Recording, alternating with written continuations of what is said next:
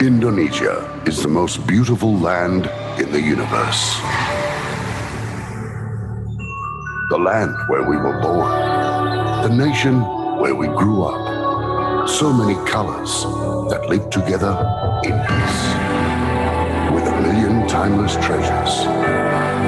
With an abundance of natural wealth.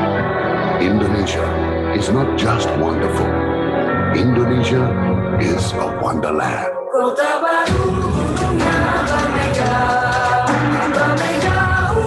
mana di sana, mana di sana. Katamu lawannya adinda iman bidadara, samalayang iman bidadara, samalayang. Sayang sifat tokaan makai gorokan sayang sifat tokaan makai gorokan sayang sajujur iu madam komi sabak pare samuna keke samuna keke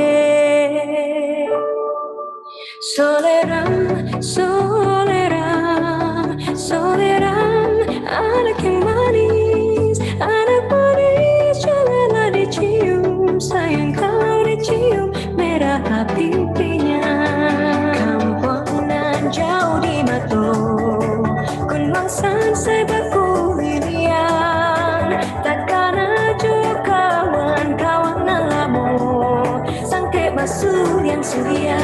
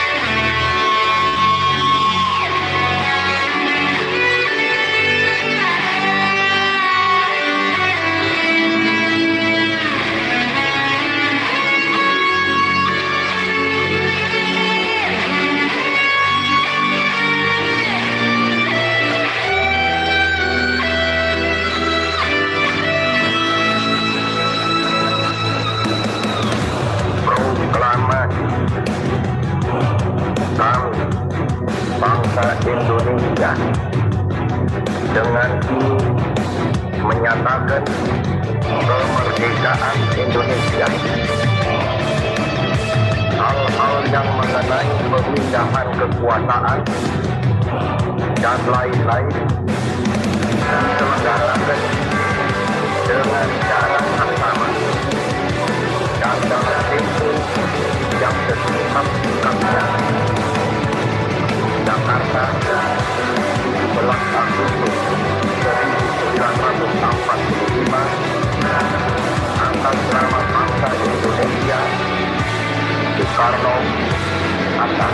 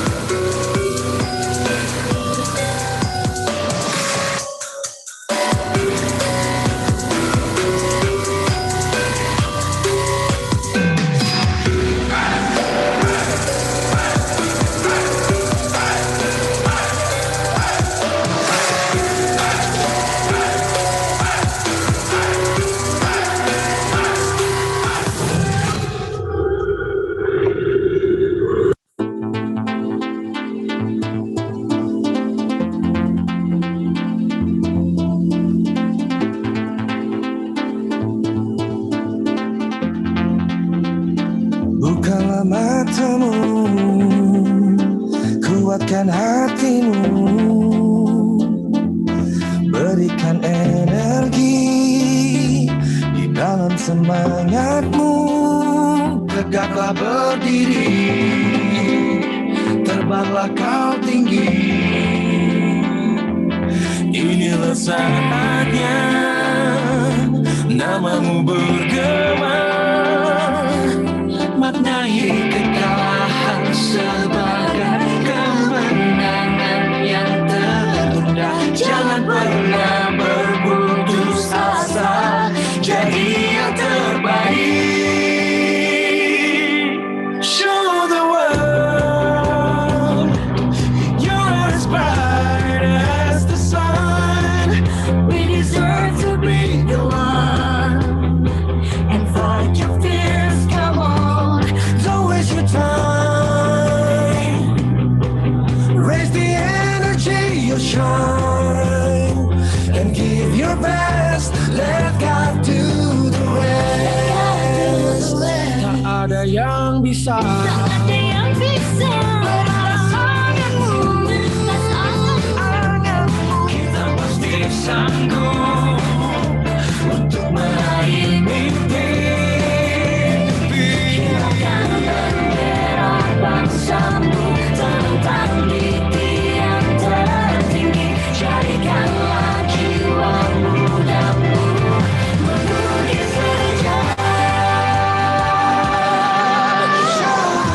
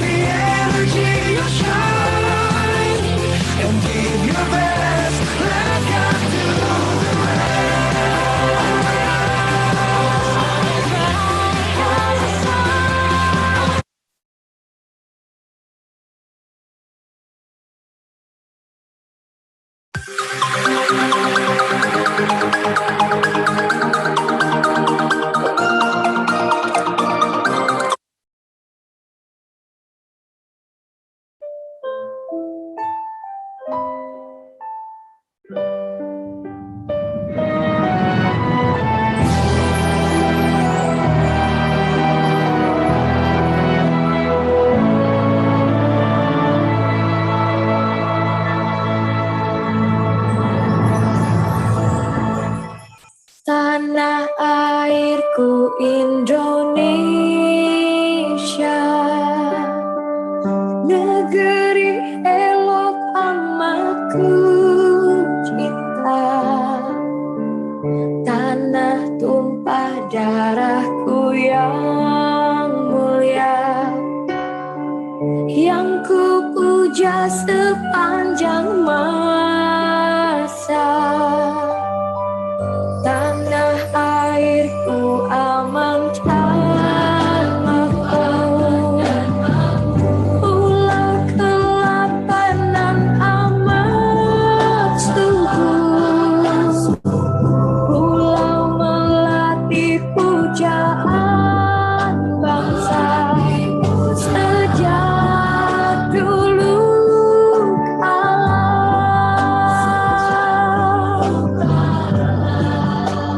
Melambai-lambai nyiur di pantai, berbisik-bisik raja panah, memuja pulau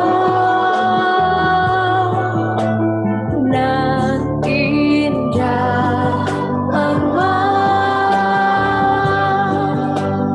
tanah airku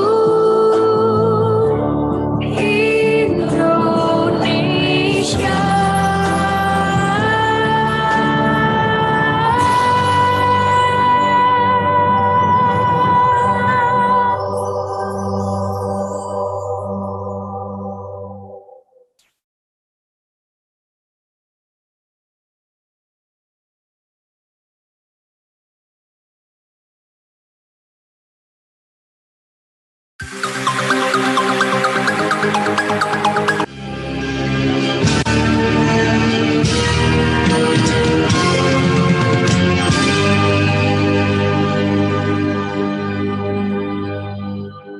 Berkibarlah bendera negeriku, berkibarlah engkau di dadaku, tunjukkanlah kepada dunia semangatmu yang panas membara. Jaguni jiwa raga ini selaraskan keanggunan. Jaguni jiwa raga ini menuliskan karismamu. Berkibarlah bendera negeriku, berkibar di luas nuansamu, tunjukkanlah kepada dunia ramah tamah budi bahasamu. Aku ingin kepadangan ini menunjukkan kewajiban putra bangsa yang mengemban cinta, hidup dalam kesatuan.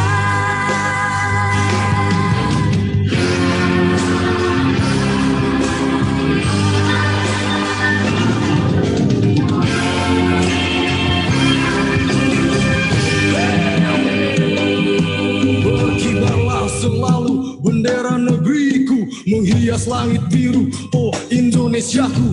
Tunjukkan dirimu kepada dunia dan torehkan warnamu di dalam dada. Berkibarlah bendera negeriku, berkibarlah Indonesia. Tunjukkanlah kepada dunia semangatmu yang panas membara. Putra bangsa yang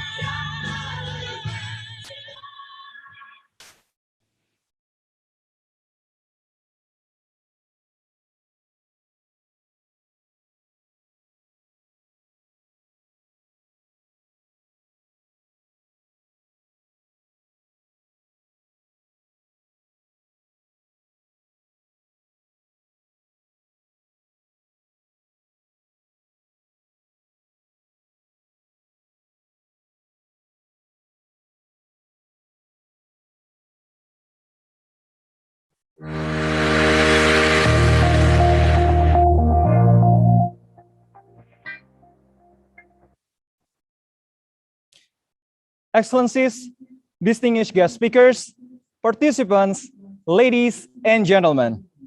Assalamualaikum warahmatullahi wabarakatuh. Shalom, Om Swastiastu, Namo Buddhaya, Salam Kebajikan.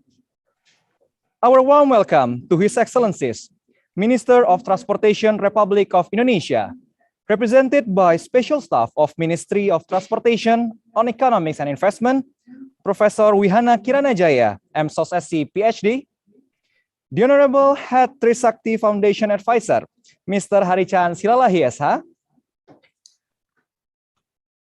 the Honorable Chairman of Trisakti Foundation, Majen TNI Purnawirawan, Dr. Bimo Prakoso, MPA MSc, the Honorable Rector of Trisakti Institute of Transportation and Logistics, the Honorable Vice Rector of Trisakti Institute of Transportation and Logistics, the Honorable Senate Institute of Transportation and Logistics Trisakti, the Honorable Invited Guest, Mr. Agung Gumelar, the Honorable Chairman of Patli, the Honorable Chairman of Maskei, the Honorable Chairman of Maskomnas, the Honorable Chairman of MTI, the Honorable Chairman of ALFI, the Honorable Chairman of ALI, the Honorable Chairman of MASCA, the Honorable Chairman of INSA, the Honorable Chairman of ISAA, the Honorable Chairman of IRSP, the Honorable our distinguished guest speakers, the Honorable participants, ladies and gentlemen. Good morning and welcome to Grostlog, the 5th Global Research on Sustainable Transport and Logistics 2021. Praise and gratitude to God. Because of His merciful blessings, we are gathering here virtually with a full spirit and a good health. Whether we are separated by distance, we believe that this event will not reduce the essential for the sustainable transportation and logistics, not only in Indonesia, but also to the world. Thank you for all presenters for submitting about 133 papers for our conference for today. We would like to share our highest appreciation to our partners, UITME Trans Malaysia, University of Antwerp, Belgium, Drury Maritime Advisors, London and Singapore, IHA Delft, Netherlands, Seaport Consultant, England, Maritime Institute of Malaysia, and Johor Port Berhad, Malaysia. And it's a great honor for me, Muhammad Agil Saputra, as your Master of Ceremony for today. Ladies and gentlemen, we would like to commence our event for today by singing Indonesia Raya, the national anthem of Republic of Indonesia. Please kindly rise from your seat and kindly in a firm conditions.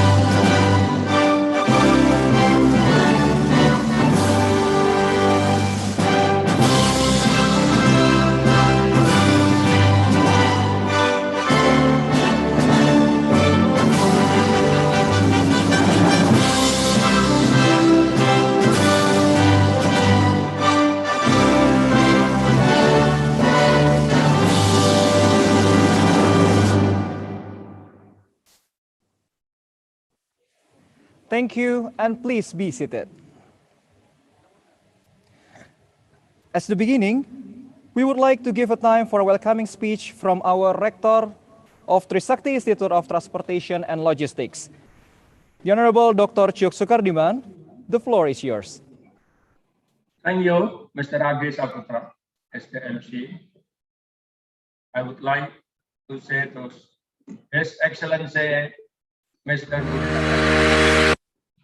the Minister of Transportation, Republic of Indonesia, that represented by Prof. Wihana Kirana Jaya, MS Sox, SCPC, special staff of Ministry of Transportation on Economic and Investment. Honorable speakers, especially from my friends in the parliament, ladies and gentlemen, distinguished guests, especially for distinguished guest, Bapak Ari Cancilalai Esa, as the head of advisory board of Trisakti Foundation, and Mr. Mayor Jenderal TNI Dr. Bimo Prakoso, MPA MSc, as the chairman of Trisakti Foundation. Also, our colleagues from the head of Association on Transportation and Logistics from INSA, the SAA, Port Operation Societies, Shell Building Companies, and in the mode of transportation logistics business societies, ALI, ALFI as Logistic Association, Maskomnas, Masyarakat Kompetensi Nasional, and MASKE, Masyarakat Konservasi Energi, and etc. And as all of my friends as profession. Thank you. We would like to involve the Grostlog, the web Grostlog, with the topic, Sea Transportation Development for Innovative and Sustainable Transportation Logistics.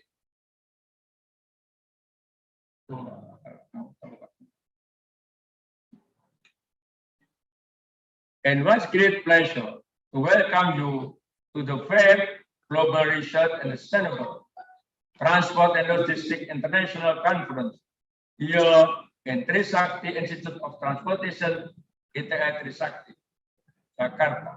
We were really hoping this conference could be a good occasion to meet the participants and speakers directly in Jakarta. But in this challenging time, we cannot force them run as usual, and the show must go on. Hence, the 5th Grostlog is conducted online because of this COVID-19 pandemic. The theme of Grostlog this year is the Sea Transport Development for Innovative and Sustainable Transportation and Logistics. Indonesia is the largest archipelagic country in the world, consisting of 17,499 islands with a long coastline of 81,000 kilometers, and its waters consist of territorial sea, archipelagic waters, and island waters covering 2.7 million kilometers, or 70% of the territory of Indonesia. This conference discussing about sustainability. So that's why we have to discussing about shaping economic growth transportation. As our president mentioned, that we need to enhance inter-island connectivity and upgrading port infrastructure within Indonesian archipelago in order to achieve Indonesia adil dan makmur, justice and wealth. As stated in the Indonesian Constitution, to achieve just and progressive country. By the 5th Grostlog, Indonesian government give us the resources of ITL Trisakti, how to build the Indonesian national saving economy, marketing and investment, but we declare the same growth significantly. So the discussion as Grostlog, it's not just only discussing about vessels, shipping and shipbuilding activities, ports and terminal handling operations. For example, waiting time approaching time, berthing time, terminal operation time, dwelling time, etc. But the government asks the researchers of ITL Trisakti this question: how to Indonesian national shipping business competing on the international shipping business and the capable any time for increasing the surplus current account by the Indonesian national shipping companies. That is our assignment and challenging for the ITL Trisakti researchers, and just only for shipping business, but also the airline, etc., and the intermodal, etc. The business activities of transport and logistic operation by the Indonesian national companies. It is forum where we put our ideas together to realize our vision of the world that is safer and healthier for all people, because almost every aspect in our life depends on the world's growth, rail, waterways, and flight paths. On this occasion, by the keynote speech of Mr. Professor Wihana, represented our Minister of Transport and Republic of Indonesia, we would like also by Minister Mr. of Indonesia, we would like also invited speakers,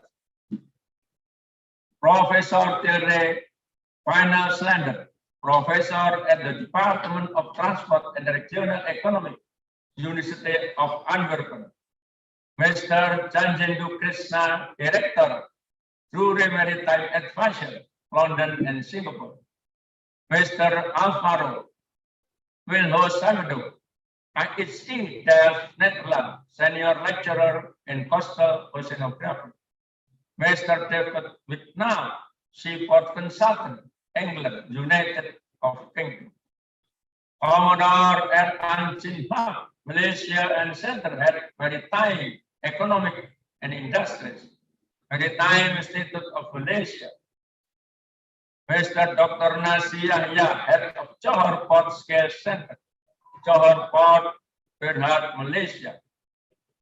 And the seventh is Mr. Insinyur Kemal Eljandri, Diploma Hydraulic Engineering from Delft Technology, Lecturer of Trisakti Institute of Transport and Logistics ITL Trisakti, as also the law officer for sea transportation and the Ministry of Communication, who supported and encouraged us to make this conference successfully, started from Grostlog first, second, and fourth, then now this fifth, for this Grostlog today. I would like to thank our partners and co-hosts of this event, UITM and Mitrans, that without your support, this would not have been possible. It gives me great pleasure to extend a very warm welcome on behalf of ITL Trisakti to all participants and presenters. This kind of conference provides valuable opportunity for research scientists, industry specialists, and decision makers to share experiences. I am grateful to many experts who are willing to share their knowledge. I also welcome many representatives of the government, industry association, and NGOs who have joined us. I do hope that this event will have a safe atmosphere where we both share the results of our research in the field of transportation logistics, especially in the sea transportation. Our cordial cooperation extends to the steering committee, organizing committee, and members of reviewers for their hard work and kind assistance in reviewing the papers. Finally, and certainly hope you will enjoy today. Thank you for your participation. Wassalamualaikum warahmatullahi wabarakatuh.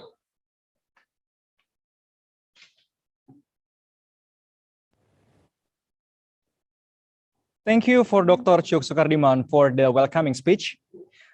At this moment, we would like to invite our chairman of Trisakti Foundation, Majen TNI Purnawirawan Dr. Bimo Prakoso, MPA MSc, to deliver his welcoming remarks. Dr. Bimo Prakoso, the floor is yours.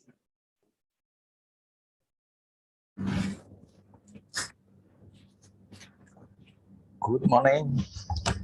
Kerja, sukses. His Excellency Mr. Budi Karya Sumadi, the Indonesian Minister of Transportation, ladies and gentlemen, the 5th Global Research on Sustainable Transport and Logistics, or Grostlog, will be held on September 2nd, year 2021 at Trisakti Institute of Transportation and Logistics, Jakarta, Indonesia. While we are still in the middle of COVID-19 pandemic, hence the conference will be held online and limited offline. The theme of Grostlog this year is Sea Transport Development for Innovative and Sustainable Transportation and Logistics. And the conference paper focus on the range of topics related to research in ports, technology, and sustainability as a competitive advantage, digitalized and connected supply chains, port renewable infrastructures, connected with railways, increase of collaboration driven by pressure on margins and technological development, leading to more transparent ecosystem, crew exchange, tourism and leisure, waste management, international policy, green ports, and other relevant topics. There are around 130 papers from various topics above. Those papers were selected through a strict peer review process. Ladies and gentlemen, Indonesia is the largest archipelagic country in the world, consisting of 17,499 islands with a long coastline of around 81,000 kilometers, and its waters consist of territorial sea, archipelagic waters, and inland waters covering around 2.7 million kilometers or 70% of the territory of Indonesia. As our president mentioned that we need to enhance inter-island connectivity with, we call it sea toll, and upgrading port infrastructure within the Indonesian archipelago in order to achieve Indonesia's main national interest, that is the welfare and justice of Indonesian people, as stated in Indonesian Constitution, to achieve just and prosperous country. Ladies and gentlemen, on this occasion, we would like to thank our keynote speakers, His Excellency Mr. Budi Karya Sumadi, our Indonesian Minister of Transportation, and our invited speakers. First, Mr. Kemal Hendryandri, Lecturer of Trisakti Institute of Transportation and Logistics, Indonesia. Second, Professor Thierry, Professor of the Department of Transport and Regional Economics, University of Antwerp, Belgium. Third, Mr. Jayendu Krishna, Director Drewry Maritime Advisors, London and Singapore. Fourth, Mr. Alvaro Nilo Semedo, Senior Lecturer in Coastal Oceanography, Netherlands. Fifth, Dr. David Wignall, Seaport Consultant, United Kingdom. 6. Commander Ang Ching Hup, Center Head of Maritime Economics and Industry, Maritime Institute of Malaysia. 7. Dr. Nasri Yahya, Head of Johor Port Skill Centers, Johor Port Berhad, Malaysia. Ladies and gentlemen, our gratitude also goes to Dr. Cuk Sugardiman as Director of Trisakti Institute of Transport and Logistics Indonesia, who make this conference successful. I would like to also thank you to our partners and co-hosts for this event, UITM and Mitrans, that without your support, this would not have been possible for us. It gives me more great pleasure to extend a very warm welcome on behalf of Trisakti Foundation to all participants and presenters. This kind of conference provides a valuable opportunity for research scientists, industry specialists, and decision makers to share experiences. I am also grateful to many experts who are willing to share their knowledge. I also welcome to many representatives of the governments, industry association, and NGOs who have joined this conference.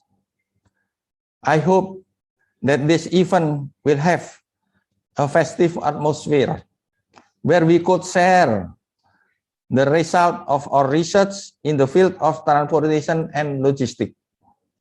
Finally, our cordial appreciation extends to the steering committee, organizing committee, and members of reviewers for their hard work and kind assistance in reviewing the papers. Thank you and success.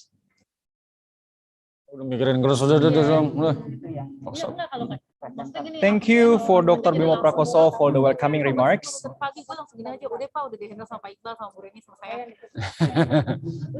Next, we would like the honor from our Minister of Transportation, Republic of Indonesia, represented by Special Staff of Ministry of Transportation and Economics and Investment, to give a keynote speech for our event for today. Ladies and gentlemen, Professor Wihana Kirana Jaya, the floor is yours. Thank you very much, the moderator. Assalamualaikum warahmatullahi wabarakatuh. Good morning and selamat pagi. Om Swastiastu. May peace be upon of us. Selamat, salam sehat ya. The Honorable Board, Head of Yayasan Trisakti, Silalahi, and then Dr. Bimo also.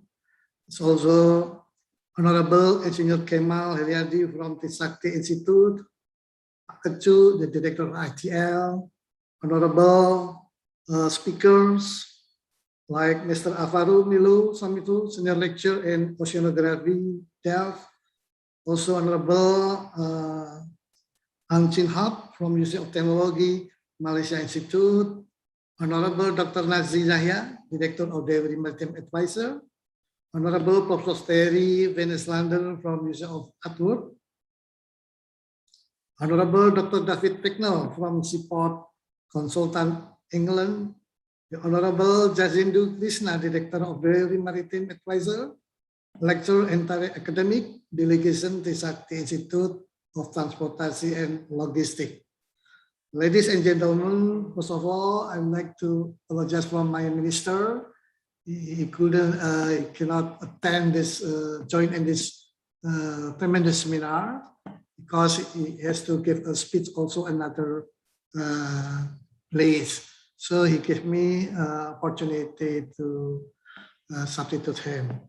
Okay, on behalf of the government of Republic Indonesia, allow me to thank our warm greeting and welcome to distinguished participants. Thank you for joining us on trade global research on sustainable transport and logistics. Yeah. It is truly an honor for me to be here, to be present here in a conference today. I wish that everyone always in a very good condition, good health, and good spirit amidst the ongoing pandemic. This conference aims to obtain idea, access, information, innovation for sustainability, logistics, transport. Please allow me, I will explain with my PowerPoint. It's very easy for me to give a speech. Yeah. Okay, let me continue page number 2. Now, I start to present from macro perspective, yeah, and then down to the meso perspective. We call it innovative, sustainable transportation, and also I turn to the macro perspective, or we will explain about the logistic, multimode, and digitalization. And then what's our next challenge opportunity, especially from Minister's Transportation point of view, what the urgent to be research collaborations, make a policy memo, policy recommendation to the ministers. Yeah. This is one of important that I am going to share with all of the participants. Okay, from macro perspective in logistics, next, we understand that most of you know that now Indonesia have many, we call it 3-dimension crisis, start by COVID crisis and economic crisis and the climate change crisis. Yeah. So from economic side, logistic, transportation, disrupt from the crisis. We call it, there's a contraction in activity of transportation and also logistic movement. Yeah. That's why from the macro level, from the aggregate side, we have contractions. Yeah. So economy contract by effect from the crisis, 3 of crisis, climate crisis, and also from economic crisis and COVID crisis. That's why now economy try to make reborn. Yeah? We call it reborn, or we will have some trade activity. We also have from commodity price, yeah, exchange. So it's good to mention that economy now is reborn, going to go to the normal path, yeah, conjunctural paths. That's a good sense from our business activity. Okay, next. And from contraction economy, we have also effect from many transportation like warehouse growth rate. Also now it's going up. When on quarterly 2021, the growth of economic is going better, yeah? From -5 go to 7 price. From last year Q2, we have a minus, and then go to the we call it 7 minus. So it's a good sign, yeah. Okay, from the side, why we have to change our paradigm in order to help transportation movement. Yeah, my minister also discussed with all the members of the staff. So we try to resettling, or we have to change, yeah, our paradigm, the old paradigm, because we know that we have already had 3 crises, the big crisis. So it's a good way to move to set our new policy. Okay, next. And in the logistics side, we understand that we have to move from the old paradigm, shift to the new paradigm, including something like we have to use what the best transportation according to SDGs, yeah? Strategic Development Goal. The president mentioned that they already have signed a protocol from Paris, and that's why we have to commit from the sustainability development. So the president advised all the ministers to focus on change paradigm, especially to solve the problem of climate change, economic crisis, and also the COVID crisis. That's why Mr. Rotation have to move from the position. Okay, from to explain about why cost doing business, especially in logistics industry, is still high compared to other Southeast Asian countries. Based on the percentage of GDP, our cost logistics still close to 25% of gross domestic product. But Thailand, Vietnam also have more than better than our achievement. Yeah? That's why the minister focus on try to make change. Yeah? So to improve the sustainability, when we're talking about sustainability, we have to talk not only from ecology side, from environmental side, yeah, but we have to move from our paradigm. First, we have to change from what we call we have moved from economic extractive. Yeah, we have to change from economic linear, move to we call it economic circular. We have to move from development economic focus on from economic extractive to more economics green. Yeah, like the president mentioned. Yeah, last week when president meet with 100 economists, focus on hilirization to make industrial and also push the digital of small medium enterprise, and then focus on green economics. So it's very fit with the title of the seminar today. Yeah? Okay, I start to make the economic sustainable from the transportation. Yeah, after we have bottlenecking from macro sites. Why Indonesian logistics still expensive? Because fundamentally, from macro side, we have a different cost of production, cost of fund, especially from the interest rate from central bank. Yeah? Interest rate central bank Indonesia is still higher compared to other countries. Yeah? You can see inflation, interest rate. So it means that cost doing business, cost of logistics, cost of transportation Indonesia is a higher expense compared to our competitor in Asian countries or even in European countries and also Asian emerging countries. Yeah? Like comparison of interest rate between among many countries. Yeah? The comparison of inflation. So fundamentally, it's expensive doing business, especially using in transportation sector and also in logistics side. Okay, next. From meso bottleneck sustainability, we have a problem of the support connectivity and accessibility. Yeah. From economic perspective, transaction cost analysis, why Indonesian is still expensive beside macro problem or macro fundamental issues. When we talk about the meso bottlenecking, meso fundamental issue, there's something like a different strategic making the port. Yeah, compared to Antwerpen port, compared to the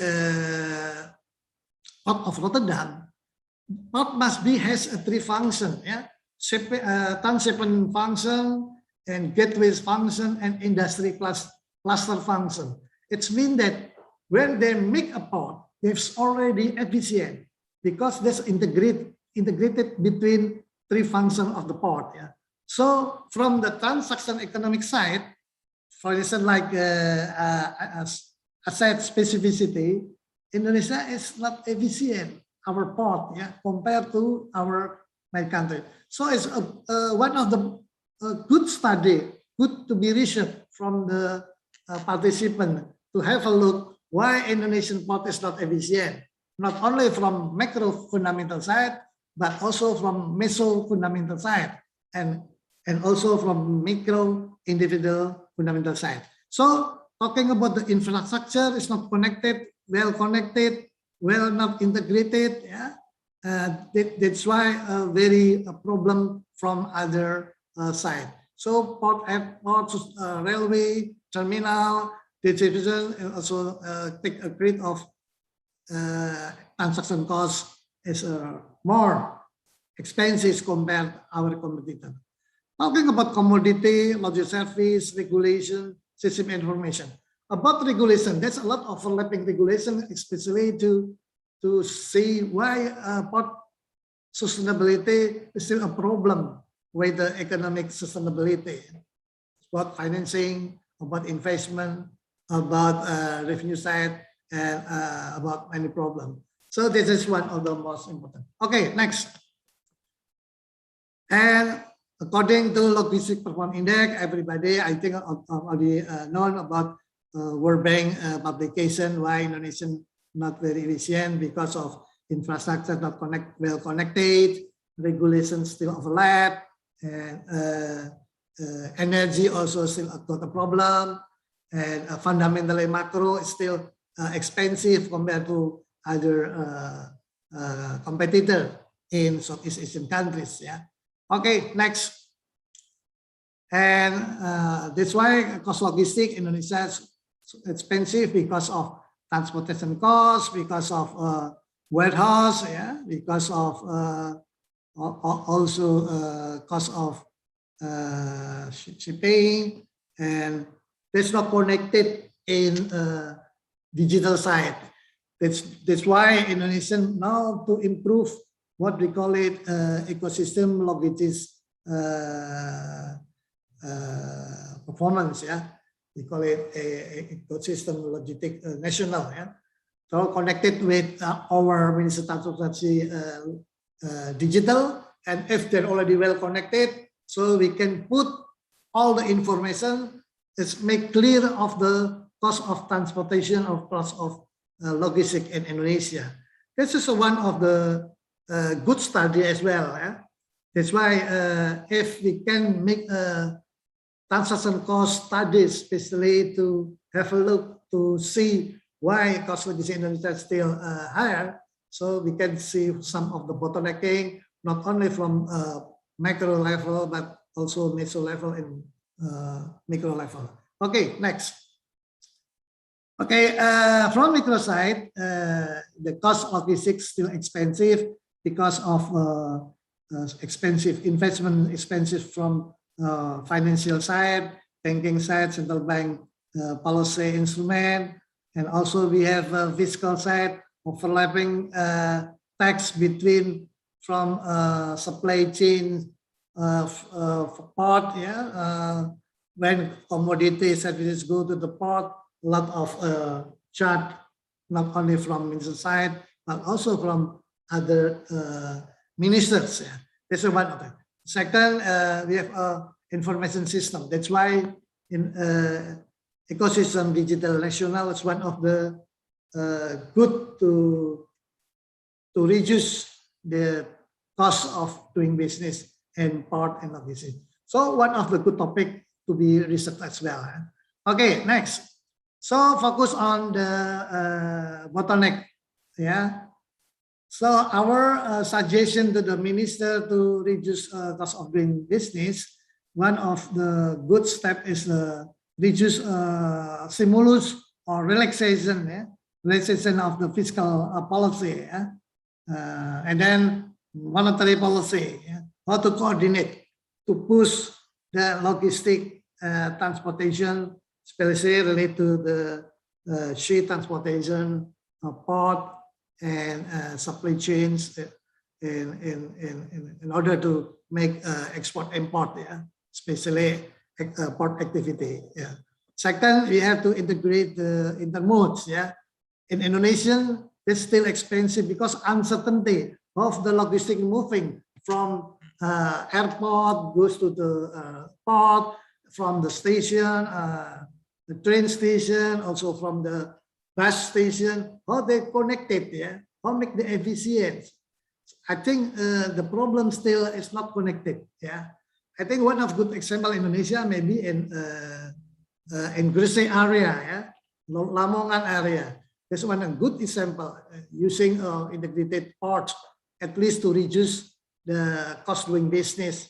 Why Indonesia is still so expensive? Yeah, and the third is also make a system of logistics. Yeah, digitalization. Yeah, how to make a marketplace connected commodity, small and medium enterprise to the global demand side, and how to make convince certainty of all the information under the logistic digitalogy platform, logistic digital export, logistic digital warehouse, and many things that should be constructed in order to reduce the cost of doing business. Yeah. One of the good study how to small enterprise digital export create or help sitol pelaut. Yeah.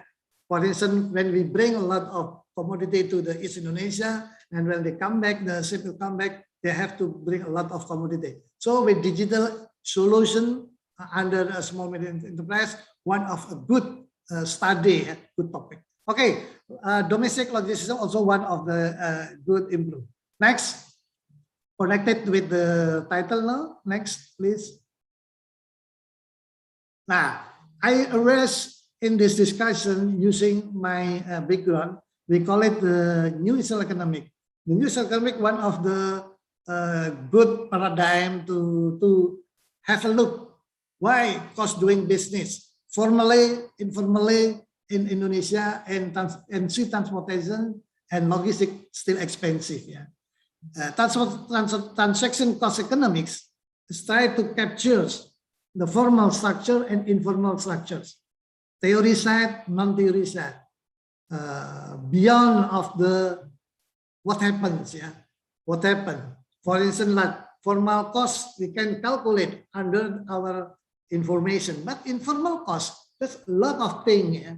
Using with this approach, I think one of good study as well to be discussed in the conference. Yeah, that's why we can have information about asset specificity is also make a problem of cost of doing business, logistic and port in Indonesia. And frequency, uncertainty, also one of the make a problem to calculate transaction cost of economic for the logistic and also for transportation and shipping port. Yeah. Okay, next. In sustainable transportations, the minister tried to make a focus to green transportation, environmental friendly, yeah? Reduce pollution, air pollution, water pollution, yeah? Noise pollution. Yeah? But we start with what we call it AC, avoid, save, and improve. Yeah? Avoid, yeah, we try to make people using with public transports, yeah, not using private transport. Let's try to reduce it, avoid, yeah, and then to save, yeah, to save also how to energy saving, yeah, from electricity transportation, like from bus and also car. Move to vehicle, yeah, motorcycle, and then move to the transportation and port, yeah, like in Teluk Lamongan. There's one a good example to be studied from the sustainability of transportation, and also from Tanjung Priok, how to reduce pollution, yeah, noise. Yeah. So make port become environmental friendly. This is one strategic by the governments. Yeah, Mr. try to make a roadmap. Yeah, the 5 year first, the second 5 year, and 5 years relate to SDGs commitment by the government of Indonesia. Yeah, and then make the vehicle efficiency. Okay, so avoid, reduce, and save. Yeah, avoid, improve offline use of public space, design and limited travel, and save or maintain, use the environmentally friendly fuel and focus fuel efficiency.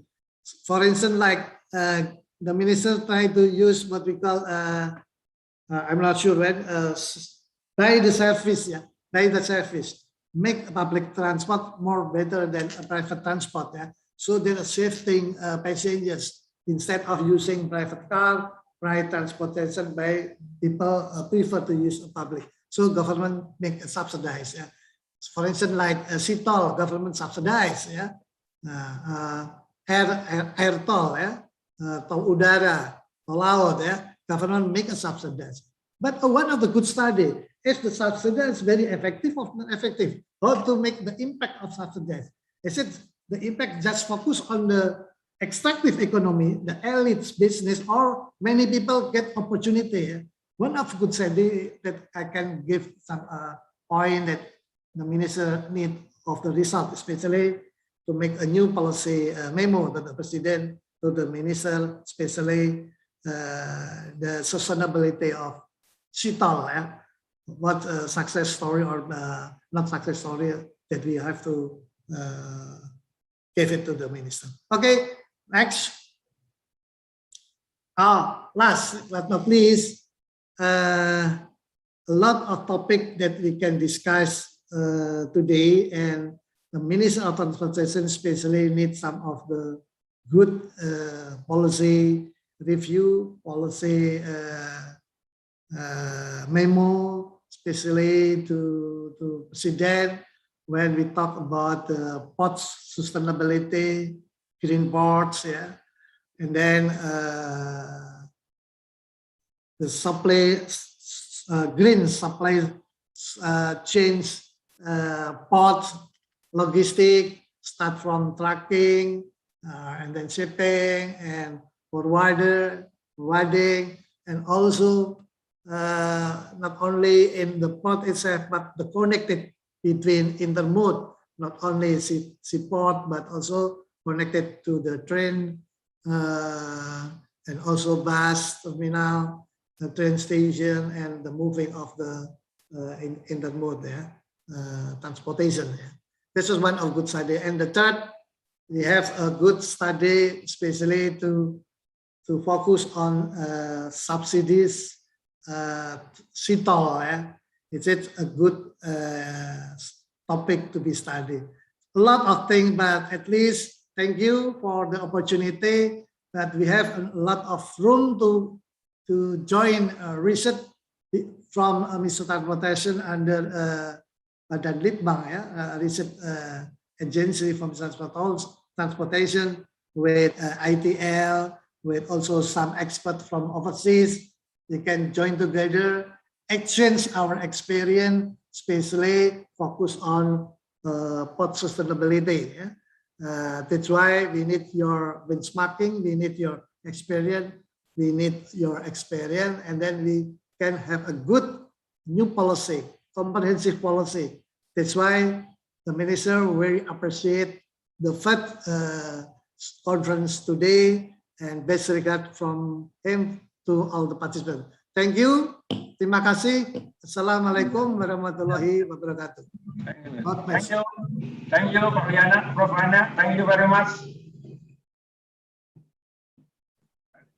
Thank you for the keynote speech from Professor Wihana Kiranajaya, M.Sc. PhD. Before we enter the plenary session for today, we will start the quiz time. So the mechanism for this quiz time, this is the first quiz time. We will share 2 questions. After each question, please share your answer in the chat room. The first person with the right answer will win the quiz. So everyone's ready? Okay, let's start for the first questions. Okay, the committee ready, okay? The first question is, when is the year of establishment of Trisakti Institute of Transportation and Logistics? Okay. We can see the chat room. It's already there. Oh, 2015, I think it's missing. Okay, everyone, the year of establishment, you can see from my virtual background, I think. Okay. So, okay, the committee already got the winner?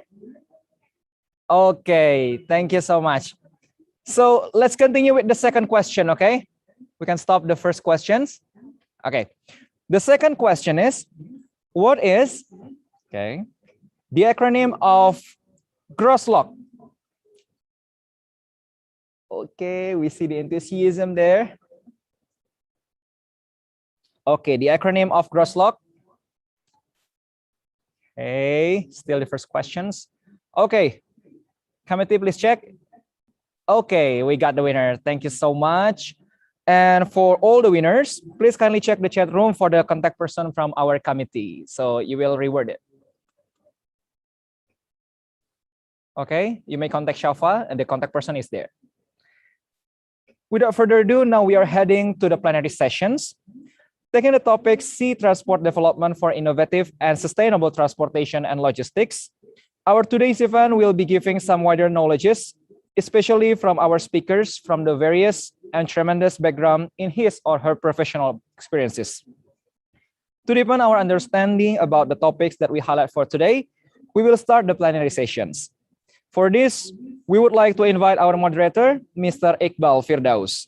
For Mr. Iqbal, the session is yours.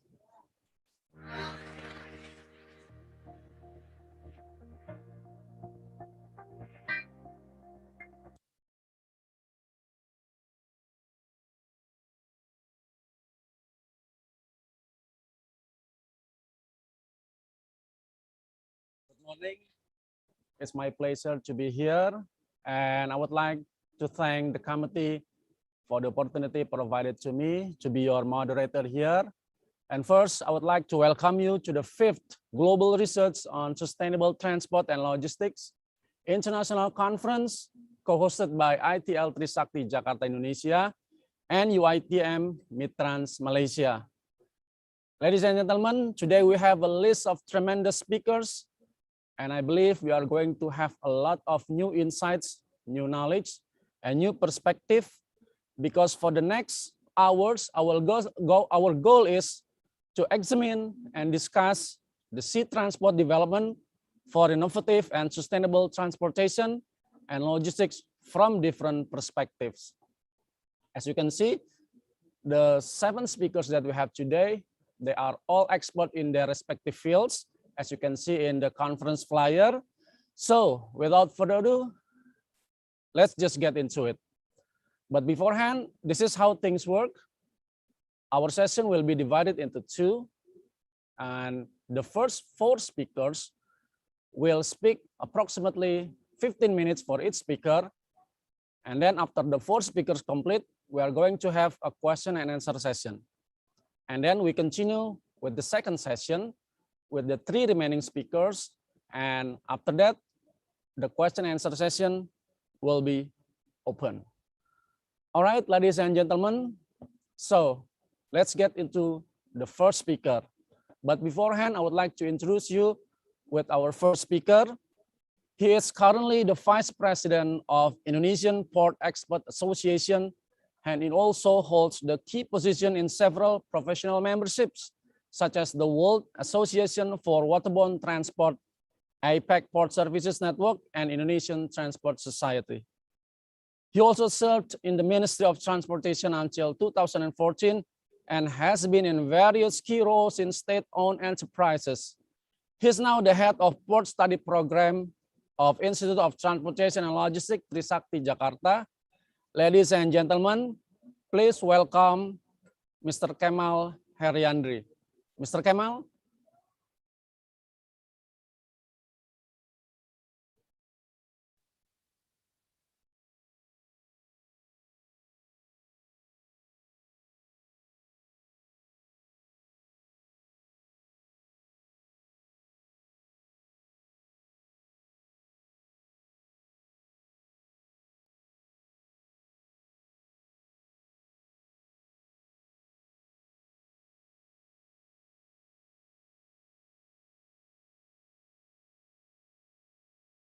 Thank you very much.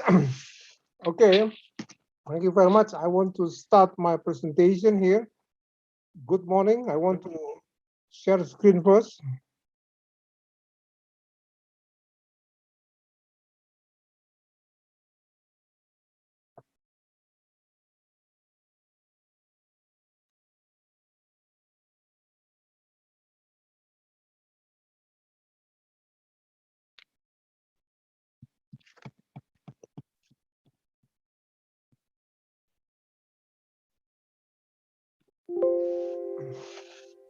Good morning, His Excellencies, Ministry of Transportation.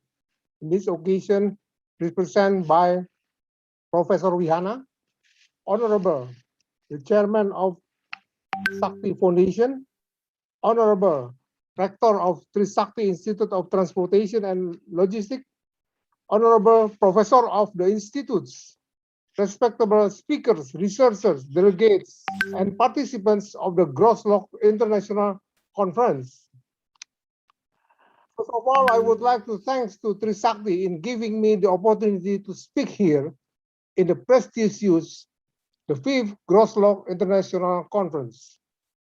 I would like to present the topic with the title of the Arctic Shipping Route, the challenge and implication.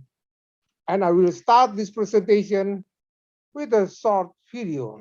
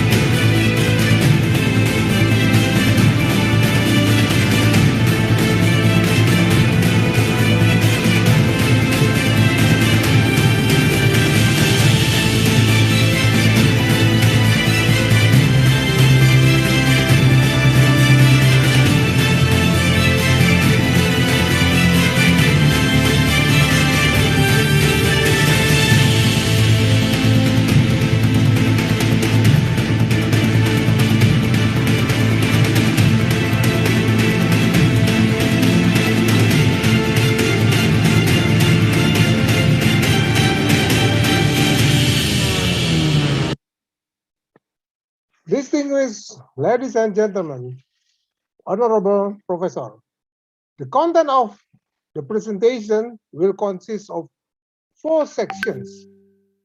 The first is what is the Arctic Sea Route?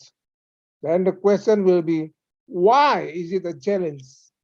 Then the fourth is the risk. What is the risk and limitation? And last but not the least, the environmental impact. Distinguished ladies and gentlemen, where is Arctic Route? Where is it? In the North Pole? In the Arctic? It's so cold and icy. How come? How ships can break the ice? Even there are 2 main routes exist in the Arctic, Northwest Passage and the Northeast Passage, or Northern Sea Road. These 2 roads actually making the shortest way to Atlantic, connecting the Atlantic Ocean and the Pacific Ocean, or Europe to Asia. Imagine 40% faster than the ordinary road.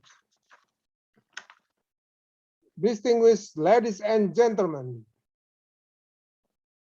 the difference between 2 roads is the Northwest Passage goes along the northern Canada and Alaska coast, and the Northeast Road follows the Russian, Norwegian coast and provide access to the port of Murmansk, the largest Russian Arctic port. Ladies and gentlemen, the question is, why is it a challenge? The Arctic Ocean has been greatly affected by climate change. Future predictions show even more drastic reduction of the ice cap, which will open the new area for the exploration of natural resources and for the maritime transportation.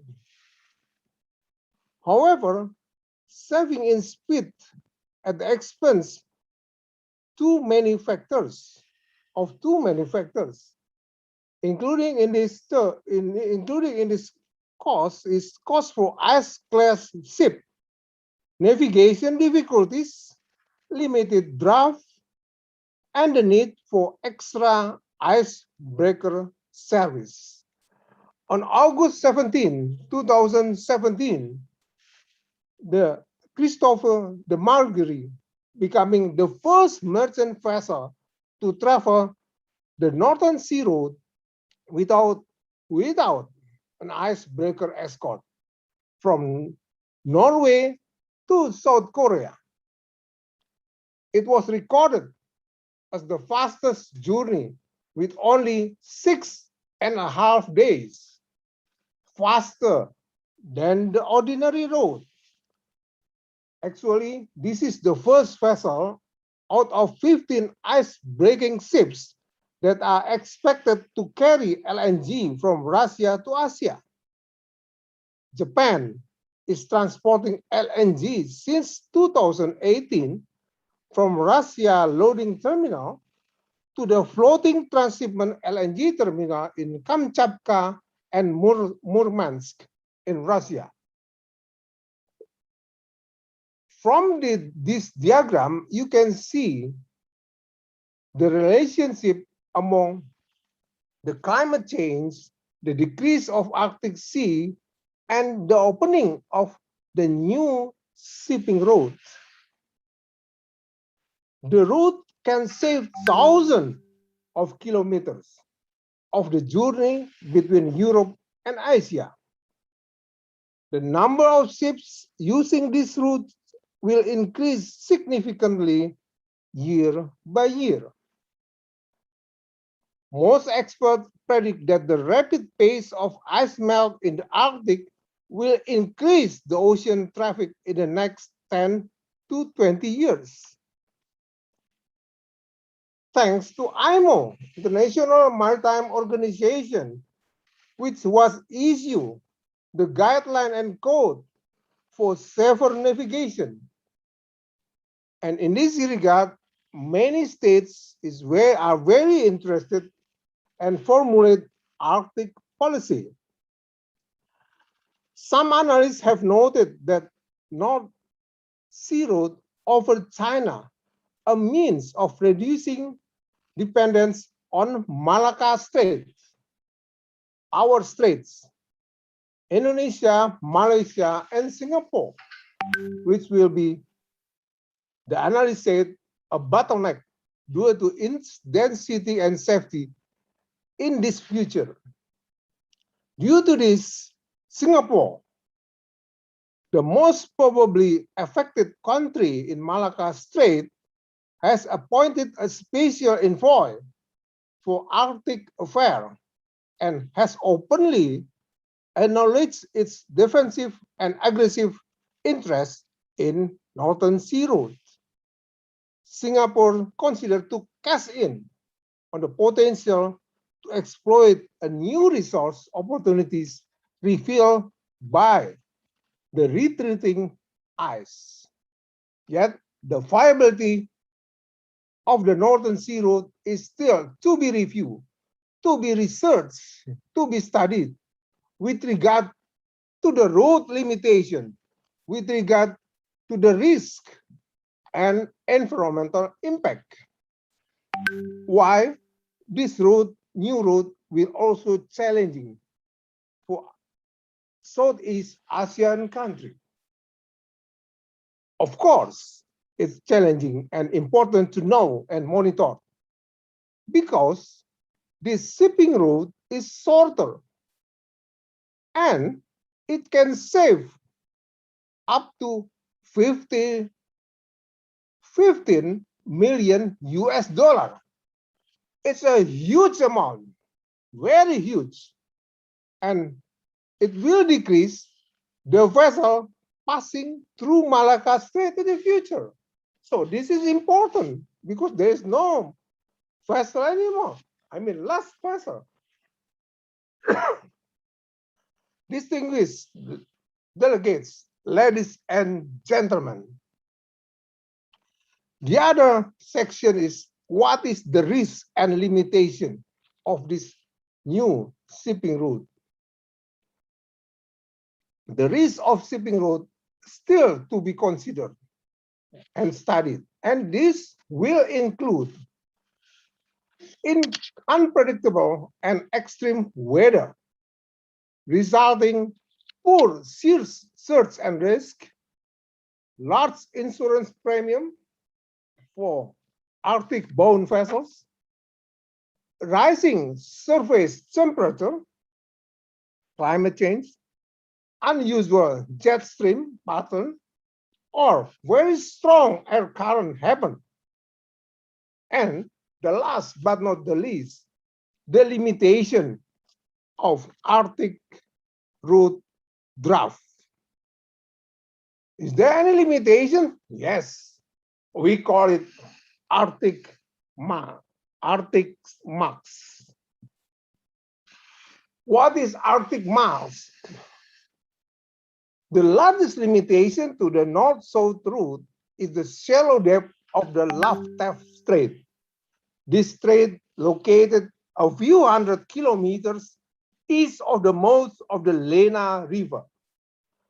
The strait limits the size of ship transiting the road minus 12-meter draft, minus 12-meter draft, a size we call it Arctic max.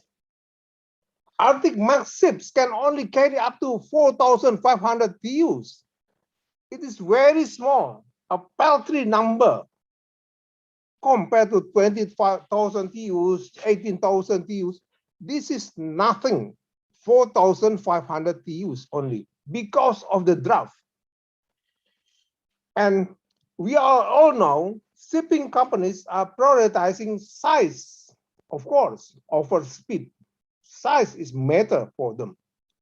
It is unclear whether the gains in speed on the north-south road compensate how many compensate the decrease in cargo volume. This also to be studied.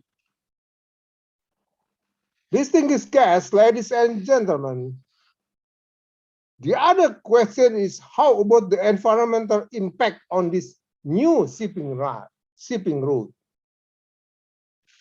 The Greenpeace, maybe you heard that they are always complain about the Arctic exploration, the resources exploitation, yeah, gas, LNG, oil, and also this new shipping route.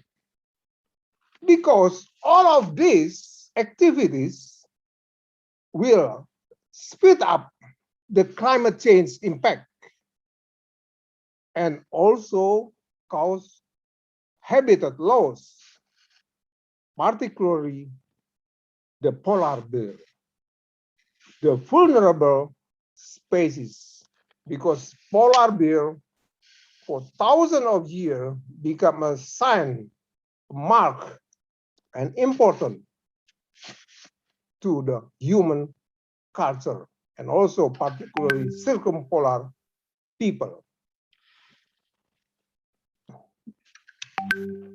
Poor polar bears or Ursus maritanus.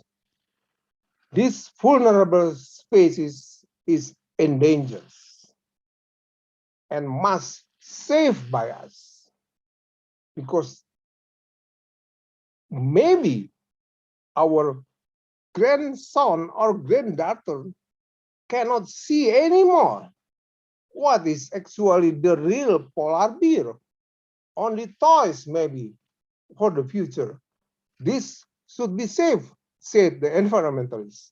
So, ladies and gentlemen, this will be very important for us to save the polar bear. And the last thing is I would like to inform you all of the references that can make this presentation prepare and happen. Thank you very much for your attention. Thank you again. And my last word is save the Arctic and be careful with the global climate change. Thank you very much.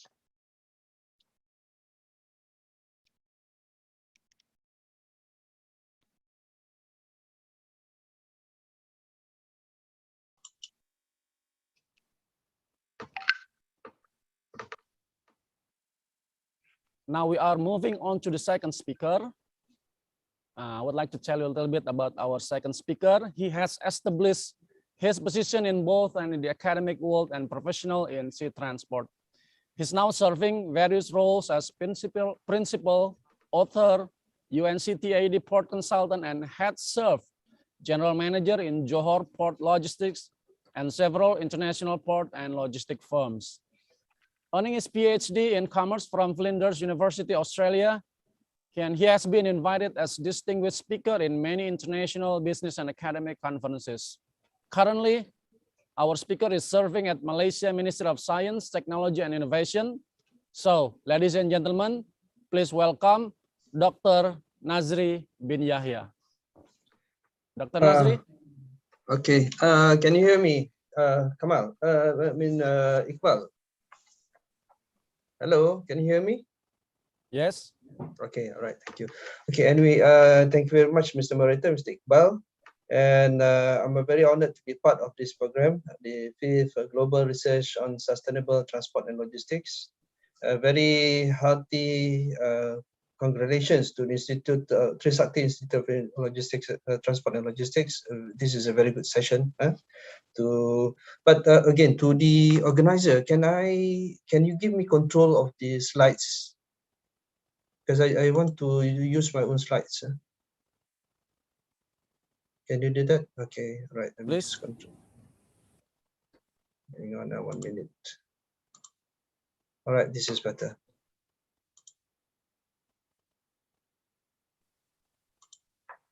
Okay, Mr. Iqbal, can you see my screen now? Yes, clearly, Mr. Nazri. Okay, let me proceed. All right, again, thank you very much again. Thank you for the participants. Today, I'm going to talk about the sustainable cruise tourism. A very nice topic, very nice future. But before I start that, let me just share with you what we do now. I'm now with the JP Skill Center, a subsidiary of Johor Port Berhad, and I also do some other government jobs. We started in 2014 as just in-house trainer, and then we went to Greater Malaysia and we went to Greater Reach, Global Reach, and we serve all these the ports in Indonesia, Pelindo 1, Pelindo 3, and Pelindo 4. But that was in 2017. By 2020, 21, we have already established ourselves the world first port Kaizen Sensei. We are the world first best port and training terminal training provider. We are the first to offer a masters in port management. We have trained more than 6,000 people, officers all over the globe, and we are the main source of reference for the universities. Okay? And again, when I talk about sustainable cruise, but why we talk about cruise in a port conference? The answer is why not? Because there's a very bright future in the cruise industry, and the sustainable tourism just turns out in the middle of the COVID-19. And it's tourism and cruise is a global industry, a substantial contributor to the development of countries. But unfortunately, the cruise tourism is largely known to provoke degradation of the environment, pollution, waste resources, and etc. That's why we need to find a sustainable solution to sustain this. And just a snapshot, 2017 to 2025. This is the revenue, the world's revenue of global travel, with the exception of 2020 and 2021. But the rest of the time is just showing great improvements, except in 2020 and 21, of course, because of this COVID thing. The cruise tourism is super attractive now. Growth annual more than 8% annually. It emerged only in the last 50 years, not too long ago, and it's projected to have more than 30 million passengers. Average arrival, because the cruise goes on itinerary. It goes for every itinerary, normally make 3 stops, 3 intersection stations, and outpacing general tourism. But again, as mentioned earlier, it brings a large number of people to a concentrated area, thus created a great impact only on a short time. This is how, if you want to visualize it, this is a real case study of a Royal Caribbean Cruises, a ship that carries about 3,000 people. 3,000 people, let's say one aircraft, let's do the analogy of aircraft, one aircraft, 300 people, passengers. When we talk about 3,000 people in a cruise ship, it talks about 10 aircrafts landing at the same time, and then 3,000 people going at the same destinations. And you can imagine that what would happen to all the coral reefs, and even if you want to look to the usage of toilet also will be a bit of concern, because 3,000 people going to the same place, going to have the toilet is a big concern. And now this is a pivotal moment of the cruise tourism in SEA, Southeast Asia. It's going to be grow very high. You're talking about 4 million Chinese tourists in 2022. 50% of the 8 million cruise passengers, cruise passengers going to go through this process. And on top of that, there are new environmentally friendly cruise ships being built. Later I'll show you what's going on. And there are more ports in the world that is being built, already being rebuilt with the cruise in their business plan. These are the 3 pillars of a sustainable tourism, cruise tourism, environmentally friendly practices, support for protection of cultural and natural heritage, and tangible economic and social benefits to the local people in host destinations. And again, if you talk about the cruise tourism, there are many segments of cruise tourism, and it caters to many itinerary characteristics and demographic characteristics. We got the budget, the contemporary, the premium, and the luxury.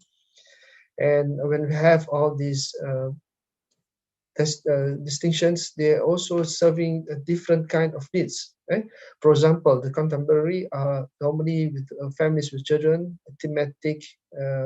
It goes very well with something like a Disney cruise, a Star Cruise, whereby they have bigger vessels and people come and just to experience that the family environment. And these are the spending per cruise per passenger. Unfortunately, we have only the studies. The latest one was in Phuket in 2017, and after that there was not run any more studies.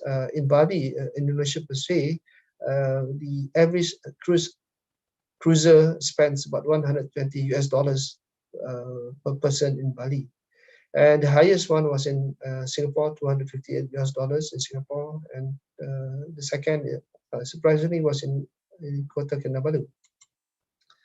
And there are other segments of the experiences in the South Asia, because now in addition to the specialty cruise, there are other cruise like the river cruises. We can see that very well in the Amazon and the Nile and the Mekong Delta. Very famous in Vietnam now. When people go to Vietnam, they go to Mekong Delta river cruises, gaming cruises, luxury yacht, and the growth of large vessels. And the cornerstones of cruise terminals has always been in Bali, actually, to be really honest. Bali. When people talk about cruises, we always talk about Bali first, then Phuket. Then only comes to, they never talk about Singapore, but Bali and Phuket always come first. But again, it is the critical success factor of the cruise tourism is because of the itinerary, because the one cruise vessel doesn't stop at Bali alone. They will go to Phuket, they will go to Singapore, they will go to maybe some other places in Kota Kinabalu, perhaps.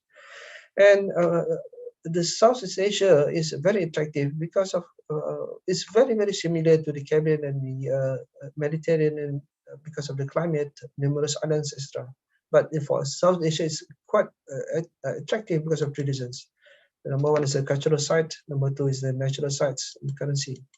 And because of this, because of UNESCO, 34 UNESCO World Heritage Sites in the South Asia, 5 of the 35 world biodiversity hotspots in South Asia, and 34% of the coral reefs area in this side of the world. And whenever cruise destination goes, people normally request for the to dive to look into the coral reefs. But again, that's another story. I'll share with you later on. By 20, these some good statistics. By 2030, Asia and Pacific are forecasted to receive about 30%, about 600 million of international tourists. South Asia, basically China, forecasted about 300 million. South Asia, this part of the world, Indonesia, Malaysia, and South Asia, almost 200 million people. And it is fueled by China because China is the world's fastest growing tourism market. And in 2017 alone, they already become the country with the highest international tourism expenditure. The Chinese people spend more than 100 billion US dollar in total spending. There's quite a lot of money.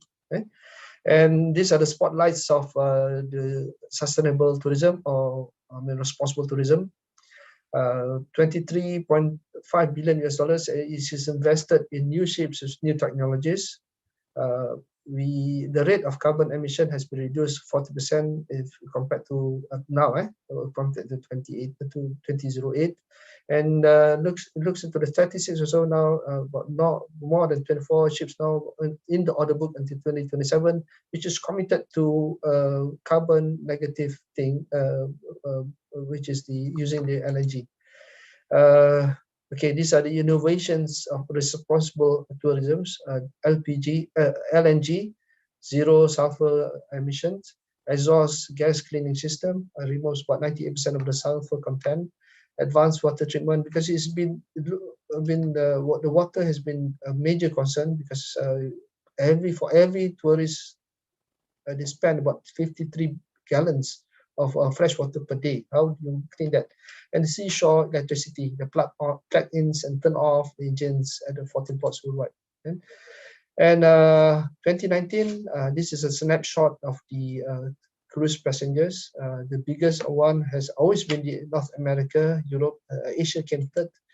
And the most popular tourist destination has always been, for many, many years, the Caribbean, Bahamas, and Bermudas.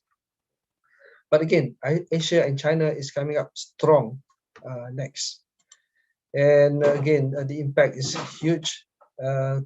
Almost 30 million passengers for the cruise tourism, 30 billion passengers, about 1.1 million jobs created, 155 billion total output, and pays about 50 billion of salaries.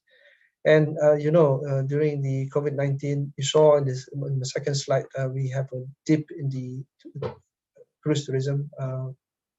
There was 77 billion loss in global economic activity just because of this COVID-19 in the cruise job. Almost 500,000 jobs were lost and 20 billion of wages was not paid.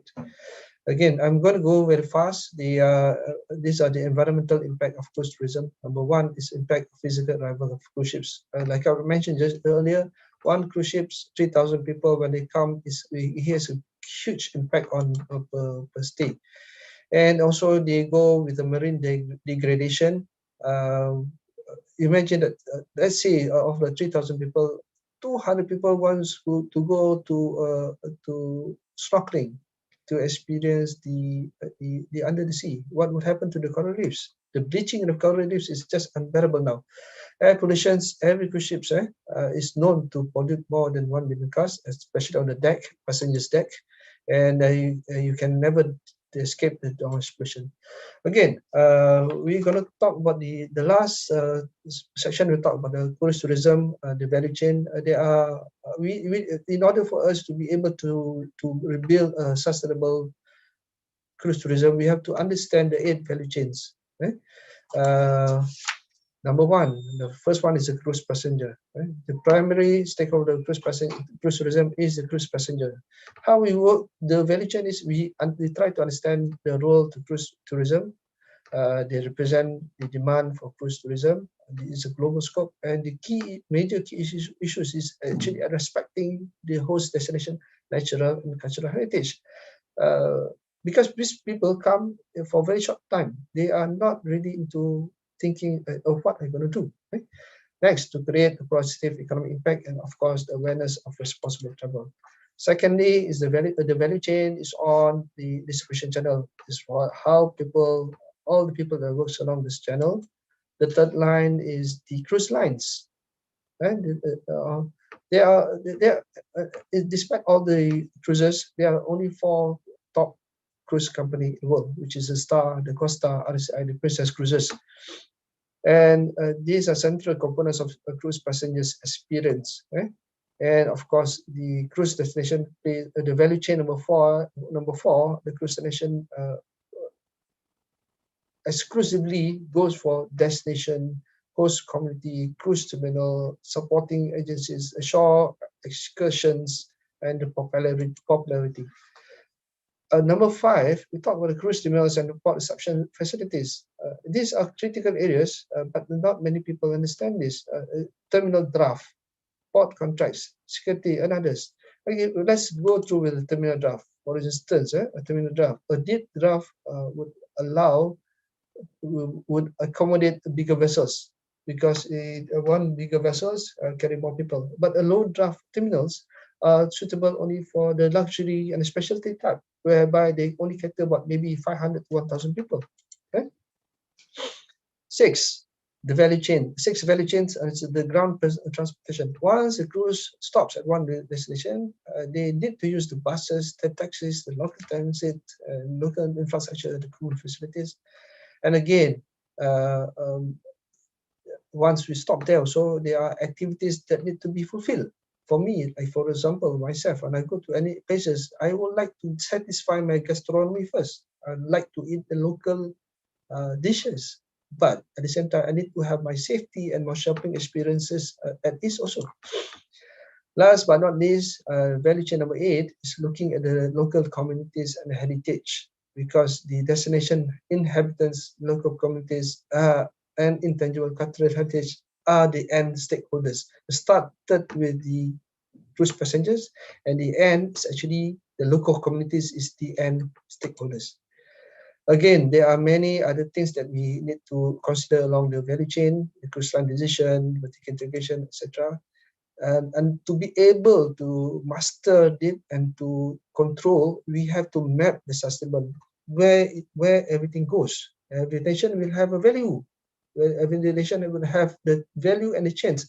And every chain here created a tourism multiplier effects. $1 that's been created, let's say $1 created in Bali, eventually can create about $3 to $4 US dollars worth of tourism multiplier effect. All right, again, according to, this is the second last slide, United Nations World Tourism Organization guidebook define the sustainable destinations consideration for cruise tourism has to satisfy 8 criteria: revenue, the benefits to host country, the jobs created, security and customer experience, control of social environment, water supply, educating of the passengers, because the passengers will be educated. You cannot just go to one place and just play with the coral reefs and bleach the coral reef. You cannot do that. The passengers has to be educated. And last but not least, the impact on the destination services. All right, this is my last slide. Just about 50 minutes I'm here. In conclusion, the private and government is both critical to help to promote cruise tourism. It's important to understand the link between the environment. Cruise tourism is being promoted as an important sector to help economy. South Asia is where the next tourism is going. Cruise tourism is going to boom with the existence of the Chinese people. And last but not least, we need to be able to map the cruise tourism because it's not easy today. because cruise tourism requires complex infrastructure, regulations, and logistics control. It requires greater investment and expertise by the government and also by the cruisers. And also we need to ensure tourism's the benefits are maximized. Very important, benefits are maximized, and the impact is minimized. Okay, down there is my email and my handphone number. I think I stop now. I pass it to Iqbal. Iqbal, back to you, Iqbal.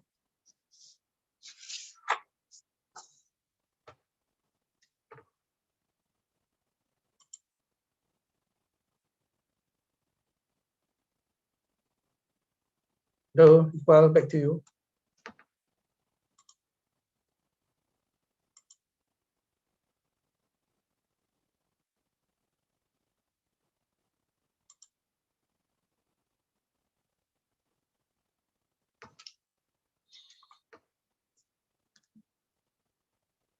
Out. Thank you, Dr. Nazri, for your presentation. A very exciting topic on cruise industry in Southeast Asia. Now, I would like to go to the next speaker, our third speaker. He has led research and advisory assignments in shipping and port sectors, and he has also undertaken numerous consultancy assignments on due diligence, feasibility study for ports, freight procurement strategy, traffic potential, and logistic cost estimation. Earning 2 master degrees in economics and philosophy from Jawaharlal Nehru University in India, he is currently Director, Drewry Maritime Advisors in London and Singapore. So, ladies and gentlemen, I would like you to welcome our speaker, Mr. Jayendu Krishna. Mr. Krishna. Thank you, Park. Good morning, ladies and gentlemen. It is my absolute pleasure to be here and speaking in this large, very august gathering. And I'm going to speak on the topic financing sustainable shipping in Indonesia. So Park, is it possible that I share my screen? Then I'll be in better control. Is that okay with you? Sure, Mr. Krishna. Please, Kamati, help Mr. Krishna. All right. So are you able to see my screen? Yes, clearly. Okay, perfect. So the presentation that I'm going to deliver today is fairly large because the topic is so important. So what I will do is I will skip some slides and in case there are any questions, then I'll come back to it later on. In the first few slides, I have presented the credentials of after all the speakers completed. I hope I'm audible, Pa. Okay, so I will skip the slides on introduction to Drewry. Please look at it at leisure. So you have the control now, Mr. Krishna? Yes, I have shared my screen. Can you see my screen? All right. Okay, you may go on with your presentation. Okay, sure. So I'm going to skip first few slides, which is on Drewry. You may want to look at it at leisure. So in terms of the structure of the presentation, I'm going to focus on 4 key themes. The first is defining sustainability and the environmental regulations which are coming in shipping. Secondly, characterizing the Indonesian ship owners. And thirdly, what are the developments in shipping markets and ship finance? And finally, how to finance sustainable shipping, which is required all over the world. Now, first, focusing on sustainable shipping and how do I define it in the context of this presentation. So when I say sustainable shipping, it is mainly pertaining to emissions from the ships, the emissions with regard to sulfur, NOx, greenhouse gases, etc. Given that these are harmful to humans and the planets, the IMO, International Maritime Organization, has come out with several regulations in the past. The latest one being IMO 2020, which was implemented from 1st of January 2020.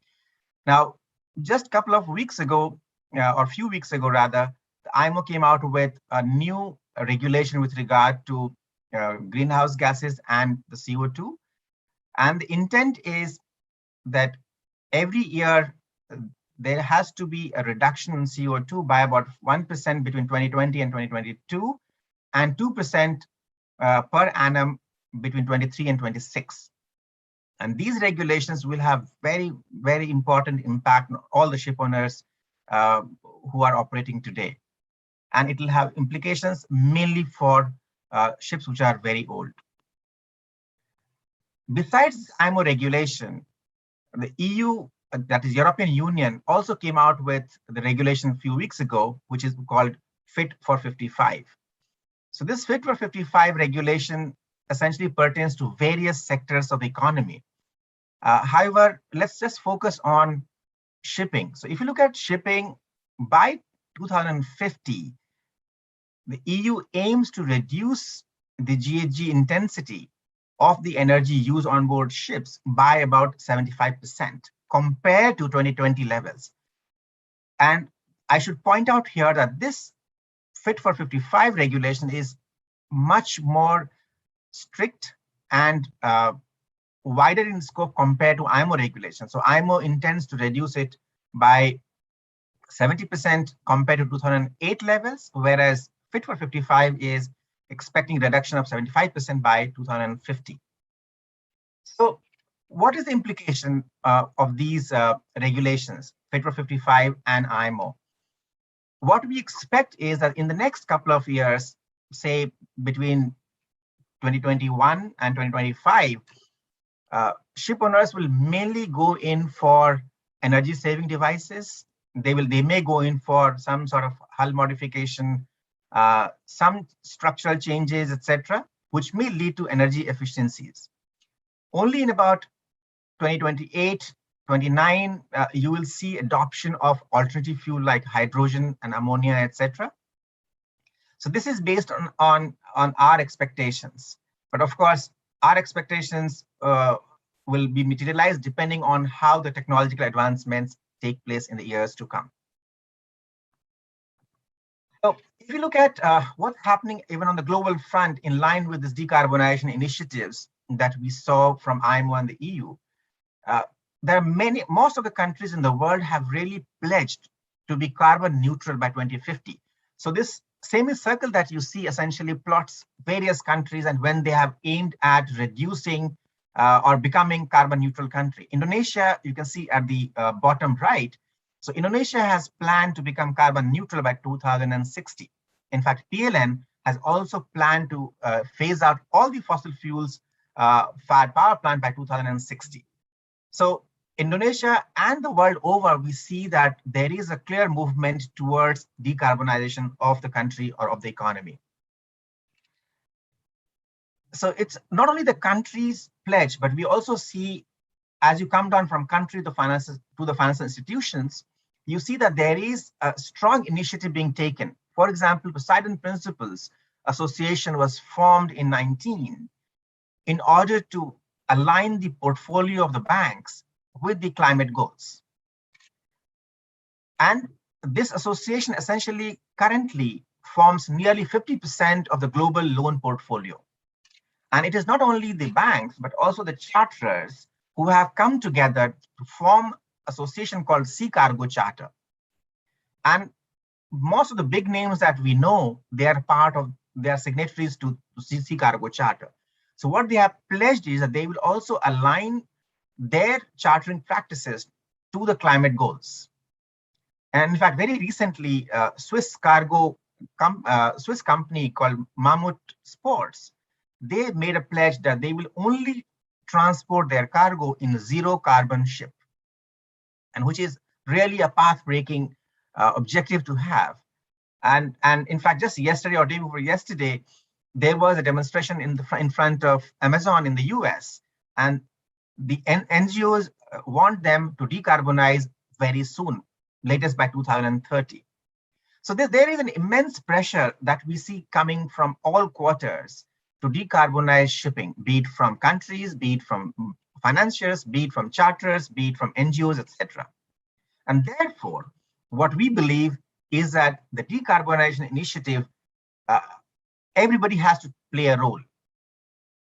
The regulators, of course, have to play a role in making regulations which is aligned. The charters have to play a role, and eventually the customers, all of us, will have to pay even the higher incremental cost of shipping. Now, this is to set the scene in terms of regulatory aspects and the developments in the global economy. Let's move on to shipping and see how shipping may bear. And before we talk about the ship finance, let's get into the issue of the characteristics of shipping. So the shipping industry is very, very highly fragmented. It is highly capital intensive. It is highly cyclical.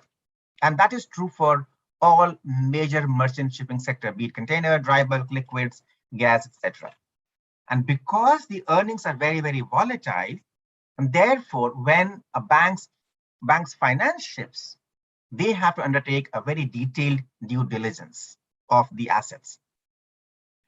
Now, moving on to the characteristics of Indonesian shipping companies, what we see is, and one great news for Indonesian shipping company is that Indonesia has moved to white list in 2021. And that certainly increases the acceptability of Indonesian ships in the international waters. However, it is important to note that the average age of Indonesian ships is still 25 years, whereas in international market, it is about 15 years.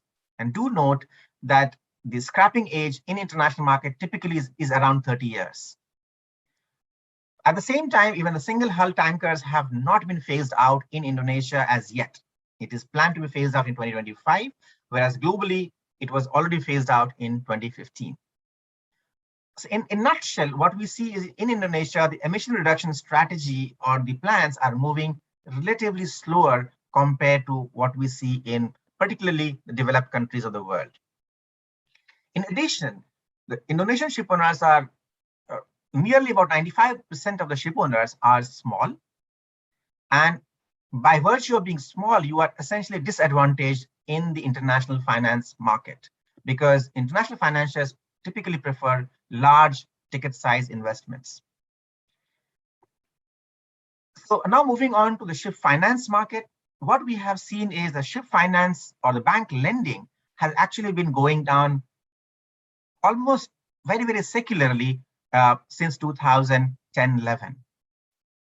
And do note that the ship lending or the bank lending constitutes nearly about 70 to 80% of the total ship finance. And given the decline in this, the bank lending, now we see emergence of private equity and the Chinese ship leasing companies. Now, in past few years, what we have seen is as there has been a movement towards decarbonization of shipping, new kind of bonds and the loan structures have evolved, something called sustainability linked bond. In fact, this system or this practice came into being just early this year. So the chemical tanker company called Odfil Tankers, they raised money through sustainability linked bond in January this year, I think.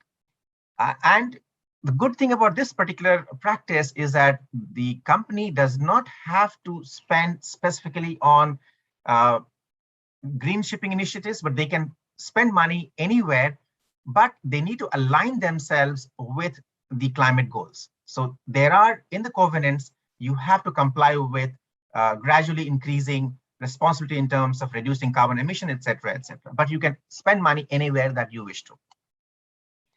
Now, in future, what's going to happen is as we move towards decarbonization, there will be movement towards different fuels. It could be ammonia, it could be hydrogen, it could possibly be synthetic LNG, et cetera. Now, if you look at the first chart to your left, it shows the energy equivalent prices of different bunkers. And you can see very, very long bars for hydrogen. It means the cost of operating a vessel on hydrogen will be huge. And given that there will be a huge cost of operation of alternative fuel, and therefore some sort of market-based measures have to be taken in terms of carbon taxes, etc. And this initiative of carbon taxes, there are various proposals with IMF, IMO, when private companies have come out with the proposals, but all of these are still in discussion, except the one in Europe, which has already started functioning and shipping has come under its fold. And what we see is even Indonesia has been discussing the issue of carbon taxes, but probably it may come into being in next few years. But we do see that the global carbon pricing initiative is already being taken in roughly about 45 different countries. And this is certainly critical in order to facilitate a decarbonization of shipping. Besides this global carbon initiative, what is also required is the state support. And typically shipping is considered as a global industry. And therefore the state support typically seen in the emerging economies such as Indonesia, India, and the likes of it, you don't really have a great state support. What we believe is that the state support, state grants, or some sort of operating subsidies will be required in order to finance sustainable shipping. Some of the examples that we see is EU Horizon 2020 Horizon program, which has really financed the alternative fuel. Similarly, we see such initiative being taken place by MOT in Japan, and even in Singapore and few other countries. In some countries, LNG fuel ships are being given the discounts in the port entry fee, etc. So the operating subsidies and the state grants are certainly critical for decarbonization initiative to progress fast enough. What we also see is that the state, of course, has a limitation in terms of the money that it can put into shipping. And therefore, the private sector initiative, the large corporate initiatives are also important. And we see some of them already taking place by the likes of Castor Initiative, No Gaps, or Maersk McKinney Moller Center for Zero Carbon Shipping. All of these initiatives are really towards facilitating movement towards decarbonization of shipping. Now, focusing particularly on financing sustainable shipping in Indonesia.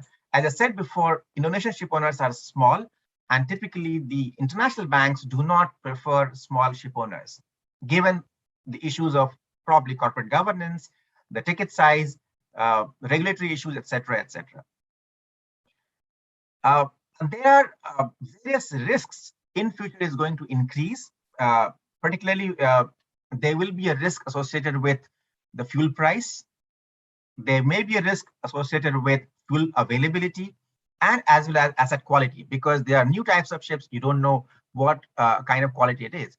And given that there is an increased risk of shipping, and therefore banks are even more constrained to finance shipping in future.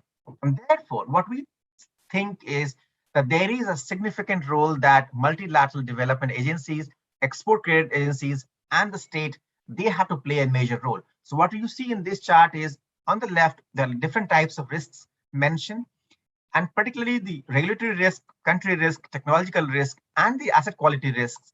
These risks have to be mitigated or de-risked in a sense by the multilateral agencies or ECAs or state support, and that will help in crowding in investment in shipping. Otherwise, you may not see investment pouring in shipping, particularly in the sustainable shipping. Besides the role of multilateral development banks, we also think that there has to be policy enablers, particularly in the emerging economies such as Indonesia. There is a lack of policy framework in many countries, and therefore, and as well as the capacity building. Capacity building is also important because we see there is a lack of capacity in the emerging economies. And therefore, the multilateral development banks have to come forward to develop the policy framework to really enhance the capacity building in the country. And in past, the IFC or the World Bank or the likes of it, they have really gone ahead and taken such initiative. As some of us may know that IFC has this performance standards for ports and terminals. Similarly, they have EHS guidelines for shipping. And they have gone to de-risk investments in the past. And there are several examples for that. So besides policy enablers, we also need commercial enablers for decarbonization to progress in speed. And the commercial enablers have to come in terms of long-term contracts. So charters have to get into a long-term contract with the ship owner so that there is a surety of employment and a surety of revenue. Similarly, some sort of fuel contracts or the fuel price stability will be required for the decarbonization to progress. Now, just to sum it up, here what we are seeing is there is a massive effort going on in terms of energy transition, in terms of movement to renewable sources of energy, and there is abundance of capital, the ESG capital, environment, social governance capital, to the tune of, this year it is expected to be about $500 billion, a massive amount of money. And therefore, there is no dearth of money, but it has to be reoriented towards shipping. Besides that, what we see is in the initial stages of proof of concept and R&D, etc., you do need state grants and subsidies and the large corporates to play a role. There may be a small role for the venture capital. As the small retrofits, etc., take place, what we will see is there may not be a great requirement for ship finance banks, because some of the big ones can finance themselves, but for the small owners, they will need support from the commercial banks, be it national development banks or the multinational development banks. And once, in the longer term, once the risks are taken care of, everything is well established, then you will see the commercial banks may be pouring in to invest money. But before that, it is maybe hard for commercial banks to start investing. So I will stop here. Thank you very much for your kind attention.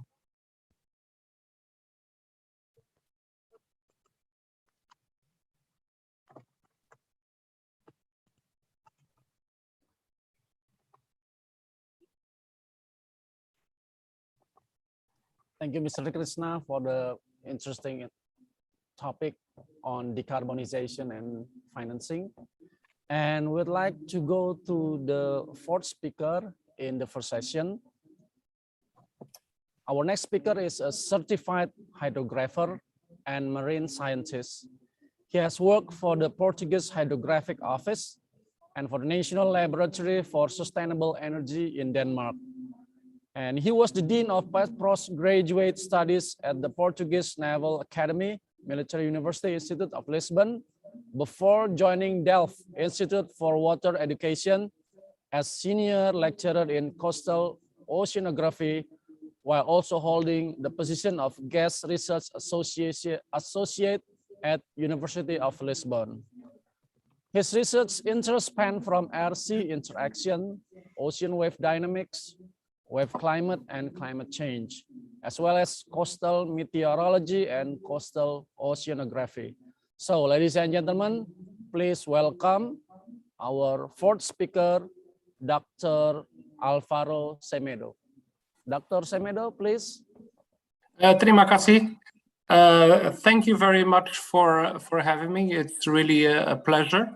I would rather be in Jakarta, but unfortunately, I'm in Delft. But it is indeed a pleasure to share some knowledge about the impact of climate change in ports. So I will briefly run some slides. I will share my screen. Can you see my screen? Yes, Dr. Semedo.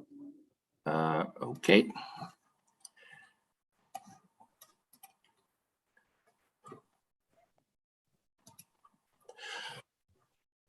Can you see my full presentation now? Yes, it looks good. Okay, good. Thank you. Let me just organize my screen a little bit. Okay, so, climate change in ports. This is, of course, or the impact of climate change in ports is, of course, a major issue and a hot topic as the climate change impact in our lives becomes more and more visible. So why should we worry about climate change in ports? What is in fact at risk? And what aspects of climate change can indeed affect ports? And what are the impacts of this aspects?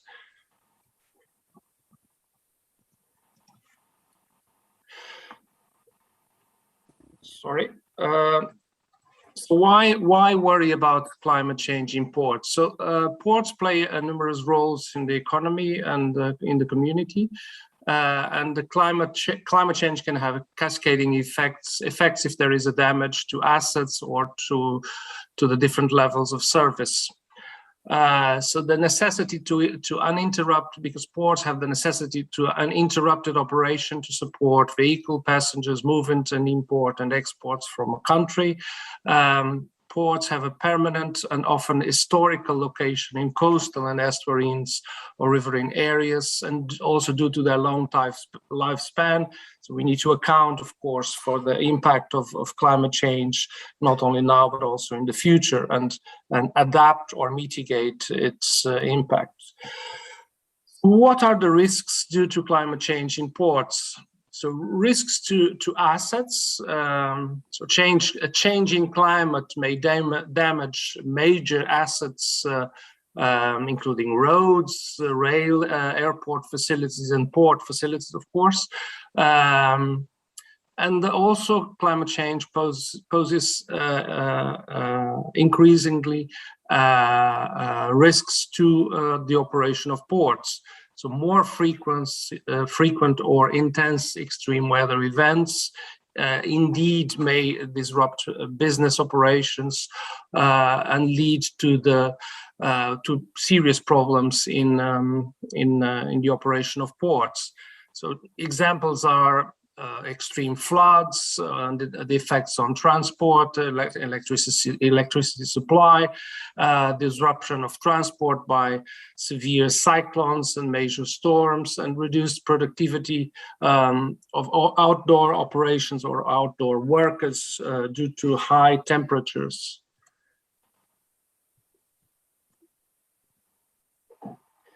So what is at risk?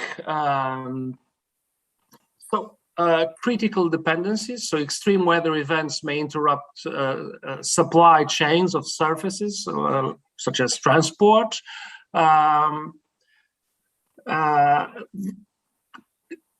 Risks to national economies, so climate change impacts are a potential drag on the national economy with the flow-on effects to individual businesses, bigger or smaller.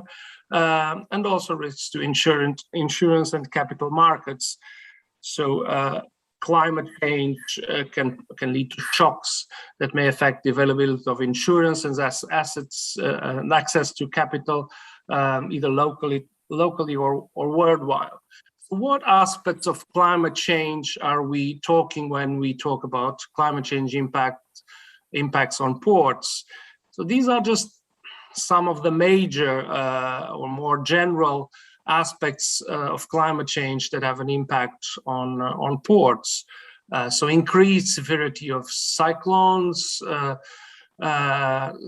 severe storms and extreme weather events, changes to rainfall patterns that are indeed more frequent in that can be more frequent or can become more frequent in Indonesia, for example, increased temperatures and sea level rise. So these are the four main aspects that we are dealing with when we talk about climate change impact in ports.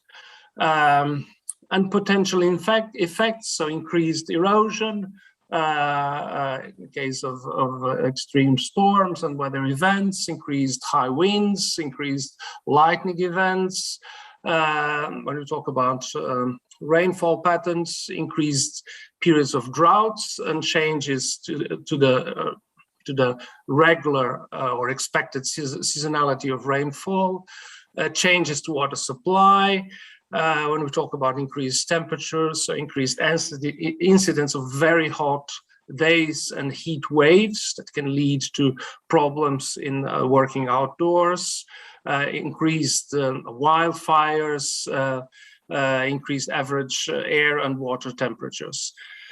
When we talk about sea level rise, which is a very hot or a very serious concern Indonesia. So more frequent erosion events, more frequent and far-reaching tidal inundations associated with storm surge and storm tidal events, or, for example, exacerbation of the effect of cyclones and extreme storm events that were mentioned above.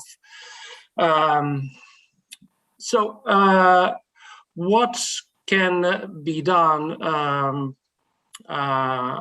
for example, when we have increased erosion or storm surge and flooding events, increased risk of erosion and wave damage to portside facilities, for example. So when we talk specifically about ports, what is the impact in ports? So increased risk of erosion and wave damage to port facilities, container yards and bulk storage facility, for example, can lead, for example, to the suspension of operation, increased maintenance or increased need to maintenance and repair costs, including the need for emergency maintenance or dredging following these extreme events. So increased likelihood of power outages due to flooding or flooding of electrical facilities, for example, or increased impacts of poor drainage systems, inundation and release of stockpiled cargoes and other hazard materials, leading to environmental impact. For example, increased high wind events can lead to damage of cargo loading infrastructures, the suspension or even the stoppage of work, of operation of cranes and other port infrastructures, limited or no maritime navigation due to unsafe condition. And this happens quite frequently due to this increased extreme events. For example, increased lightning events can lead to temporary suspension of operation or damage to electrical and communication equipment due to lightning strikes. For example, if we have increased fog events, this can lead to potential increases in dust and sand sediment drift from stockpile and cargoes, potential impact to vegetation and maintenance regimes, water supply costs increased, or potentially or also potential impacts on the safety of navigation. So increased heat waves or increased temperature due to climate change can lead to higher costs of air conditioning, challenges to maintaining temperature in refrigerated storage areas, and health and safety of perishable cargoes, and possible power overloads and failures of operational systems, risk of combustion and fire of stockpile cargoes, higher risk of heat-related illness in workers that operate outdoors, reduced changes of working hours by workforces can lead, for example, to shift the working hours to nighttime. Increased risk of fires. This is a problem that we are seeing necessarily in other parts of the world. So risk of fire damage to infrastructures and equipment, for example, pipeline leaks and explosions, not necessarily in the ports, can be in the vicinity of the ports, but this is indeed a potential risk. Increased average air and water temperature. So warming of water means possible changes to the types of incidence of marine pests and ports with introduction of more exotic tropical species. So this is one of the concerns, not necessarily in Indonesia, but in other countries in higher latitudes. Sea level rise, a major concern across the world, with a strong impact a strong potential impact in Indonesia and necessarily in its ports. So exposure of so what do we have due to increased sea level rise? So more frequent erosion events, higher in the coastlines, more frequent and far-reaching tidal inundation at the coast due to storm surges and storm tidal events, and also to wave storms, permanent inundation of coastal areas that used to be dry, of course, and is that exacerbation of the effects of cyclone and extreme storm events that we talked about before. So the same storm without sea level rise will have different impacts, and of course further inland. So effect on ports, exposure of structures to increased wave action and corrosive effects of salt water, reduction in clearance between ships and booms affecting loading and unloading, changes to vessel clearance, impacts on rail and road supply chains affecting port operations. Sorry.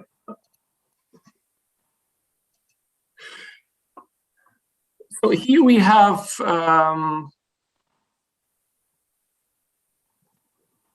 to determine the likelihood of a climate hazard. So we talked about some climate hazards, and these climate hazards, if we want to work on climate adaptation in ports, we need to determine the likelihood of these hazards.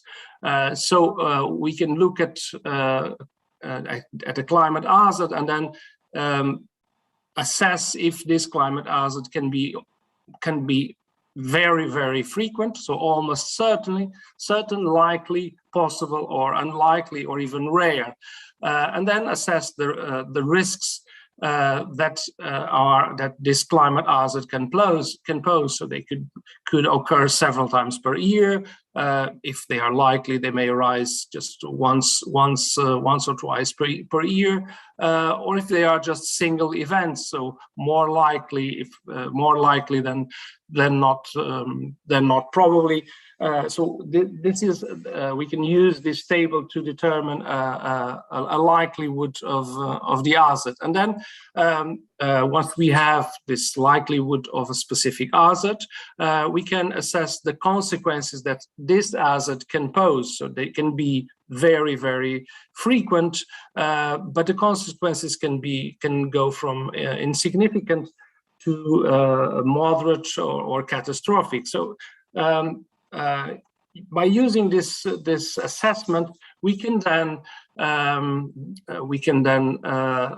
get a risk map of consequences of climate change in ports, for example. And then this is the start of the preparation for adaptation to climate change in ports. So we have the likelihood on the right, on the leftmost column, from almost to rare, and then the consequences that go from insignificant to catastrophic. For example, extreme cyclones in Indonesia, for example, are unlikely or extremely rare.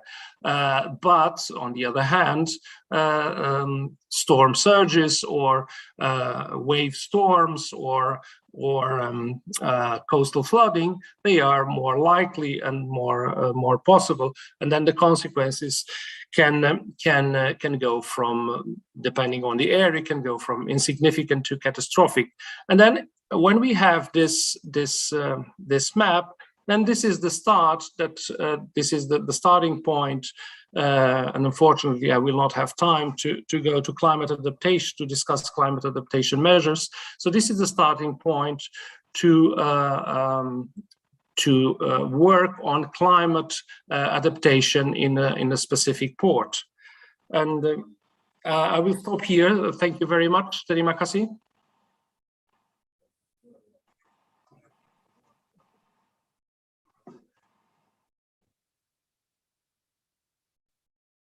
Dr. Semedo for the fine presentation. Now let's go on to the next program, that is question and answer. Now we have some question in the chat room and also from direct line to my chat room.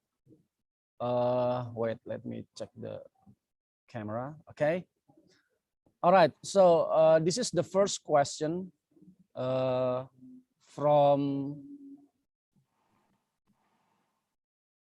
Yolanda Hairunisa, directed to Mr. Jayendu from jury. Firstly, thanks for the interesting and insightful presentation. However, do you see the role of green port concept to achieve the IMO 2020 target? Or do the leaders of the world or IMO itself also concern in encouraging to develop the green port concept in order to reduce the carbon emission globally? Or shipping will still have the main concern until 2050? Mr. Krishna perhaps would like to directly answer the question. Sure, Pat.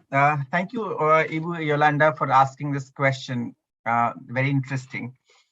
First and foremost, with regard to the IMO 2020. So the IMO 2020 regulation, which came into effect from 1st of January 2020, was mainly aimed at reducing the sulfur emission from ships. And this regulation essentially restricted the use of fuel oil not more than 0.5%. So essentially, this regulation is more directed towards shipping than ports. And IMO, International Maritime Organization, is mainly responsible for shipping. And whatever typically the rules and regulations it has made, it is largely pertaining to ships. However, I should say that IMO is concerned about ports as well.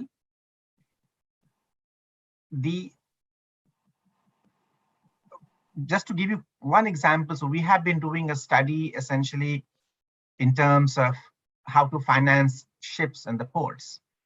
So IMO is concerned how to finance decarbonization of ports, mainly with regard to the port crafts which are used, the equipments which are used in the ports, etc. How can that be decarbonized, and what are the costs associated with it, and how can that be financed?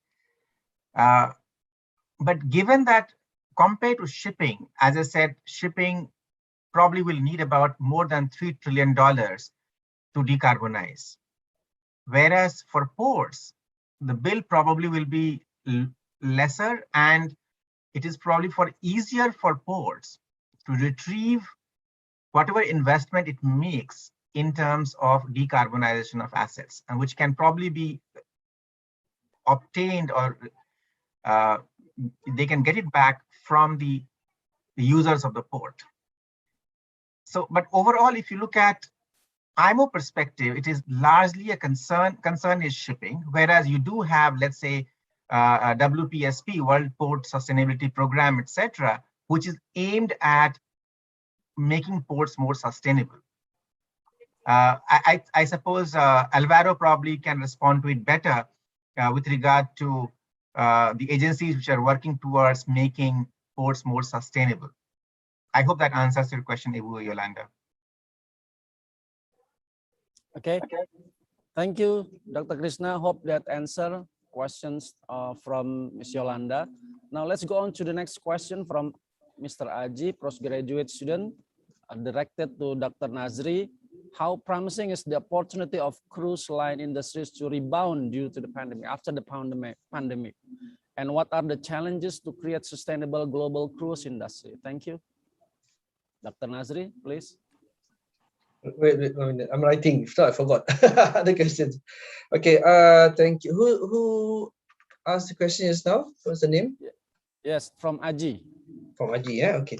Right, Aji, for your first question, how promising is the cruise line to rebound? It is rebounding now. The cruise line is rebounding now, and everywhere in the world is beginning to start now. For example, now in Singapore, they have to cruise to nowhere. Just from Singapore, just go out for 2 or 3 days or come back. Unfortunately, the first movement that went out the cream cruises started on the 30th of July 2021 in Singapore, about 1,746 passengers, with the 1,249 crews, has to come back after 2 days because one of the passengers were tested positive. So to us, you can say whether how promising. Yeah, it is starting all over the world. It's starting now. For example, now the Celebrity Edge, owned by the Royal Caribbean, now has started operation in the US.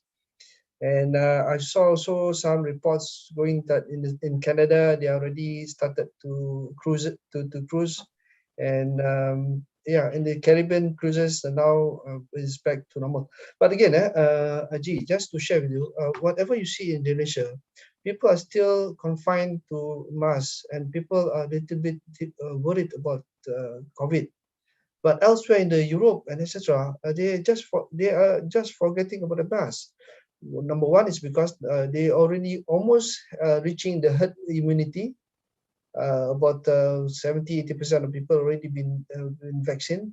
And number two is because they cannot keep on waiting with all this talk about COVID, because if we ever have all the talks about COVID, there nothing will be moved.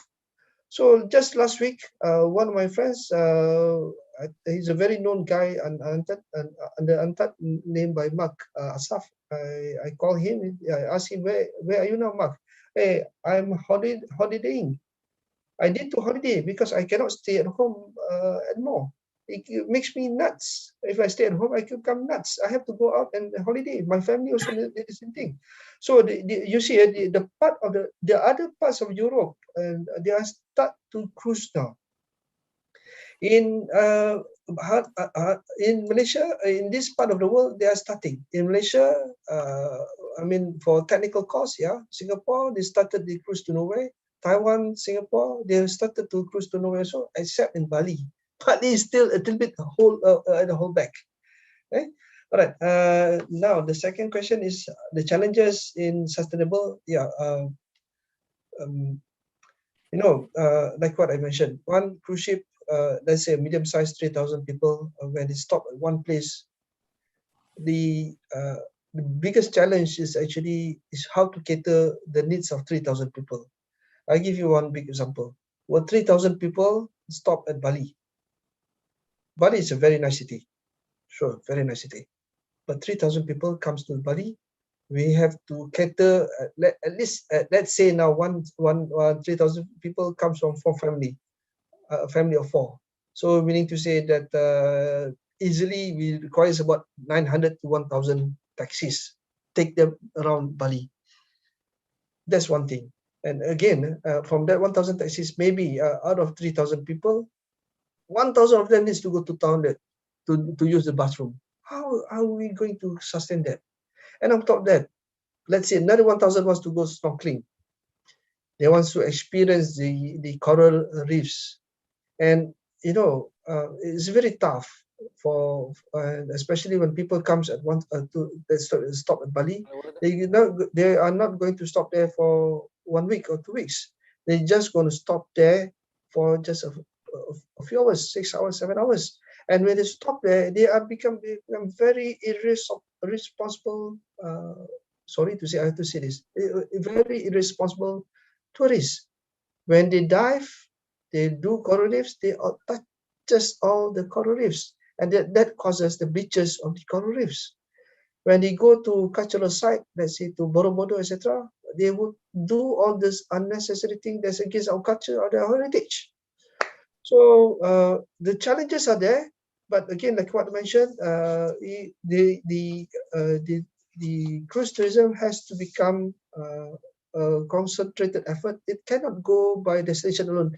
it has to be it has become complex structure, and we have to create an educated customers, tourists, and to ensure that they comply to whatever the requirements of the host country.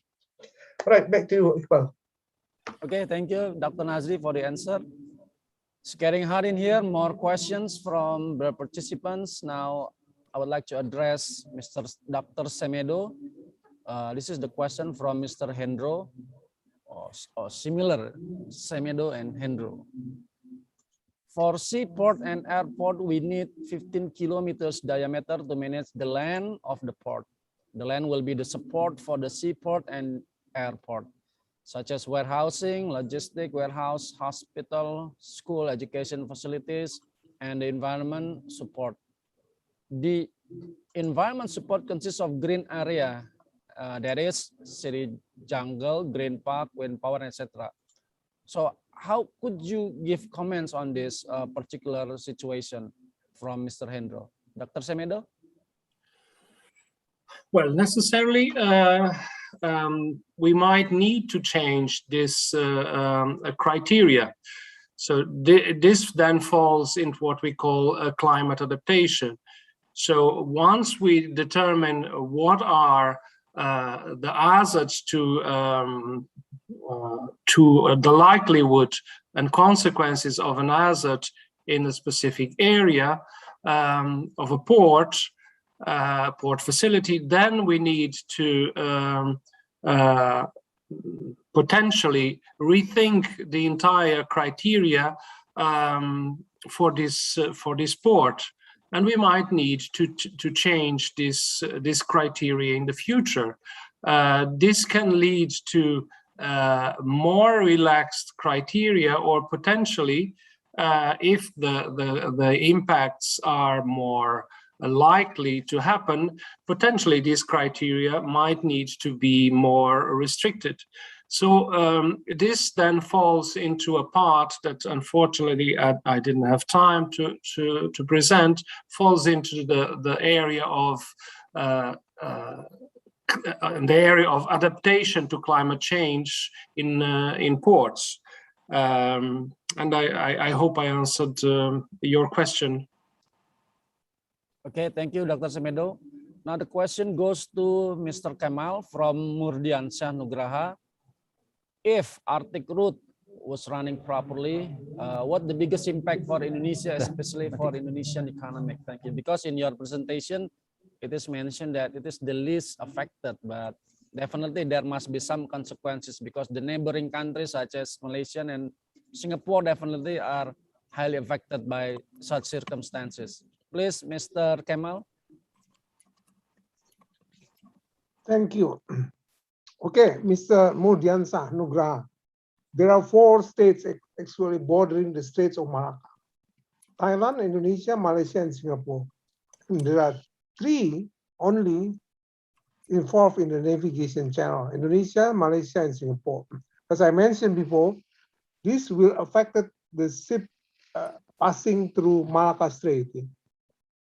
But the most affected country is Singapore. With the port of Singapore, there's the vessel, because the vessel decreasing in Malacca Strait, and also Malaysia with Port Klang and Tanjung Pelepas, also Johor. This is also impacted to Malaysia, but not Indonesia. There is a minor, of course, there is a effect, but not as big as Singapore and Malaysia. We do have a port in Malacca Strait. The new one is Kuala Tanjung. Batam is small port, but will be developed.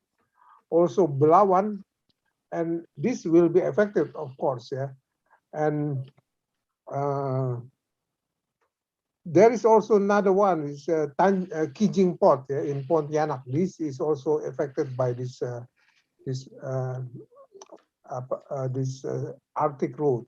So that's all that I want to say, that Singapore is the biggest affected. So that's why they signed the N4, and they are very active, to make this Arctic route is not happening, yeah, and also Malaysia, yeah, and but this is for the global climate change is also not good, yeah, because once there is a navigation channel there, sea route, this will influence all of the global climate change because North Pole is our what environmental defense, yeah, due to this global climate change. Okay, thank you. Is this answer your questions? Okay, thank you, Mr. Kamal. All right, more questions now. We have Harun Al-Rashid directed to Mr. Krishna. He appreciates your topic. And this is the question.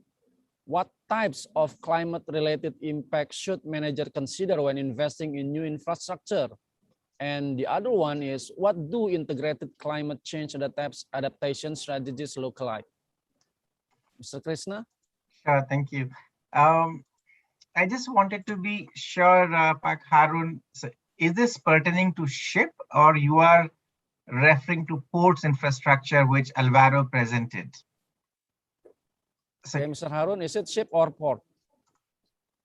It appears to me it is more related to ports because Right. in terms of the climate adaptation, etc., there isn't very much for the shipping, because what I was talking about essentially is financing sustainable shipping. So in terms of shipping, I don't see that there is much requirement for climate adaptation as such. I mean, one of the major impact that we see is rise in the sea levels, which of course will have some impact in some direct or indirect ways, but not really so much impact on shipping per se. I suppose it will have impact, as Alvaro in detail mentioned, that there will be impact on ports for sure. Some ports which are very low lying may submerge, and therefore they may need to make climate adaptation plans, etc. But I don't think in terms of shipping, there is much to worry about, except that you have to finance or you have to find money for ships which are low carbon or zero carbon ships. So you may not be able to continue to use the ships which are consuming, say, the fuel oil currently. I hope that helps. Okay, thank you, Dr. Krishna. All right, we still have more time available now. I have a question for Dr. Nazri from Binsar, my colleague, that's Mr. Binsar. So what do you think that cruise tourism segmentation that's suitable for Indonesia? And then how cruise tourism budget segment can compete with air tourism, especially low-cost carrier for youth and lower income?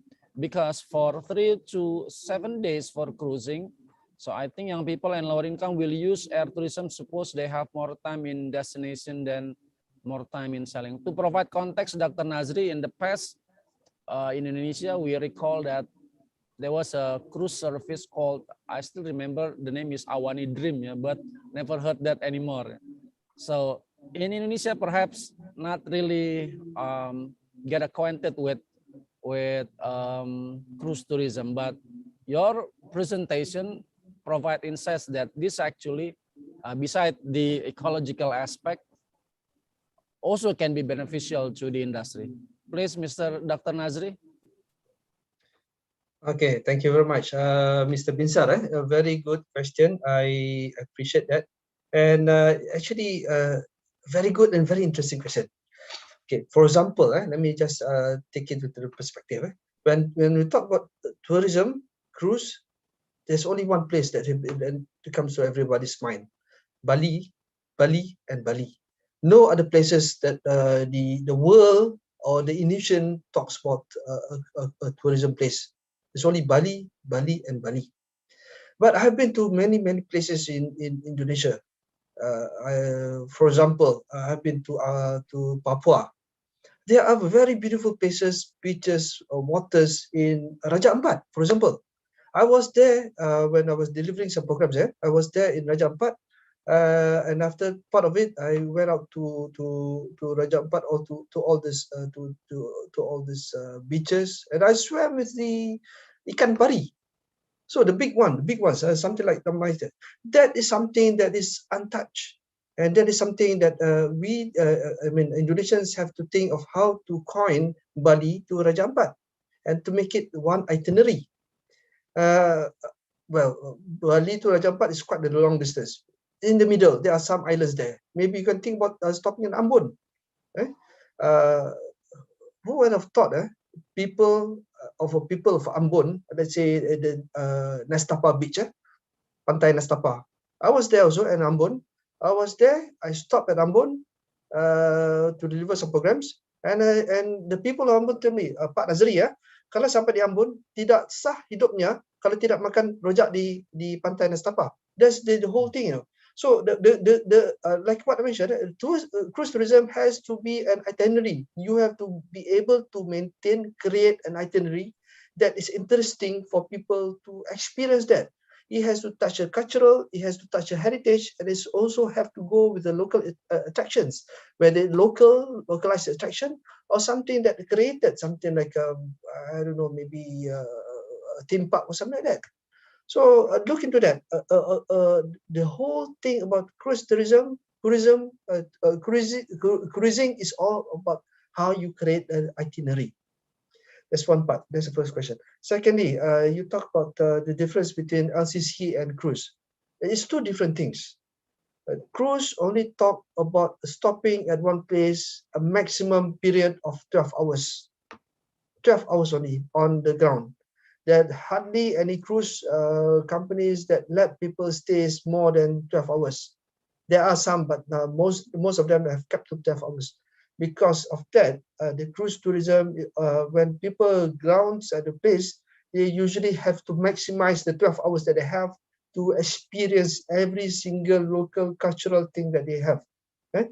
And whereas for LCC, basically for budget airlines, people when they fly, let's say they fly to Ambon or Lamongan or whatever, they stop there for maybe for 7 days. You have 7 days of possible planning. You can plan your own time, own sweet time to go all these places. So it's two different things. You see, in terms of time, flight, LCC is faster. But in terms of experiencing the locals, you have more time with LCC, but you have less time with tourism. Again, work on the itinerary. That's the whole key. Okay, back to you, Iqbal. Thank you, Dr. Nazri. Participants, I would like to inform you that Dr. Semeda has to leave early due to his travel appointment with his students. And thank you very much, Dr. Semedo. Now, we have another question from our partners from Siti Ayu, from Midtrans UITM, directed to Mr. Krishna. Carbon emission is the most discussed issue when it comes to environmental problem. My question is, what about food waste management from onboard vessels? And what is the current method implemented to protect the environment? Mr. Krishna? Sure, thank you. Yes, certainly the most important issue facing the shipping industry today, not only shipping industry, but the global industry, is the emission regulation. Given that, you know, the whole world is grappling with keeping the rise in temperature of Earth below 1.5 degrees Celsius or 2 degrees Celsius. And that's why you see so much of uproar coming from IPCC, International Panel for Climate Change, Intergovernmental Panel for Climate Change, from IMO, from EU, from everywhere. That certainly is utmost concern, because it affects, as Pak Kemal had shown, how ice was melting in Arctic and how northern sea route has become a viable route, which is essentially an impact of climate change. And therefore, certainly that is the issue which people grapple with much more. Yes, I'm sure the food waste happens everywhere. I'm sure it happens in ships as well. But those are essentially, you know, the management is largely in terms of recycling, etc. So it is not, it is an issue for sure. It is, but I would say compared to the environment, it is not really very, very big issue at the moment. And therefore, there is no great concern on this issue. I hope that helps. Okay, thank you, Mr. Krishna. So we have a special question from Director of ITL Trisakti, Dr. Sukardiman, addressed to all the speakers. It goes from Mr. Kamal, Mr. Nazri, and Mr. Krishna. So what is a significant factor to keep sustainability in shipping business, specifically in Indonesia? So what are the key factors that support the sustainability in the shipping business? Perhaps Mr. Kamal would like to start to answer the question. Okay, thank you. Yeah. Distinguished our rector of Trisakti, this is a very difficult question, but our shipping business should be strengthened. In the case of our, well, I think you understand, Pak Rector, that Indonesia is not have a mother vessel or big vessel nowadays. Yeah, there is no vessel going to abroad. Yeah? I mean, a very limited vessel that is working in Indonesia. Yeah, indeed. Yeah, there is a cabotage principle. Yeah, but still, yeah, we should strengthen our vessels. We should strengthen our fleet. Yeah, but this is, I think, can be happen also if we strengthen our industry. Yeah, so make it our shipping system. Yeah, it related with the port. It is related with the industry. It is related to the simplification of license procedure, etc. Because also subsidize. Even South Korea, the developed countries, they still subsidize shipping company building the vessel, yeah, big vessel, also in Japan. So there's no subsidize in Indonesia nowadays, yeah, to shipping company, very poor shipping company, yeah. Only small vessel. How can we are the biggest archipelago country? Just a name, yeah, but we don't have a very good shipping fleet. Okay, that's all. Thank you very much. You, We should Mr. strengthen it. Thank you for the answer. Okay, maybe the other presenters, maybe you have the opinion about the shipping business in Indonesia. That I would like that shipping business in Indonesia should be capable to help enhancing the economic growth. That's they made the what we call it the surplus current account for Indonesian country. Thank you. You now, Dr. Nazri, please. Okay, maybe I add a little bit. Okay, how to keep sustainability to Indonesian shipping industry. So Indonesia is actually how I say it is a culture. They have a culture of mudik balik kampung, right? And we have a culture of balik kampung. The usage of the vessels here, regardless of what types of vessels, is full. The last time I saw in a few of the ports in Indonesia, I saw all the vessels, regardless of the size, regardless of the conditions, regardless of the age of the vessels, when people are boarding the vessels prior to COVID, it's full. So the culture of mudik balik kampung supersedes the requirement of the IMO to have a controlled environment, to have the controlled carbon emission, etc. So perhaps it is very difficult, but perhaps we have to think of how to increase a little bit of the ticket price, for example, in order for the vessel operators, the coastal lines operators, to be able to control at least some kind of carbon emission. I don't see this is possible to be done in 5 to 10 years time. But at least with a little bit of increment, people will agree with me on this perception. But with that little bit of increment can be substantiated to build up so-called like carbon negative products, and especially during the valves, the emission of the CO2. That's one thing. Okay, maybe on that perspective, people will not be happy with this, but this is something that we have to think about. The culture is there, and then we're talking about millions of people using the coastal ferries, balik kampung. Right? Thank you, Dr. Nazri.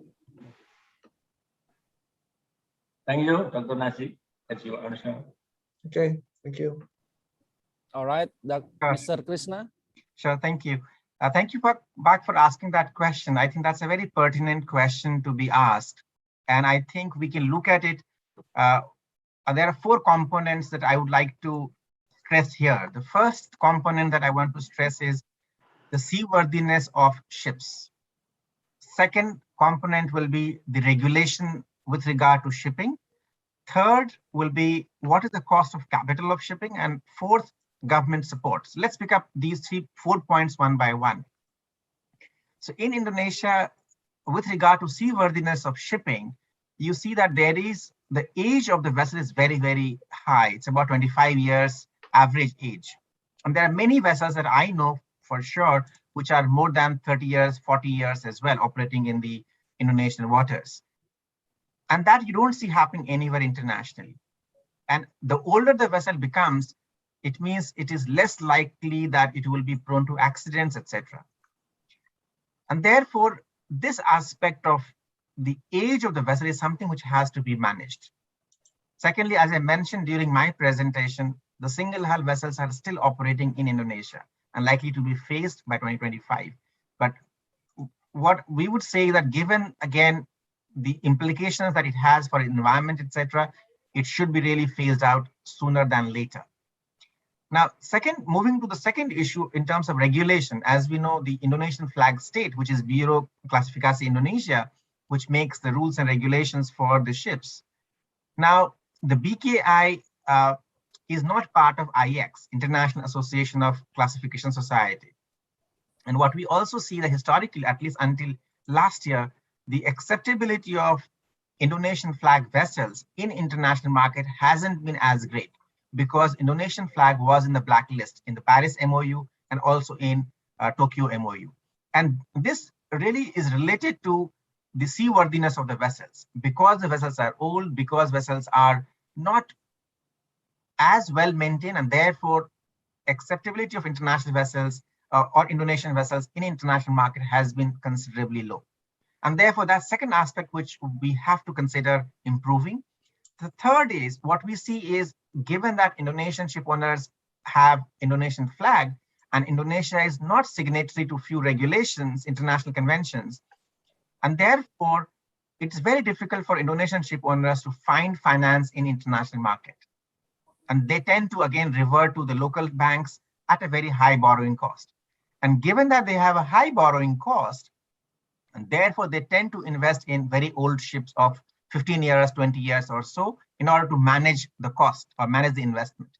So it is really a vicious circle that you have a high cost of borrowing, less availability of finance, and therefore you invest in old assets, and therefore your vessels are not accepted internationally. So it's a very vicious cycle. So what I'm saying is that this vicious cycle has to be broken for Indonesian ships to become more sustainable.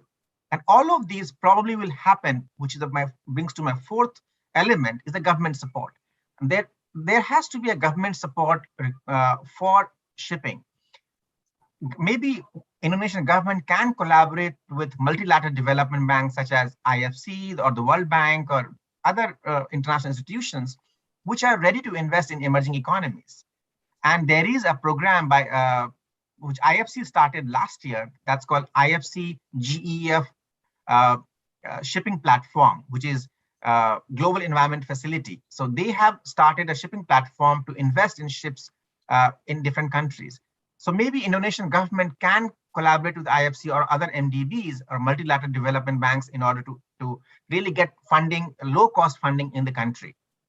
And I think that will really help in moving forward. And the last but not the least is really the regulatory aspect of it, that the government also has to make regulations which is in line with international regulations. For example, the carbon tax, which is being discussed, to really make a steady progress or a good progress in terms of implementing the carbon tax. So all of these 4 issues that I said, seaworthiness of shipping, regulation, cost of capital, and the government support, I think these 4 elements will really help make Indonesian shipping sustainable. Yeah, I'll close here. Thank you. Thank you very much, speakers, for your elaborate answers, different perspectives. Now, according to the schedule, the first session should finish at 12, and we still have 4 minutes. So probably this is the closing question for session 1 from from Dwi Indah, but it's not clear it is directed to whom. What your suggestion for improvement logistic effectively and integrate all stakeholders from regulation side? All right, perhaps Mr. Kemal.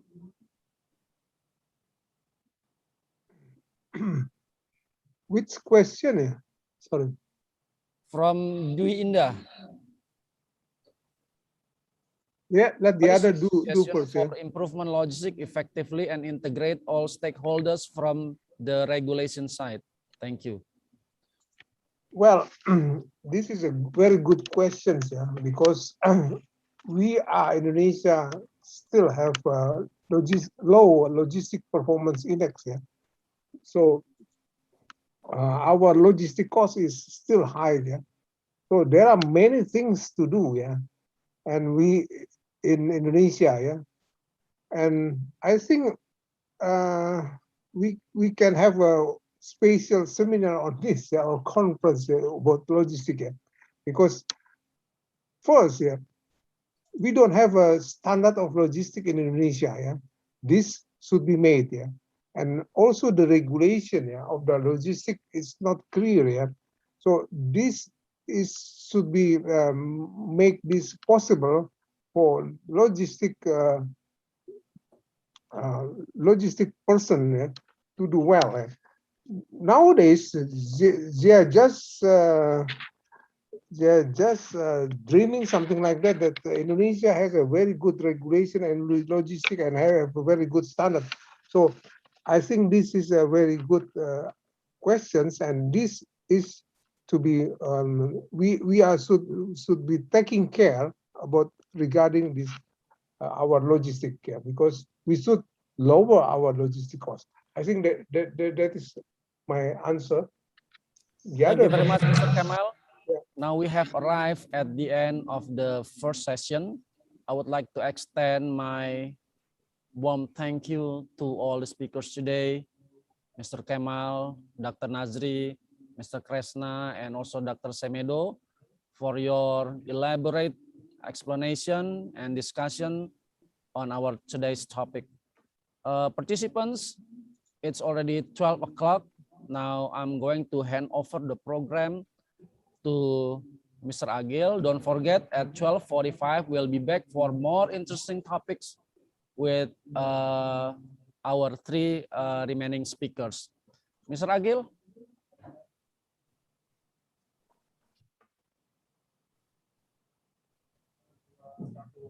Thank you, Mr. Iqbal, for assistance for the plenary session for today.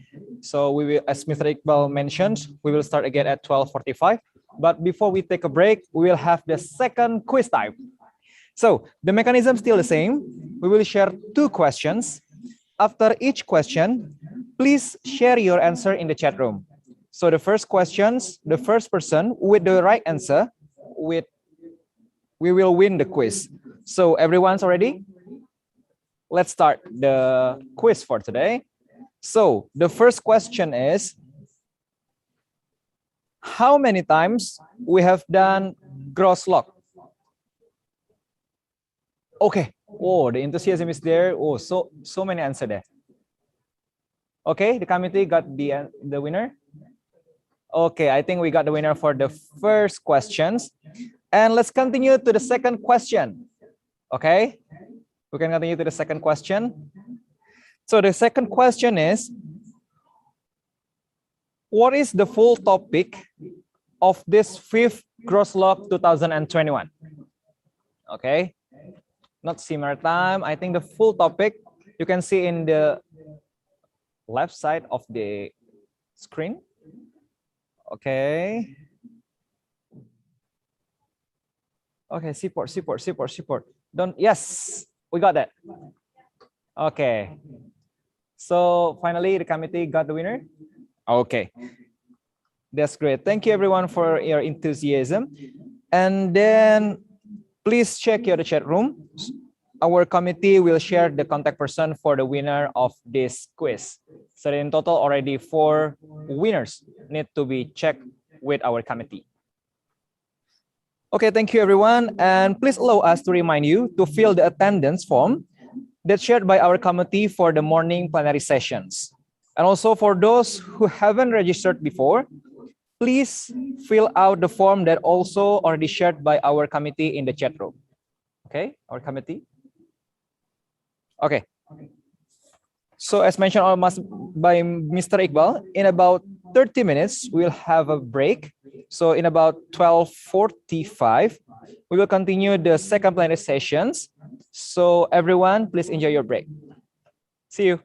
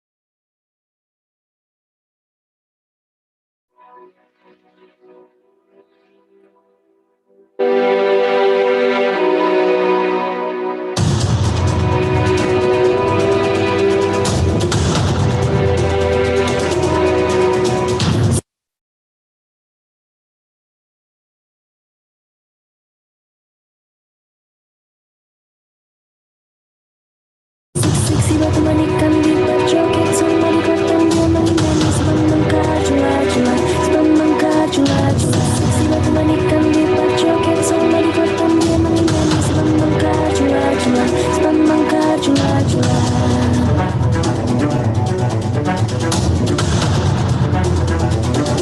Cuplak-cuplak suwange tengkel lenter membuka tondong kudel tak empong lerak-lerek sopong guyung dele ake sirpong dele kopong sirpong dele kopong.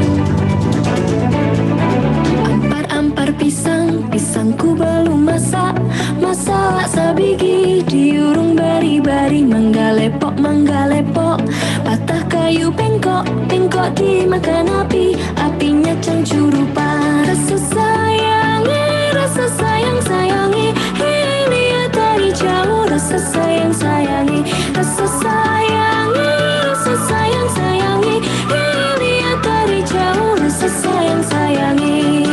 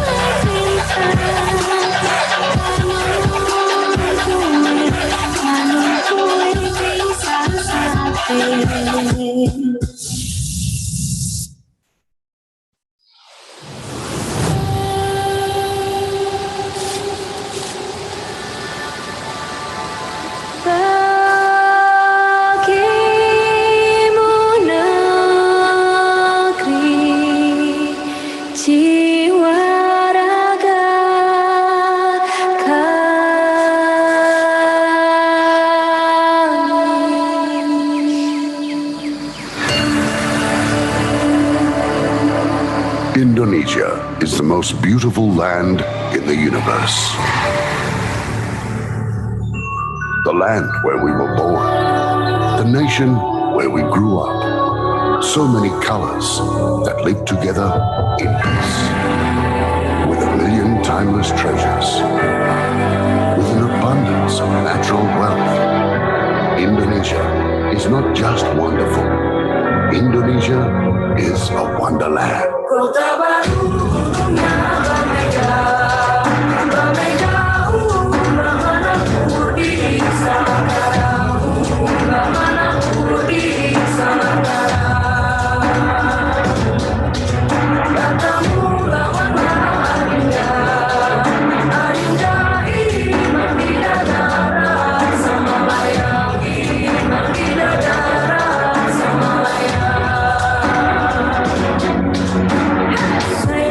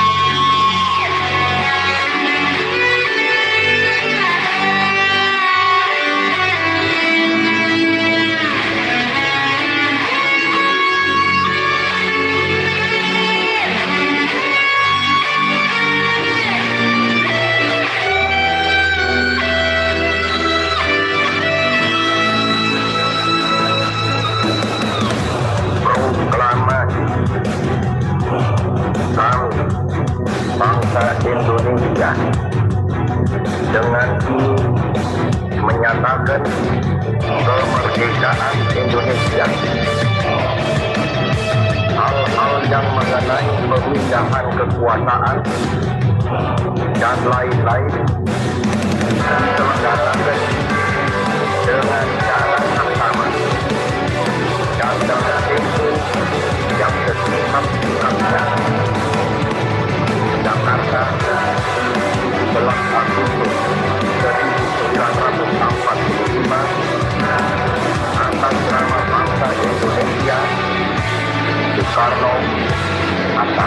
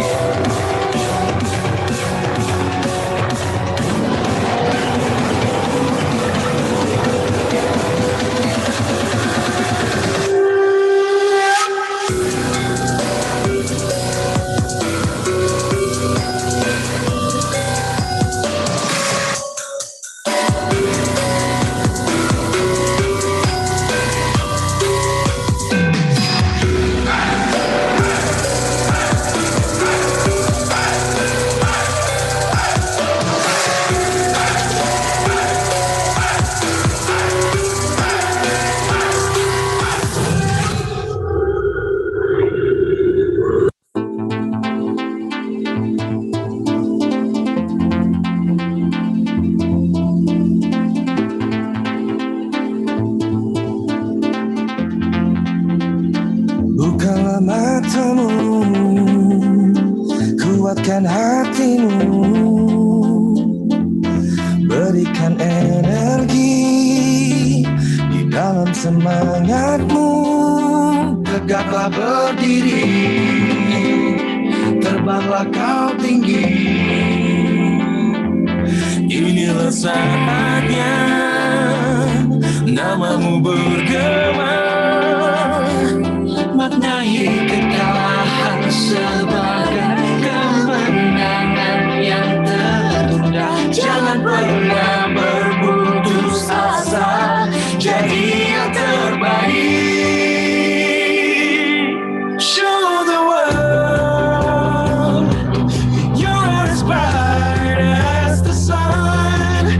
We deserve to be the one and fight your fears. Come on, don't waste your time.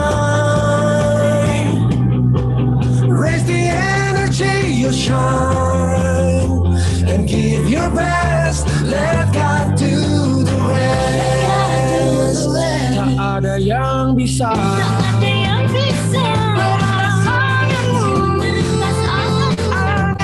Kita pasti sanggup untuk meraih mimpi. Kibarkan bendera bangsamu, terbang di tiang tertinggi. Jadikanlah jiwa mudamu menukis sejarah.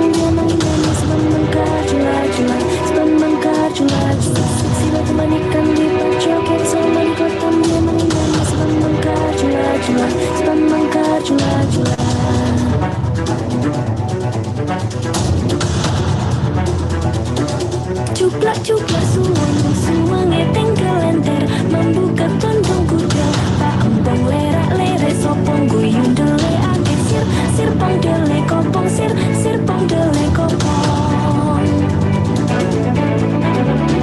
Ampar pisangku belum masak sabigi diurung bari-bari manggalepok patah kayu bengkok dimakan apinya cangcurupan rasa sayangi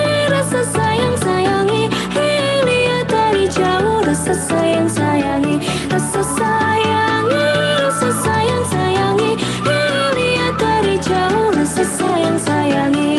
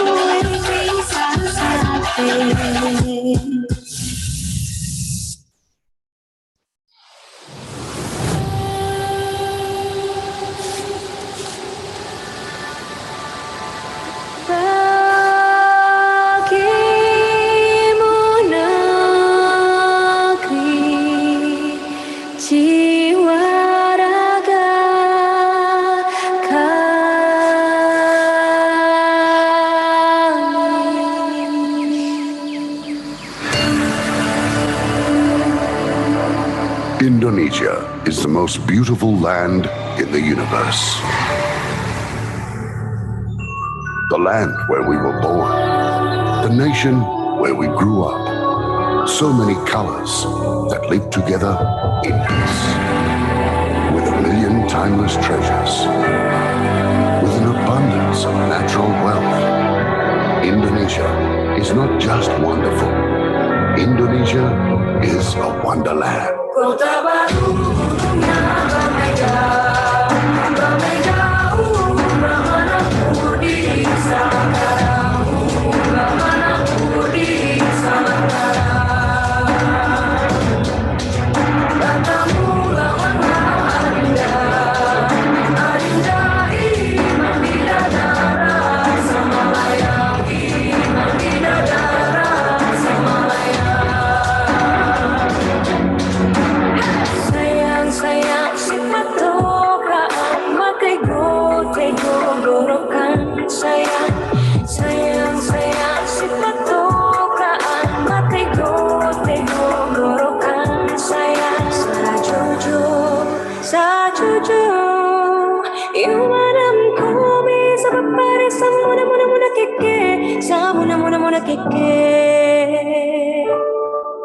Soleram, soleram, soleram, anak yang manis, janganlah dicium, sayang kalau dicium merah pipinya. Kampungan jauh di Batu, Gunung San sebaku lilian, takkan aja kawan-kawan nalamu, sangke basuh yang suria.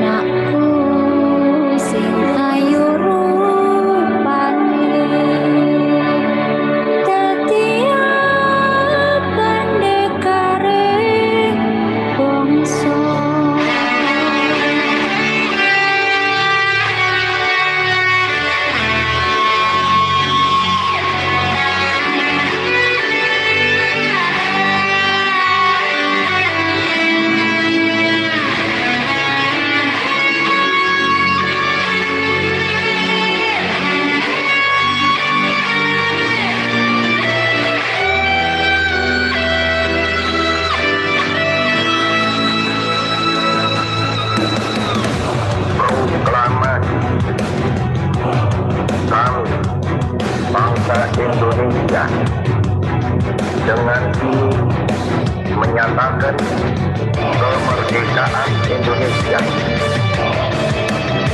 Hal-hal yang mengenai pemindahan kekuasaan dan lain-lain diselenggarakan dengan cara yang sama dan dengan tempo yang sesingkat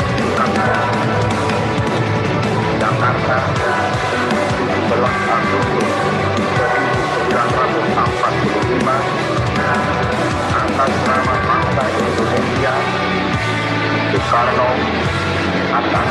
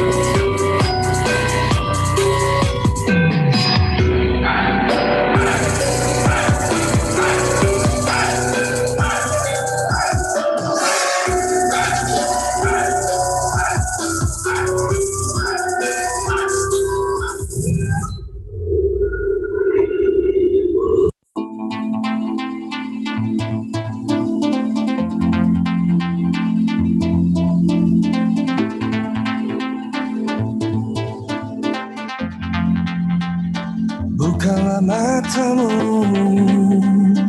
kuatkan hatimu, berikan energi di dalam semangatmu. Tegaklah berdiri, terbanglah kau tinggi. Inilah saatnya namamu bergema, maknai kekalahan sebagai kemenangan yang tertunda. Jangan pernah berputus asa, jadi yang terbaik. Show the world you're as bright as the sun. We deserve to be the one. And fight your fears, come on, don't waste your time. Raise the energy, you shine, and give your best, let God do the rest. Tak ada yang bisa,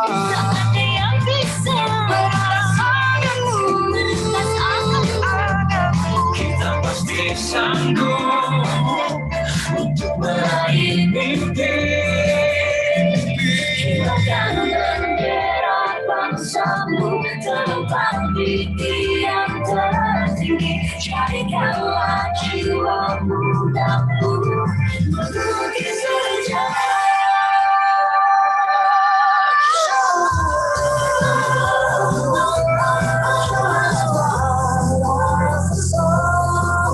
We deserve to be the one.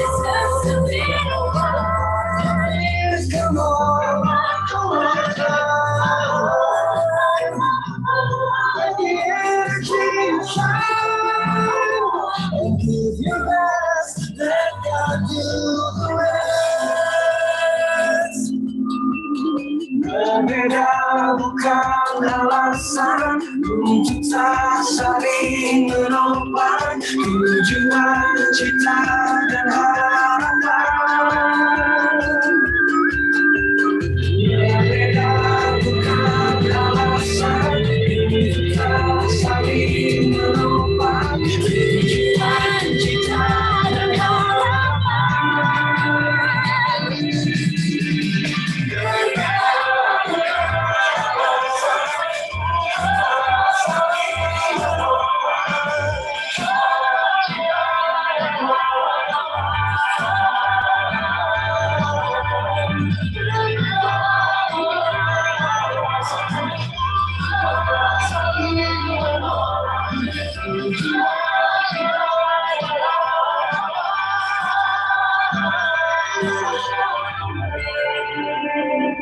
You're as young as the sun. It's hard to be gone. Without your fears, come on. It's your time.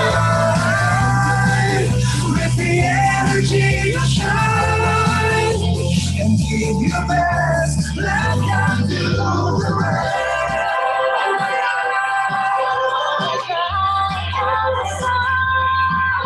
We deserve to be the one. Come on.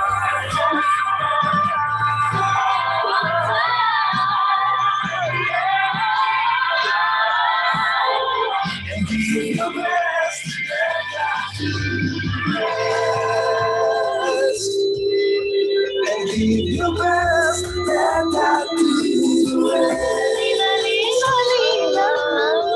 And give your best.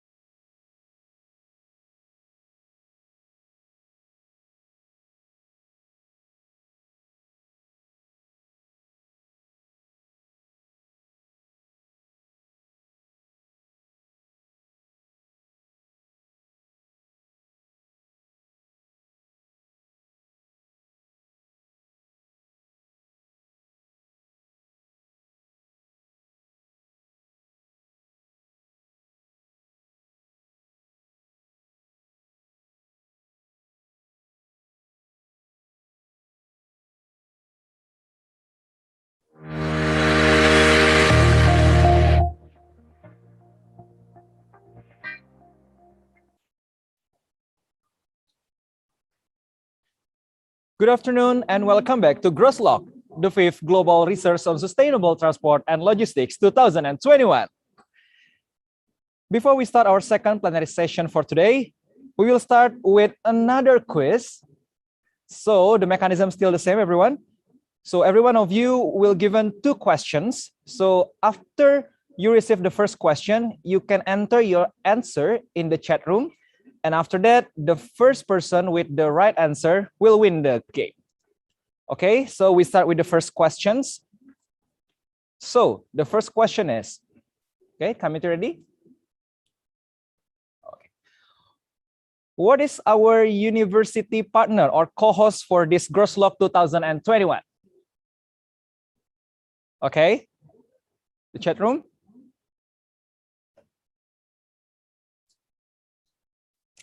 Oh. Okay, everyone. Oh, there's only one. Again, University Technology Mara. Okay. Again, our co-host. You may see in our screen, actually, there is a 2 logo over there. There's a hint for you. Mitrans, okay. Actually, there are 2 logo there. So if everyone already answered Mitrans, so, oh, okay. We received the winner. Okay, congratulations for the winner. Thank you, committee, for confirming this one. And the second questions, be ready, everyone. So the second question, how many speakers for our plenary sessions for today, the total? Okay, okay. Committee, we got the winner. Okay, we got the winner. So congratulations, everyone, for winning the quiz for the third quiz for today. So please check the chat room. There will be the contact person from our committee to reach you. Then without further ado, let's start our afternoon plenary session for today. So for Mr. Iqbal, the floor is yours.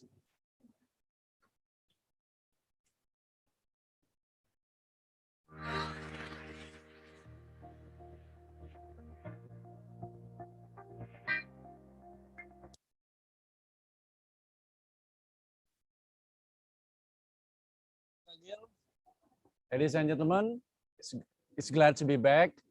And I hope you have finished your lunch. And the good thing about having an online meeting is that you can still enjoy your lunch, your coffee, while attending this international conference. So as Mr. Agil already mentioned earlier, that there are 7 speakers, and we have completed the first speakers, the first 4 speakers in the first session. Now we are going to enter the second session with 3 speakers, and I hope what we are going to do today is as beneficial as that we have accomplished in the first session. All right, without further ado, I would like to introduce you with our 5th speaker, or the speaker number 1 in the second session. He is a professor at the Department of Transport and Regional Economics, graduated in Applied Economics at the University of Antwerp, and he was the director of Research Center on Freight and Passenger Transport, hosted by the Department of Transport and Regional Economics. He's also the chair of World Conference on Transport Research, Special Interest Group A2 Ports and Maritime, and he is the chair of the Freight and Logistic Group within the European Transport Conference. So, audience, ladies and gentlemen, I would like you to welcome Professor Thierry van Slender. Professor Thierry. Thank you for the very nice introduction. Indeed, a lot of titles you have given, but of course the contents is the most important. So indeed, I will share my screen with you. Just a second, if this is working. Apparently, I cannot share from here immediately. Just a second. Yes, this should work. All right. Can you see my screen now?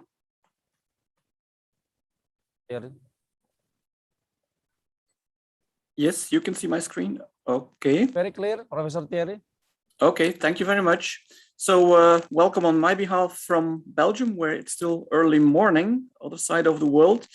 So in this session, I will deal with some developments in sea transportation concerning innovative and sustainable developments, of course, related to transportation and logistics. So we will deal both with what happens in the maritime part, but also what happens in the ports, and also even what happens in the hinterland connections, because these are very important, as you can understand, for seaports, of course.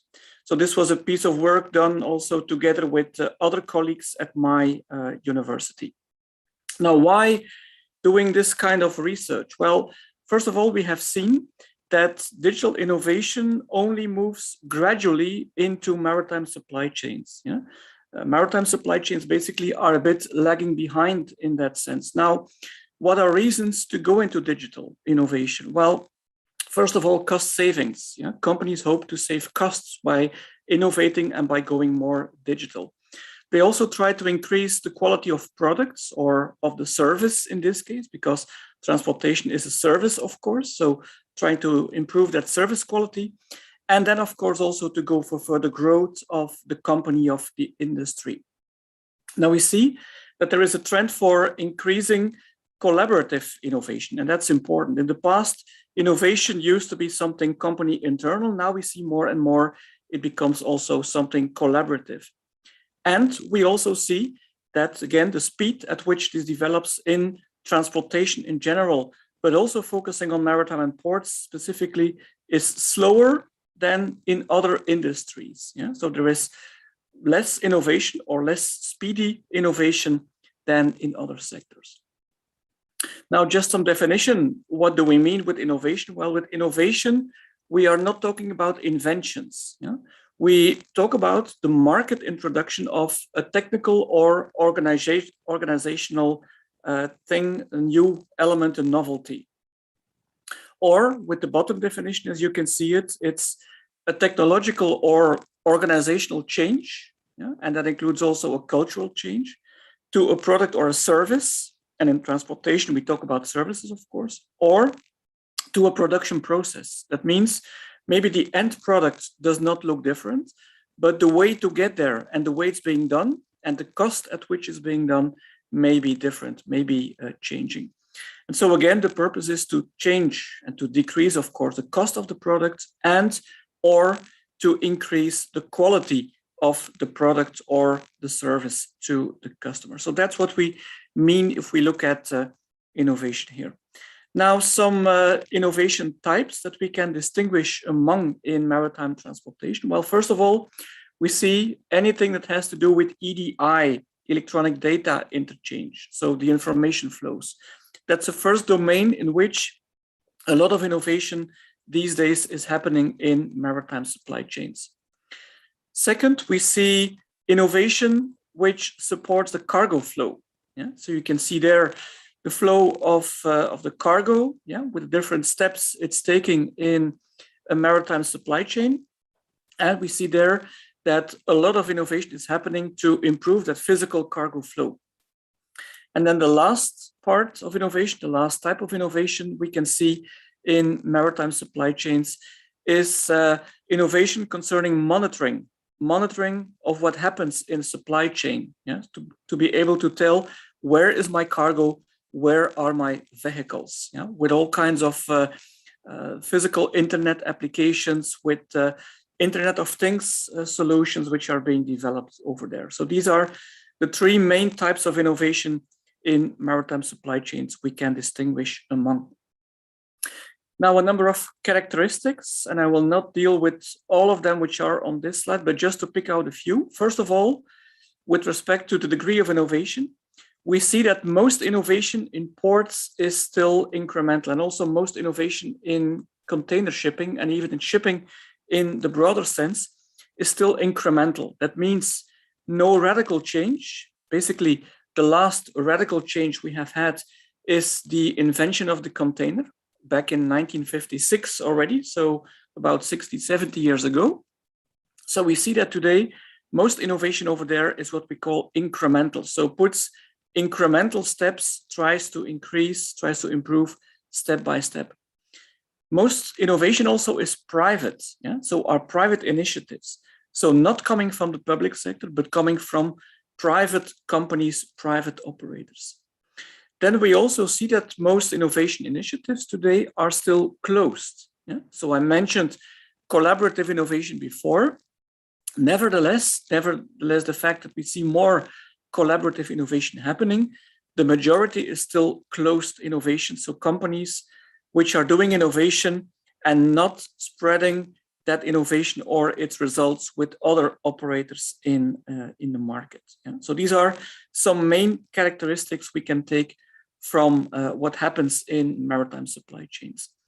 If we look at the actors involved, the industries involved in maritime supply chain innovation, well, basically, you can see that by far, it's not only shipping companies, it's not only carriers, but it's to a high extent also the other players in supply chain which are being involved. So that means terminal operators, that means inland terminals, that means port authorities, but it also means other logistics operators like customs brokers, forwarding companies, trucking companies, etc., which all have a role to play in this innovation in maritime supply chains.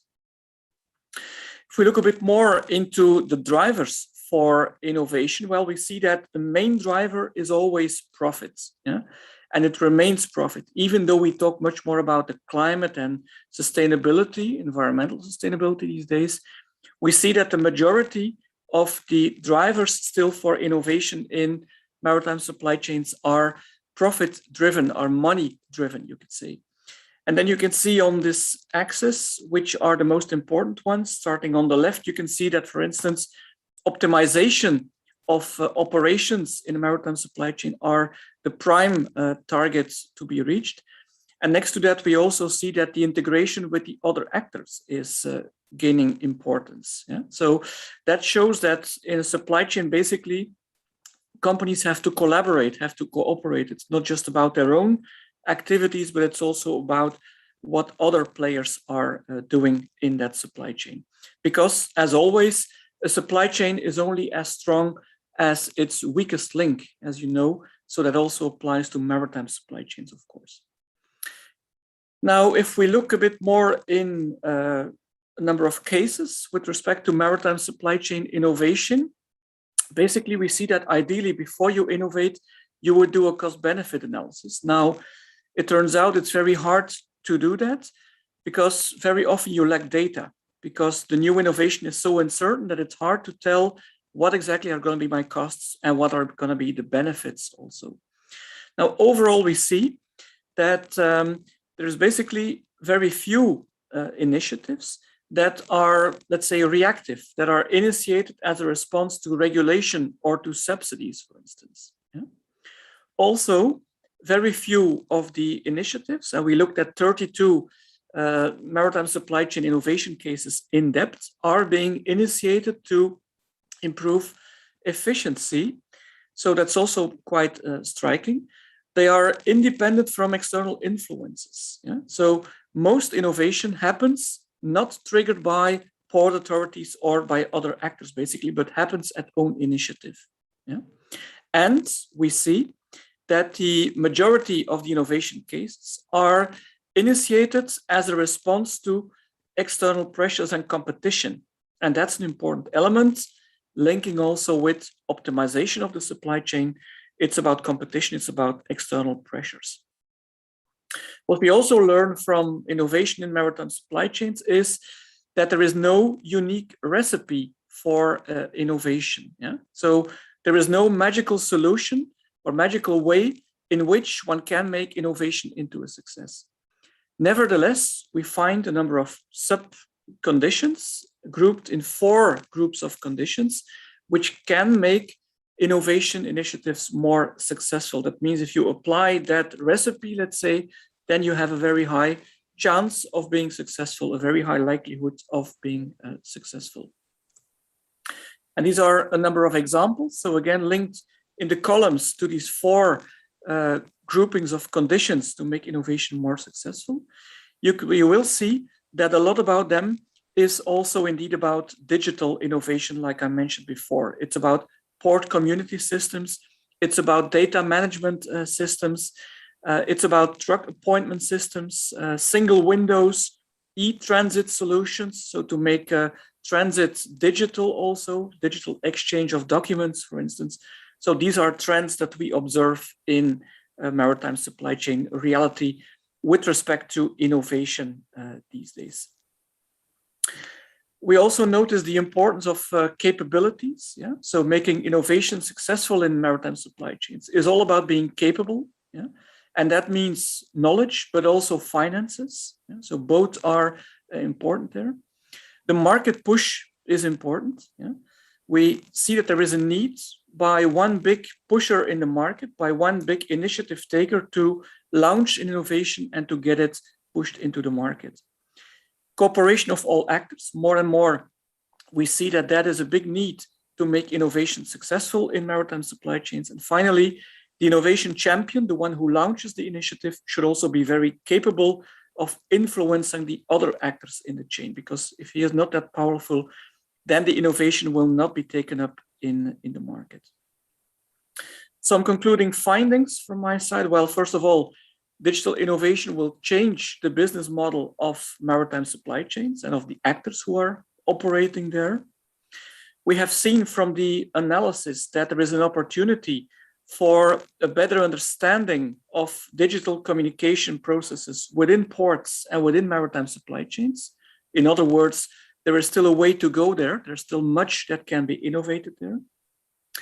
If we look at ICT innovation cases, so digital innovation, we see that also alignment exists between company strategies and success. Yeah? So if you have a good strategy to innovate, then you will also be most likely be successful in your innovation.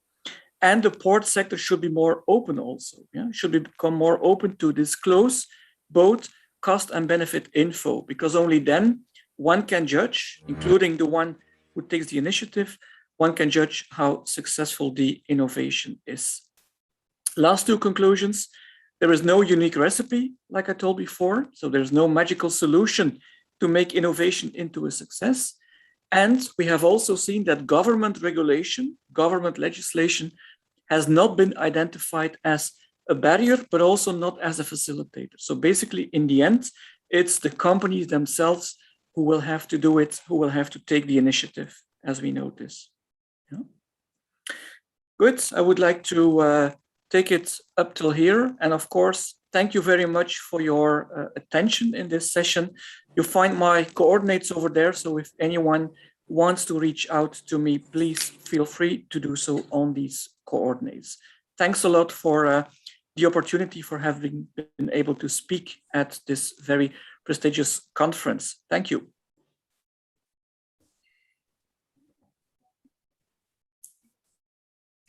Thank you, Professor Thierry van Islander, for your interesting research presentation on digital innovation in port industry. Now let's move on to the next speaker. Our sixth speaker is a multidisciplinary maritime researcher, and he has been invited to speak at the World Ocean Summit in China and the United Nations Economic and Social Commission for Asia and the Pacific conferences for Cambodia, Laos, Myanmar, Vietnam, Thailand, and many other countries. Right now, he is the head at the Center for Maritime Economics and Industries, Maritime Institute of Malaysia, MIMA. He's a graduate of Britannia Royal Naval College, United Kingdom, and he served with the Royal Malaysian Navy and the Ministry of Defense. So, ladies and gentlemen, I would like you to welcome Commander Ang Chin Hap. Commander, please. Thank you, moderator, Mr. Ikma. I also like to take this opportunity to thank Institute Transportasi dan Logistik Trisakti for giving me this opportunity to talk in this prestigious platform.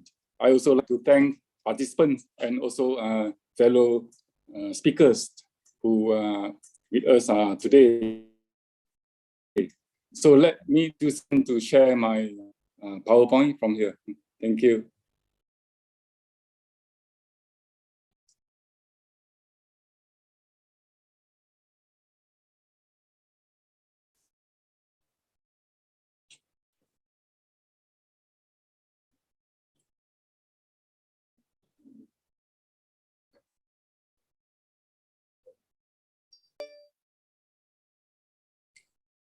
Can the participants see my my PowerPoint from here?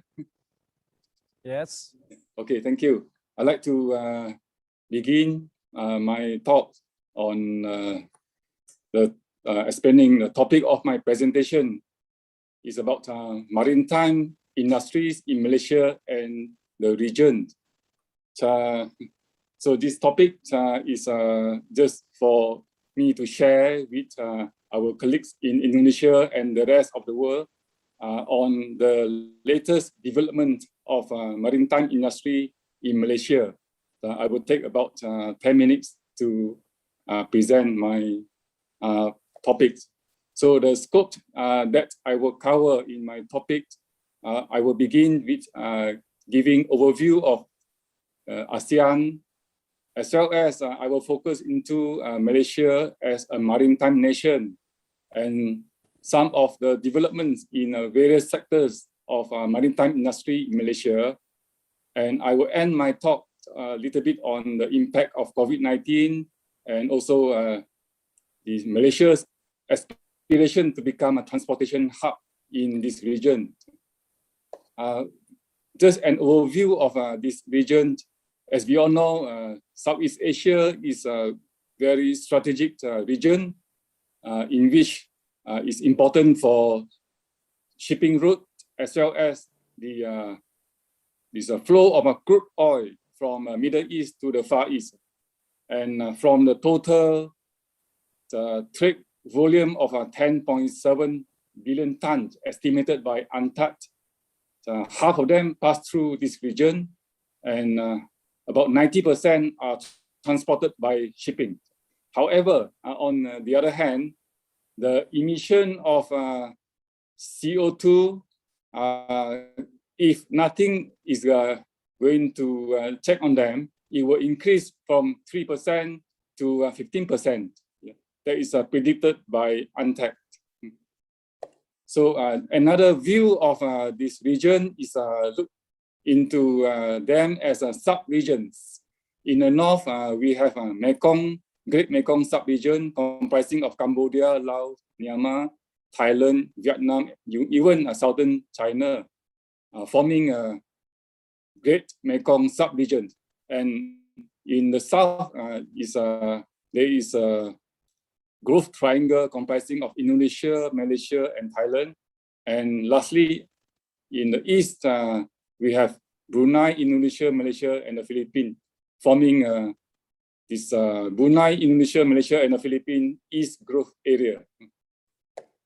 Under the aspiration of ASEAN, there is a plan to have ASEAN single shipping market by 2023, in which shipping company of members of ASEAN is allowed to operate on each other's water with less restriction. So that is a plan by ASEAN. There is also another plan by ASEAN many years ago to have roll-on, roll-off network services serving some ports of countries in ASEAN. For example, they encourage roll-on, roll-off vessels from southern Philippines to certain part of Indonesia, from the East Malaysia town of Sandakan to Zamboanga, from Singapore to Labuan, and many other cities. So this plan is yet to be achieved. So just back to Malaysia again. Malaysia is a maritime nation, reason being because of its strategic location in the region in which the west of Peninsular Malaysia, bordering the Straits of Malacca. So together with the neighbor, Singapore and Indonesia, we are all governing the Straits of Malacca. And the east of Peninsular Malaysia and the state of Sabah and Sarawak are actually bordering South China Sea. So along with the coastline, relatively low, but it's still not so long compared to Indonesia, about 4,675 kilometers. And recently, Malaysia has been ranked by UNCTAD as the 5th best connected nation, as well as the 5th busiest port nation in the world. I will explain in this point. And lastly, Malaysia is also one of the strong economies in ASEAN. So for this industry is actually contributing to about 40% of Malaysia's GDP. So subsectors including shipping, aerospace, shipbuilding, ship repair, logistics, and ports are actually contributing to a big percentage of Malaysia's GDP. And Malaysia government has come up with various plans and strategies to develop and enhance these sectors. For example, in the case of shipping, Malaysia has formulated Malaysian Shipping Master Plan. For the case of ports, National Port Strategy. For the case of shipbuilding, ship repair, SBSR Target 2020, as well as Trade Facilitation and Logistics Master Plan for logistics sector. And lastly, Aerospace 2030 Blueprint for aerospace sector. So I will explain each sector one by one. For the case of shipping sector, this Malaysian Shipping Master Plan aims to further improve our transport security, as well as to create employment and generate revenues, and more importantly, to reduce the balance of payments deficit. Currently is at a very high level now. And under this plan, Malaysia aims to achieve certain percentage of the employment of Malaysian ships in the global shipping, in the intra-ASEAN shipping, domestic shipping, as well as this operation in the Malaysian harbour. Next is a national port strategy. Under this strategy, Malaysia is able to achieve this high ranking. Two of Malaysian ports are actually in the top 20 busiest port in the world, and Malaysia, as well as ports in this region and shipping, are actually ranked very high by UNCTAD as the most connected, as well as the busiest port nation in the world. And two of Malaysians premier ports, Port Klang and Port of Tanjung Pelepas, are actually ranked in the top 20 of the world ranking. So as you can see in this slide here, there are ports located along the coastline of Malaysia, both in the peninsular Malaysia as well as in the state of Sabah and Sarawak. So all these ports are mainly administered by Port Authority and also Marine Department of Malaysian government. However, in the state of in the case of Sabah and Sarawak, they are considered state board and they are administered under their respective state. So this chart shows that Malaysia is actually 5th busiest port nation in the world with a total TEU of 26.4 million. And the bulk of this contribution comes from two main ports, Port Klang, 13.2 million, and also this Port of Tanjung Pelepas, about 9.8 million TEU.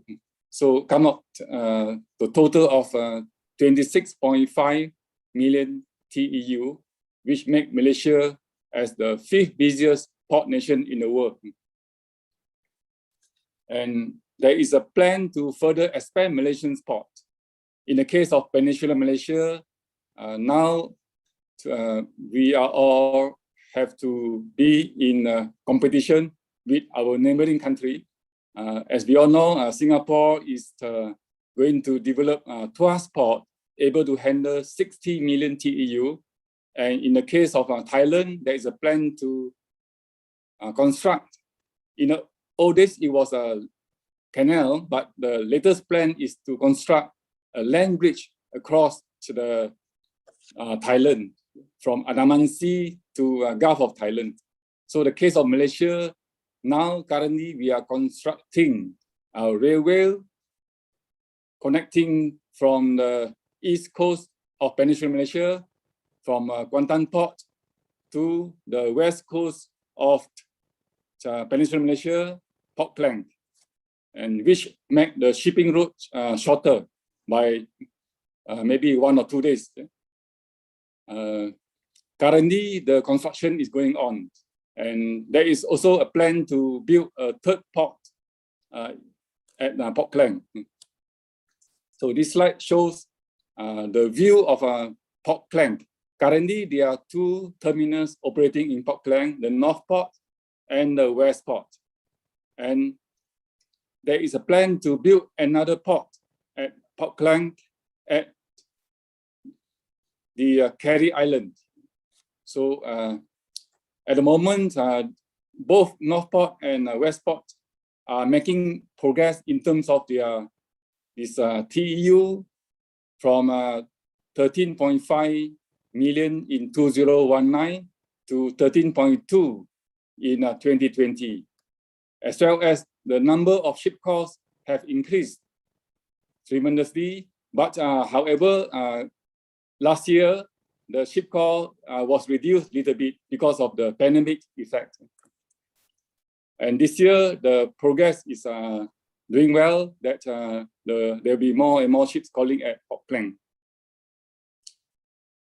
So this slide shows some constructions and plan for Port Klang. Currently, the case of North Port, because of the old port, they are actually currently doing re-engineering the North Port. And at the same time, the government is constructing LPG storage and distribution hub at Port Klang. And Westport, currently they have 9 berths, and there is a plan to further build another 4 berths to make the terminal longer. And as I mentioned earlier, there's a plan to build a third port at Port Klang called Third Terminal. So another sector which Malaysian government is hoping to improve further is shipbuilding, ship repair sector, in which we plan to build more shipyards, but focusing into the smaller vessels. That is 120 meter long or less. And we hope to secure some percentage of this business for ships plying in the South China Sea, as well as Malacca Strait. At the moment, we found that there are close to about 80,000 vessels passing through Malacca Strait. However, we have yet to achieve the target of 3% of ships using Malaysia yachts along the coast of Peninsular Malaysia. For the aerospace industry, the government is also planning to develop this industry, looking into the various subsectors.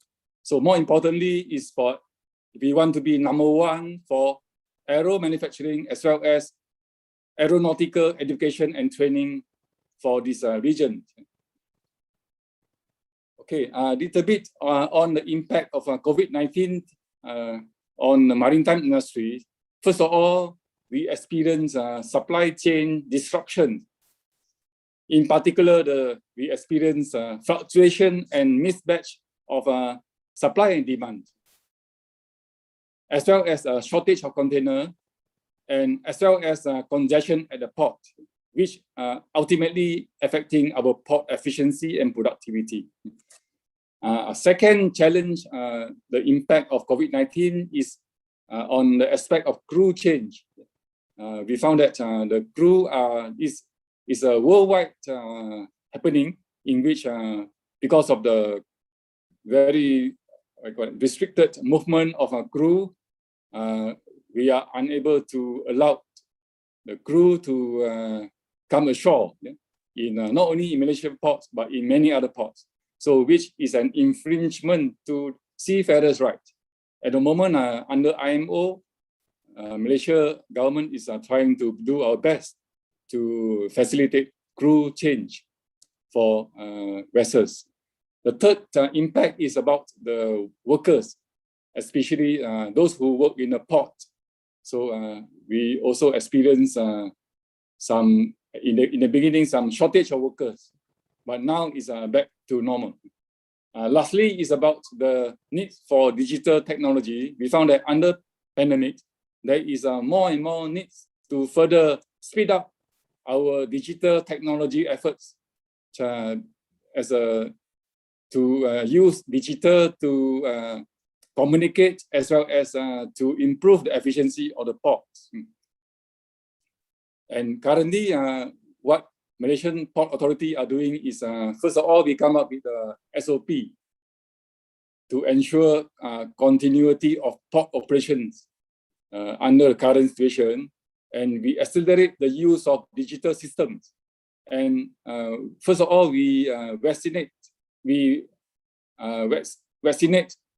the port workers and also those who are working in the office. And now most of the workers in the ports and in this maritime sector have already received our second vaccination. And what is the future for this industry? First of all, Malaysia government continue to develop shipping industry to continue to build capacity as well as expand our port and shipping. And we continue to speed up our digital effort and not to forget our green effort to take care of the environment. And we will also embark on automation, in particular in our new ports. Lastly, we also not to forget our workforce. And just one slide about the environment. Malaysia government continue to support IMO's effort to reduce greenhouse emission, to have better usage of energy, to reduce air pollution, better control of ballast water management, as well as better control of hazardous and marine litter in Malaysian water. So Malaysia inspired to become a transportation gateway to ASEAN, and ASEAN, as we all know, is a region of growth, and we hope to achieve ASEAN single shipping market by 2025, and we hope to continue the good relationship in ASEAN, as well as working towards ASEAN economic community, working towards RCEP, and also towards the aspiration of APEC. With that, ladies and gentlemen, thank you very much. I had concluded that about ASEAN, about Malaysia as a maritime nation, as well as I had explained various sectors in this maritime industry and the impact of COVID-19, as well as our wish to become a transportation hub. Thank you for listening to me. And it's my honor to be given an opportunity to talk to everyone in Indonesia. Selamat siang. Terima kasih. Thank you very much, Commander Ang, for your thorough and comprehensive presentation about the Malaysian maritime sector. And I would like now come to the last but not least speaker. He is a senior port professional of port planning and financing in the last 10 years. And he was also the senior vice president of Indonesia's state-owned port company, or IPC, for 4 years, and been responsible for directing research and consulting studies and providing management support for marine assets throughout the world. a prominent speaker in many academic conferences in port and shipping research, and his role was instrumental in growing Asian Pacific port operations development through his professional consulting activities. Ladies and gentlemen, I would like you to welcome Mr. David Wicknell. Mr. David Wicknell, please. Good afternoon. Thank you very much for the privilege of speaking at this conference. And first of all, just try and share my screen, which hopefully will work. What I'm going to talk about this afternoon is the President of Indonesia's strategic project at Ambon Newport, but I'm not talking about the main part of the port development, but rather some of the background to why it's important to the economy. Part of this is the World Bank's Eastern Port Project, looking at improving logistics and shipping across the Moluccas and NTT. Now, as everyone will know, if you want to, the main focus has to be the economy. Bill Clinton, many years ago, in his election campaign, said it's the economy, stupid. And if we want to improve things like life expectancy, education, per capita GDP, it's the economy that we need to address. So if we start off with the economy and look at the areas which matter most in Maluku and NTT, what we see is the importance of agriculture, forestry and fishing, and improving these will improve the ability to generate tax revenues and to generate all the other improvements in all the other areas of the economy. So we need to focus on improving fishing, aquaculture, fruit and vegetables, and livestock. So the first area of interest is... Mr. David, are you presenting your PowerPoint right now? Yes, hopefully I am. It's not displaying yet. Hang on. Is that working? Do we have it now? Yes, it's crystal clear. Okay, that's good. That's good. Okay, so you know, if we're going to impact the economies of Maluku and NTT, we need to impact agriculture, forestry and fishing in both provinces. And those are actually subtly different in both provinces. We need to look at fishing in NTT and aquaculture in, fishing in Maluku and aquaculture in NTT. And we need to look at how the port and the shipping sector can assist those in growing and increasing their benefit to the economy. So if we first of all look at fishing, I'll actually focus on tuna, primarily because it's the biggest cash generating fish. It's certainly not the only fish, and it's certainly not the full story about fishing in Eastern Indonesia. But one of the things we need to recognize and take care about is there is only a limited amount of tuna in the sea, and we need to manage that very, very carefully.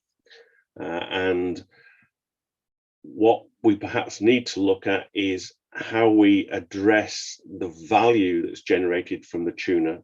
Now, part of the overall development and areas where innovation are going to be important is understanding how much tuna we can take from the sea.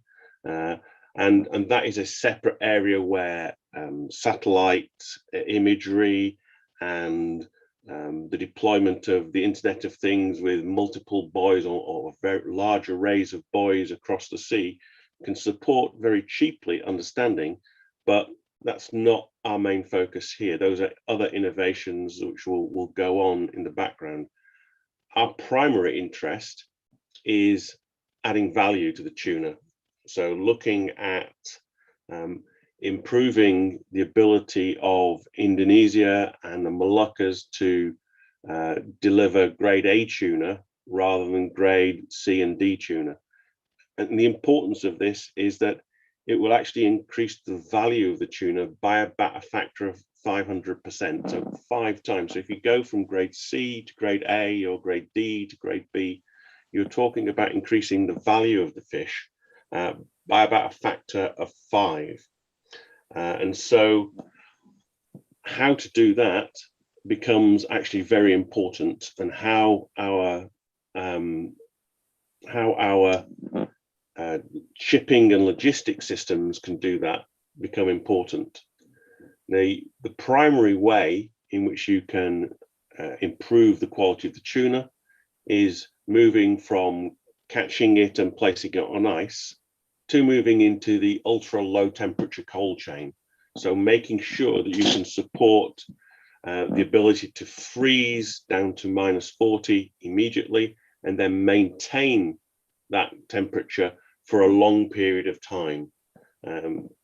This allows you a number of things. First of all, it obviously allows you a lot longer time to get to market, which allows you to use instead of using air freight, you can use sea freight, but it also allows you to stockpile and protect the fish from fluctuations and down elements of when fish is in oversupply. So you can actually manage the delivery of tuna into the market.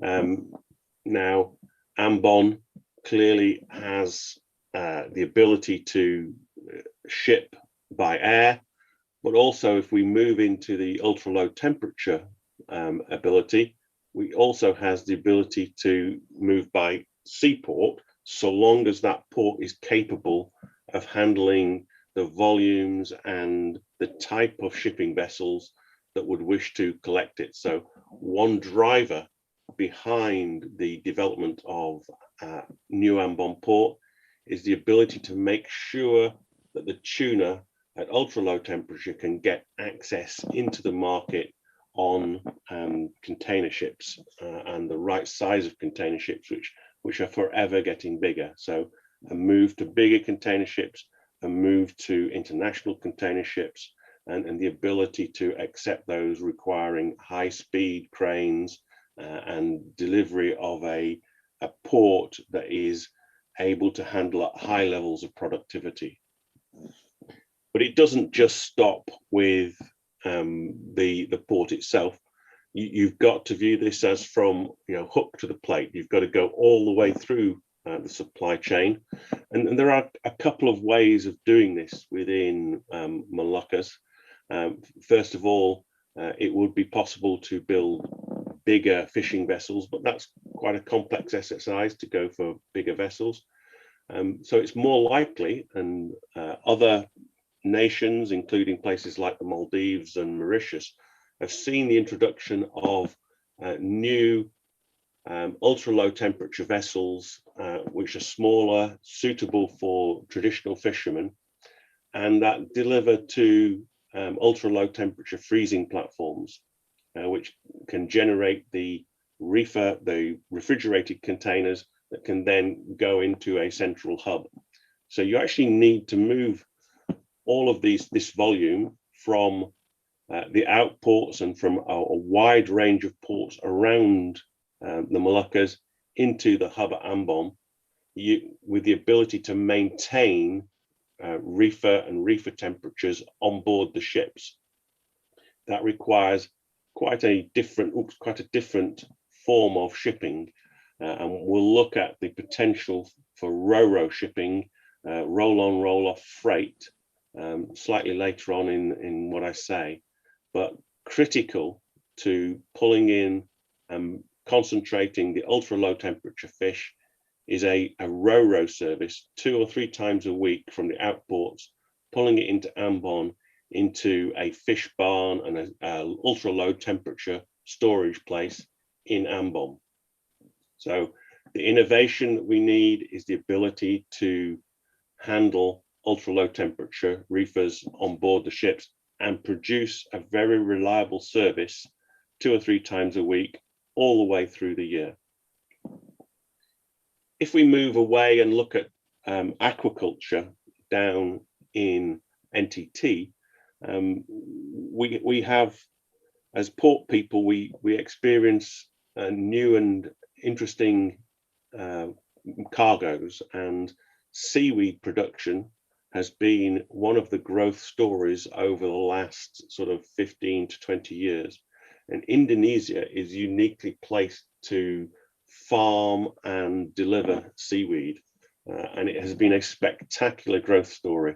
I know this particular graph shows that volumes have fallen off a little bit in Indonesia in the last few years, but that's primarily been an inability to deliver the volumes into hubs, because it takes a lot of area and space to grow the seaweed and develop the seaweed.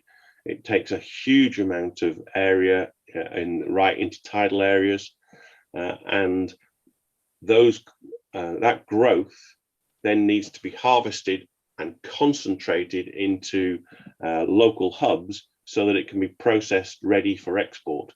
And it's that process of bringing it into a hub which requires innovation. How can we do that? And again, Ro-Ro and roll-on or off freight ferries and large ones, to make sure that they are reliable and consistent in their delivery of the service, is important.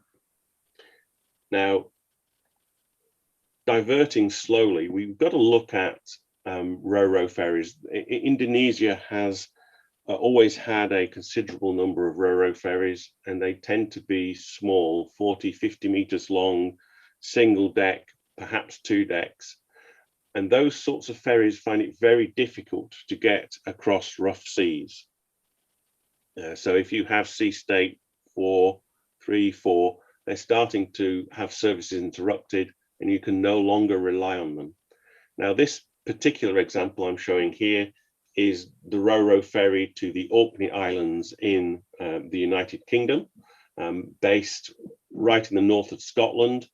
Population about 40,000 people on all the islands, and this ferry serves all the islands. It's quite a substantial ferry. It's about 150 meters long.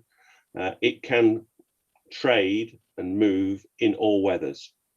Now, one of the concerns has always been that we can't use big, reliable ferries in eastern Indonesia because we don't have the population, we don't have the volume.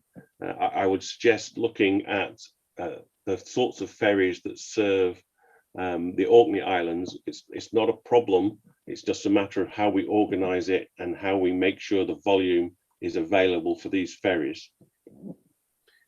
The other international lesson we can perhaps learn, and this may or may not apply directly into Eastern Indonesia, but certainly does in Indonesia, is looking at the nature of ferry routes.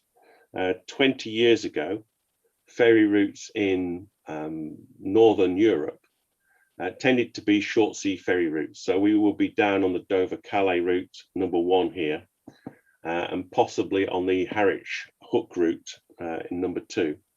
What we've seen over the last 20 years is that the freight has stayed on those ferries longer and longer, and the ships have actually started calling at multiple ports rather than just acting as a ferry. So we've seen ever longer ferry routes and benefits from ever longer ferry routes. So the most obvious example in Indonesia would be instead of Merak Bakahuni going Jakarta to Lampung, slight diversion, but this is the sort of best practice we can bring into Eastern Indonesia. The other best practice is the use of unaccompanied freight. So instead of the driver taking his vehicle onto the ferry and then driving off at the other end, just leaving the lorry in the port and the ferry company driving onto the ferry and driving off the ferry the other end, waiting for pickup. Now, quite often in Europe, this is done by leaving the trailer, but it is also done with leaving the keys and just changing the driver as you go through. So lessons that we can learn from Ro-Ro, longer routes, unaccompanied ferries, and larger ferries, which allow more consistent and reliable services. And certainly in Europe, these sorts of innovations have led to very rapid growth. This is a Humber Sea terminal, which is a terminal I first looked at when there was nothing here at all in 1996. And the first berth, which is the one to the bottom right-hand corner here, was built in 1996. And the rest of the port has been developed since then to become the largest freight Ro-Ro ferry port in Britain, pure freight Ro-Ro ferry port. So freight Ro-Ro is something that has been developing rapidly in Europe. The larger boats make them very much more reliable. And one of the areas that we've been looking at is using a Moluccan class freight Ro-Ro to provide the services around between places like Saumlaki, Dobo, and Ambon to make sure that we can bring the frozen tuna into Ambon quickly and efficiently. These are large enough to weather the seas that we have to get through. They're fast enough at somewhere about 19, 20 knots or twice the speed of all the existing ferries to make sure that they can provide that frequency service, sort of going twice, 3 times a week to actually bring in the frozen fish on a regular basis to make sure that we don't have to have large, low temperature and high cost freezer facilities all around all the ports. And then it's also because of the draft, and Ro-Ro ferries tend to have lower draft than container ships. They can access as many ports as practical with relatively modest amendments to the port. To give you an idea, a container terminal will cost you, a small container terminal will cost you somewhere between 50 and 100 million US dollars, whereas a terminal for a Ro-Ro ferry like this will cost you somewhere between $5 and $10 million, so 1/10 of the cost. So providing access to these faster, more reliable ferries is relatively modest in cost. And so looking at the pilot routes, these are all geared around the economic benefit that we were talking about earlier. So bringing the fish into Ambon to be stored and then shipped out of Ambon Newport, and then bringing seaweed and other products in from around NTT into Kupang so that it can be processed ready for export. The routes look viable. You can produce quite a lot of routes for relatively small number of ferries because of the speed. And when you do the financial assessments, the cost is about the same as the existing logistics service, but you gain so much more in addition to the actual movement of the goods and the transport of the goods. You're getting it much faster, and you're getting it all much more reliably. And that reliability is important.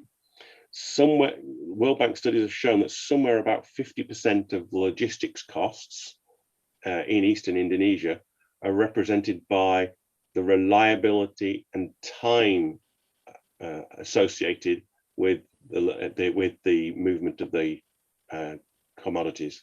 So if you radically improve the reliability and reduce the time, you actually have a massive impact on that 50%. So you can halve it and even more. So moving to reliable, consistent services very beneficial, even above the cost difference and the relatively similar costs.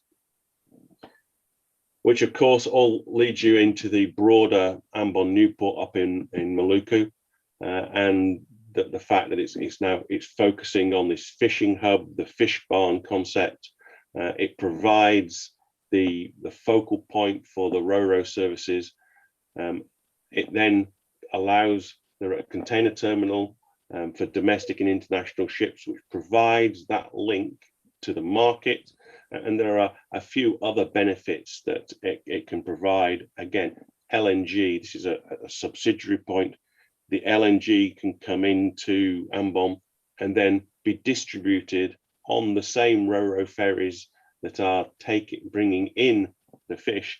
They can take out containerized LNG and have a major impact on the cost and the emissions from electricity generation in the outlying islands. So an integrated port with the Ro-Ro concept providing the connections around Maluku, which have an impact on the core economic needs of Maluku.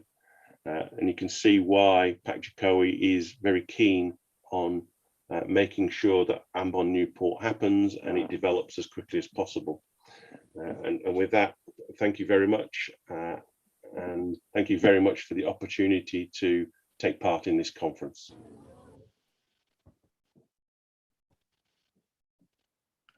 Thank you, Mr. David, for your interesting presentation. Now, ladies and gentlemen, we have completed all the speakers, all the 3 speakers, but I would like to inform you that unfortunately, Professor Thierry has to leave early because he has some appointment that he cannot miss today. Therefore, a question and answer session will be conducted for the 2 speakers. And some question already in my private channel, but I would like to read the first question addressed to Commander Ang from Captain Zulkifli regarding COVID-19 outbreak and crew change for ship, how to handle the process of changing crew on board during the COVID-19 pandemic. As we know, there is a level of stress that will be felt if worked beyond the contract limit agreed before working. It will affect the performance of each crew. Probably Commander Ang has some best practices during his service in the naval. Please, Commander Ang. Thank you. When I was in the Navy, there was no problems at all for sailors to go ashore. In the case for me, I went to quite a number of ports in Indonesia, for example. On my sailing trip passage to Darwin, it was in the 90s. I stopped over in Ujung Pandang, Ujung Pandang and Surabaya. And likewise, I also have the opportunity to go to Sabang. So it was a good experience for me. But unfortunately, now we are in the under this pandemic. So there is a lot of discussion on how to handle crew change. It's a global issue. Yeah? And at the moment, there are thousands of sailors at sea unable to go back home after their contract has expired. So which makes something like their life difficult for the seafarers. So what we do in Malaysia, we try to manage the situation in which the Malaysian Port Authority come up with SOP. We come up with SOP together with many agencies dealing with the pandemic. For example, those medical staff, and as well as those from immigration. So we try to manage allowing the crew change to happen. Yeah. But on the global issue, what I come to understand is in China, there is a plan to have a crew change happening on an island of, if I'm not mistaken, Ningpo Port. Yeah? So rather than for the seafarers to disembark and embark at any other port, but they have a dedicated port just to handle a crew change. So that might be another alternative. So my answer is to cut it short, SOP, as well as to have a dedicated terminal to handle crew change, the case of China. Thank you. Thank you, Commander Ang. The next question is addressed to Mr. Wicknell from Mustika Sari.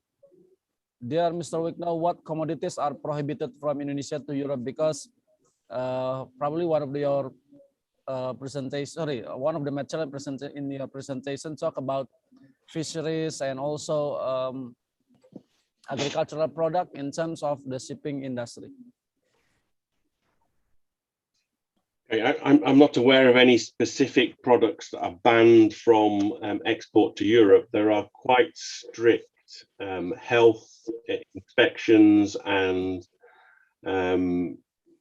a whole range of different regulations that have to be met to export to Europe, and that is quite a complex issue. That once you've got a facility ready, in particularly in fishing, to export, the movement of and relocation of those facilities is actually quite difficult because of the regulatory process from Europe. However, I think we should bear in mind that I don't think Europe is necessarily the main market for all of these commodities. There's a substantial market within Indonesia, partly, but there's also a very substantial market in China, Korea, Japan, and the rest of ASEAN. Europe can be very awkward as a place to export to because of the regulatory situation. And to be fair, the same is true of the United States. But actually, it's not the only market. It may well not be the best market. Okay, thank you, Mr. David. Next question is from Zainal Abidin, directed to Commander Ang. How Malaysia see Indonesia as strategic growing maritime nation recently? Yes, Mr. Commander Ang. Okay, I try to answer her. I might not be the expert or the government spokesperson, but from just the back of my mind, I see three things about Indonesia's maritime industry. Number one is your leadership. I come to know that from my analysis, your leaders are very committed to make Indonesia as a maritime nation. Number two, I also come to know that you are very firm in your not only formulation but enforcing your cabotage policy. Yeah. So what we noticed from Malaysia, that Indonesia is very firm on your cabotage policy. Yeah. For example, if any vessels, fishing vessels infringe Indonesia's water, there's no other alternative except that the vessel must be burnt. If I'm not mistaken, it was appear in the media. And number three is I noticed that Indonesia as the archipelagic nation has a lot of potential. Yeah? So Indonesia is a very big maritime nation. So there is a lot of potential with a big population, a big economy, and located in ASEAN, the strongest region in the world. There is a lot of potential for Indonesia to develop your maritime industry. Thank you very much. Thank you, Commander Ang. Now the question from Mr. Sujanadi, directed to both of you. Dear David and Commander Ang, any strategy managing integrated shipping port logistics under turbulence environment such as this today's global recession and COVID-19 implication? Probably Mr. David can start first. Okay, so strategies. I mean, first of all, we need to recognize that globally, the shipping industry is going through a remarkable boom in profitability, and the rates that are being charged on the worldwide are very high indeed. And I think this is going to be very difficult, but we should recognize that I think most of those freight rate increases are geared around instability in the market and a lack of basic equipment. Things like containers are in the wrong places, and we're having trouble managing getting those containers back to the right places and the supply of containers correctly. It would probably be unwise at this time to make very large investment decisions before we have a clearer picture of what is really going to happen over the next 2 to 5 years. There has been quite a lot of damage to the world economy, but that has not impacted. In fact, it's had exactly the opposite impact on shipping in terms of how much money is being made. To make the assumption that that's going to continue and invest heavily in new ships could well put the shipping and the port sector back into an overcapacity cycle, and we'll keep going with the waves that we see. So I think although we are seeing very high profits and generation of a lot of cash, probably we need to be careful about taking large investment decisions at this time. The other thing is it does point out how important improving our knowledge and visibility through the supply chain is to make sure we can move the containers around properly and rebalance them as efficiently as we can, as soon as we can. Thank you, Mr. David. Commander Ang?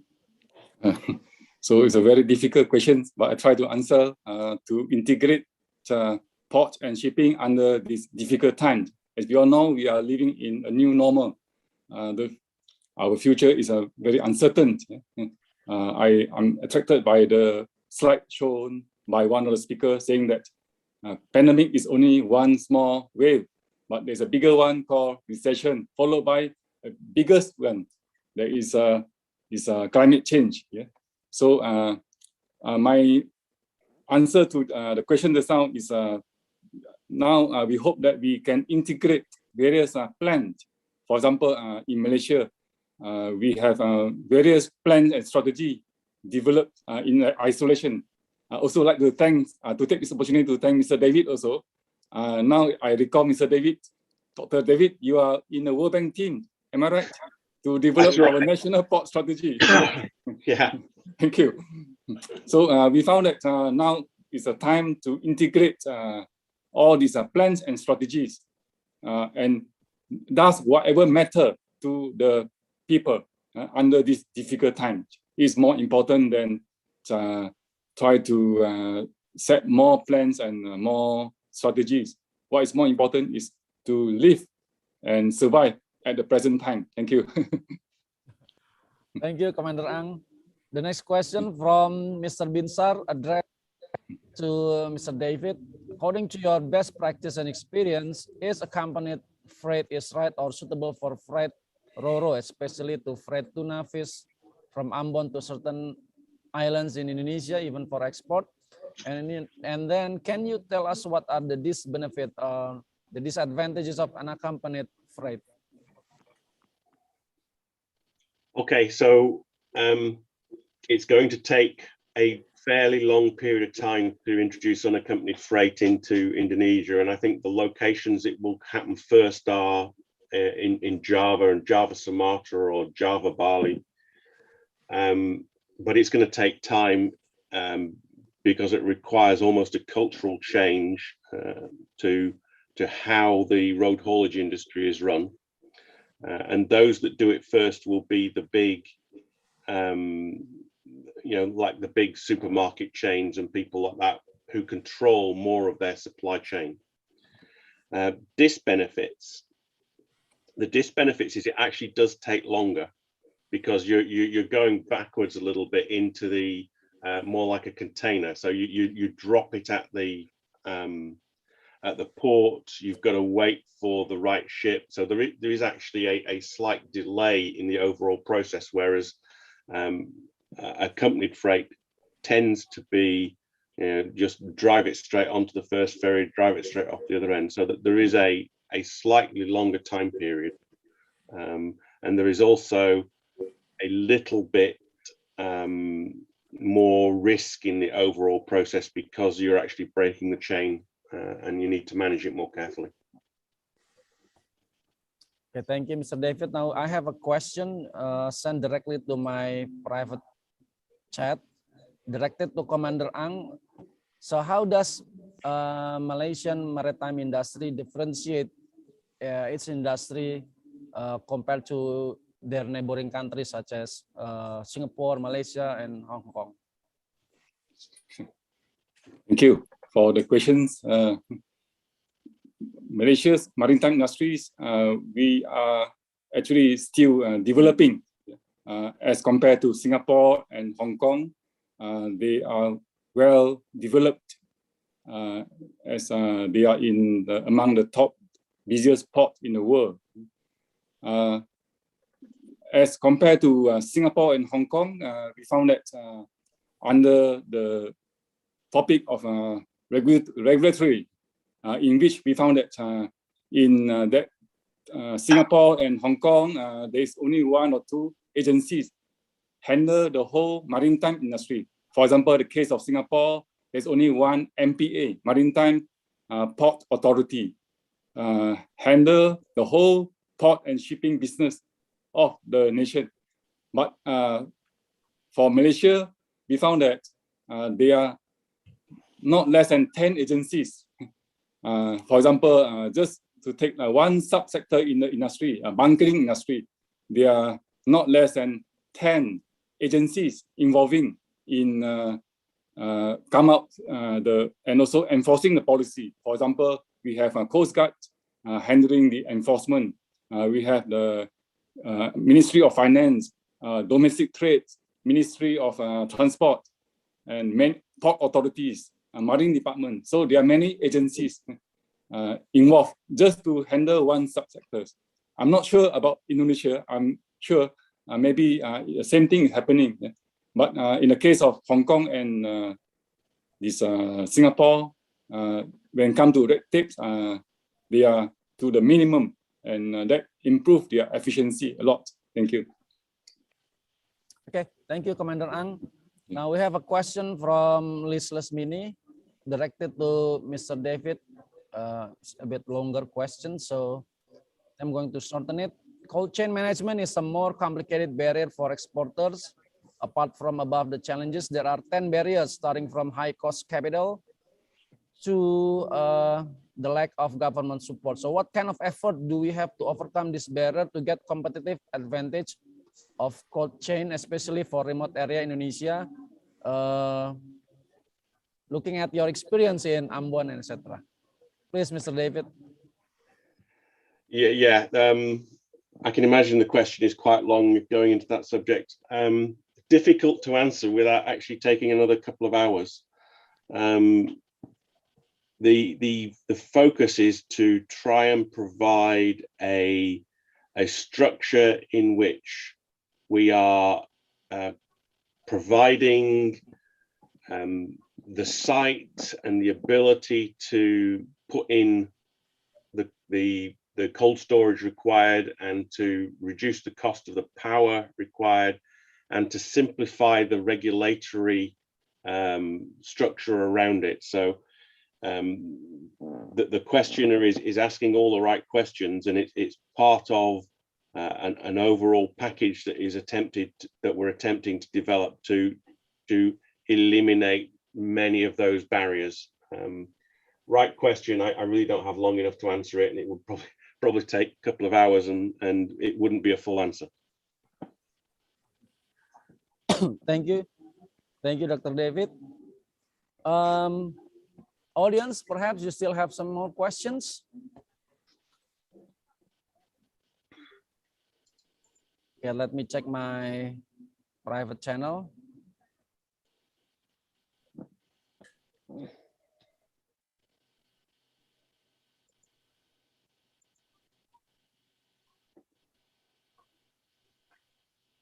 So this is another question to Commander Ang.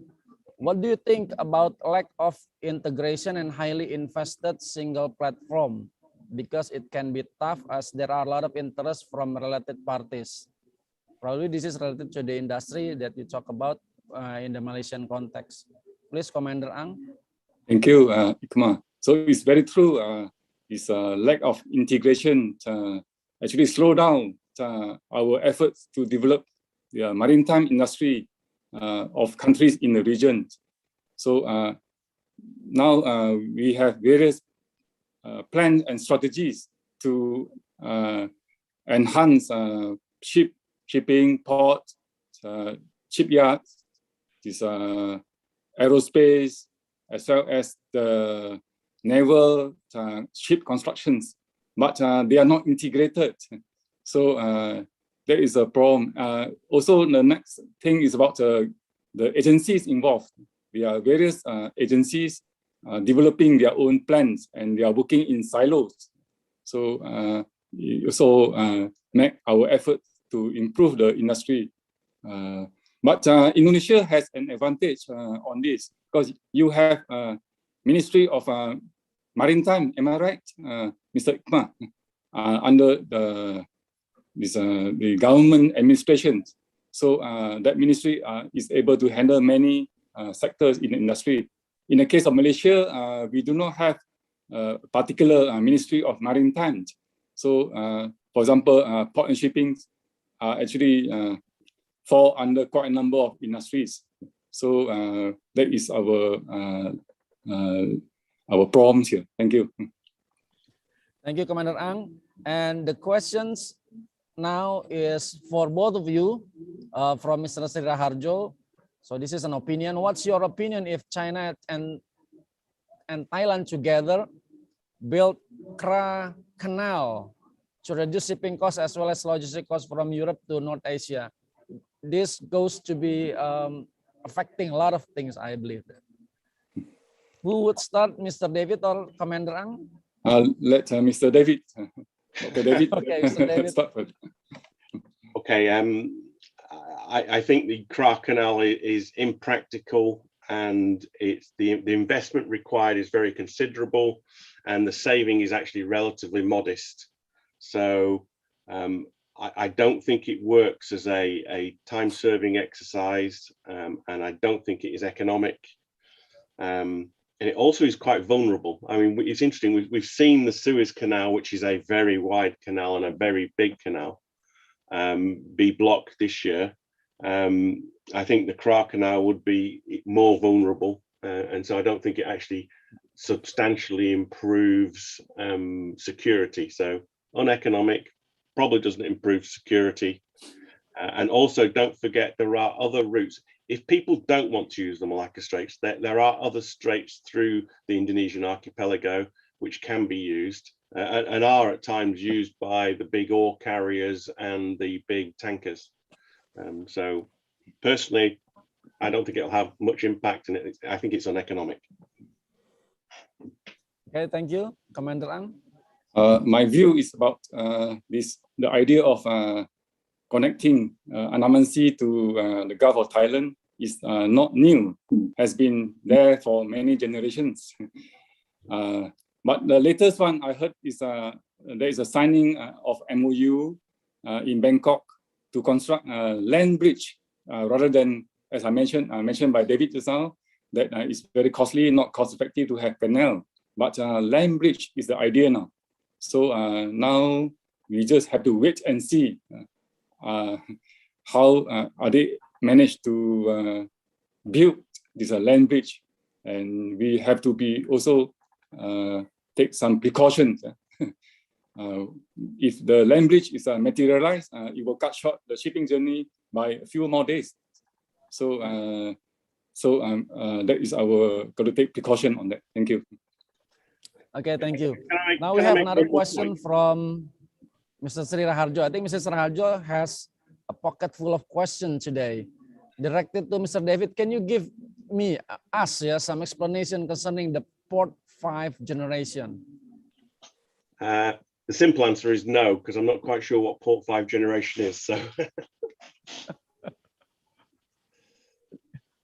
All right. Now I have a question also from Ms. Sonia, directed to Mr. Ang. How do you think about Indonesian maritime compared to Malaysia? Please, Commander Ang. I can only give my view as a researcher on maritime sector.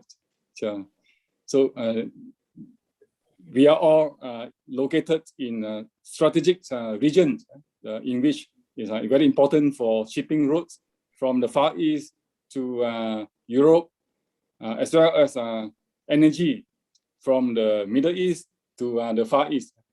And we are all actually have interest in the Malacca Straits. But in the past, this Peninsular Malaysia managed to build some good ports, for example, Port Klang and ports of Tanjung Pelepas. So we managed to capture quite a large number of vessels using Malaysian ports. But I also can see a lot of potential of the maritime industry in Indonesia. For example, now currently you are constructing expansion in Tanjung, one port, Tanjung Priok in Indonesia. So which is also has potential to capture vessels. But now there is a lot of competition, not only between Malaysia and Indonesia, as well as other countries, Thailand, Indonesia, Singapore. So it's a healthy competition in ASEAN. And we are all developing together under the spirit of ASEAN. Thank you. Thank you very much. Now we have a question from our rector, Dr. Sukardiman, directed to all of you. How to enhance competition among other shipping and logistic company in your country as experience? Probably you may want to share to the audience today in this Grostlog 5. So how is the key component in enhancing the competitiveness of the industry? Okay. Thank you, Mr. Moderator. Maybe Commander Dr. Ang David or like David to answer first. Dr. David. I think enhancing the competitiveness is probably now focused on making sure that the digital technology and the systems integration is done effectively across the board, and that transparency within the system is achieved far more effectively. So I think competitiveness in worldwide sense is geared around making sure that we have transparency and clarity of vision as to where things are, why they're moving, when they're moving, and we have a much more integrated and visible supply chain. I think some like Indonesia, I think still needs substantial infrastructure development. It needs to be able to handle more and bigger ships, and it needs to handle them quicker. So there are some infrastructure needs still in Indonesia, but worldwide it's as much to do with visibility as anything else. Okay, thank you, Commander Ang. My view also has been answered by Dr. David. Same thing also have to be transparent, and there's have to be a lot of exchange between stakeholders of both countries who have interest in this industry. So we hope to have more collaboration and more exchange of views, as well as we hope we can make use of these intergovernmental efforts, for example, ASEAN, APEC, also IORA, to further collaborate to improve the maritime industry in the region. Thank you. Okay, thank you, Commander Ang. And another question to Mr. David and Mr. Ang, that reducing gas emissions should be of a great concern for all business, including sea transportation. How this business responds to this issue in the next years? Is it really significant? Okay, I'd like to answer the questions. If you say next year is too difficult for most nations in this region, as in particular to comply to IMO's convention.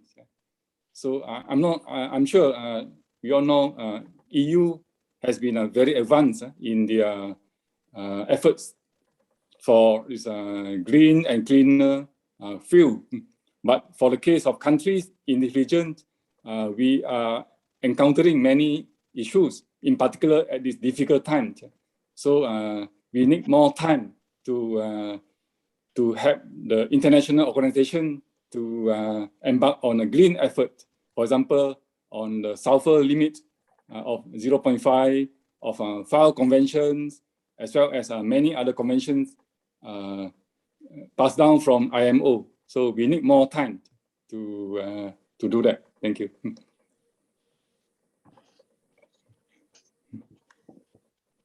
I mean, one of the problems with addressing reducing emissions is at present and for the last 30, 40 years, we've all been very focused on one particular type of fuel, and that has allowed us to develop a bunkering system and a fuel supply system, which is relatively focused and very clear worldwide.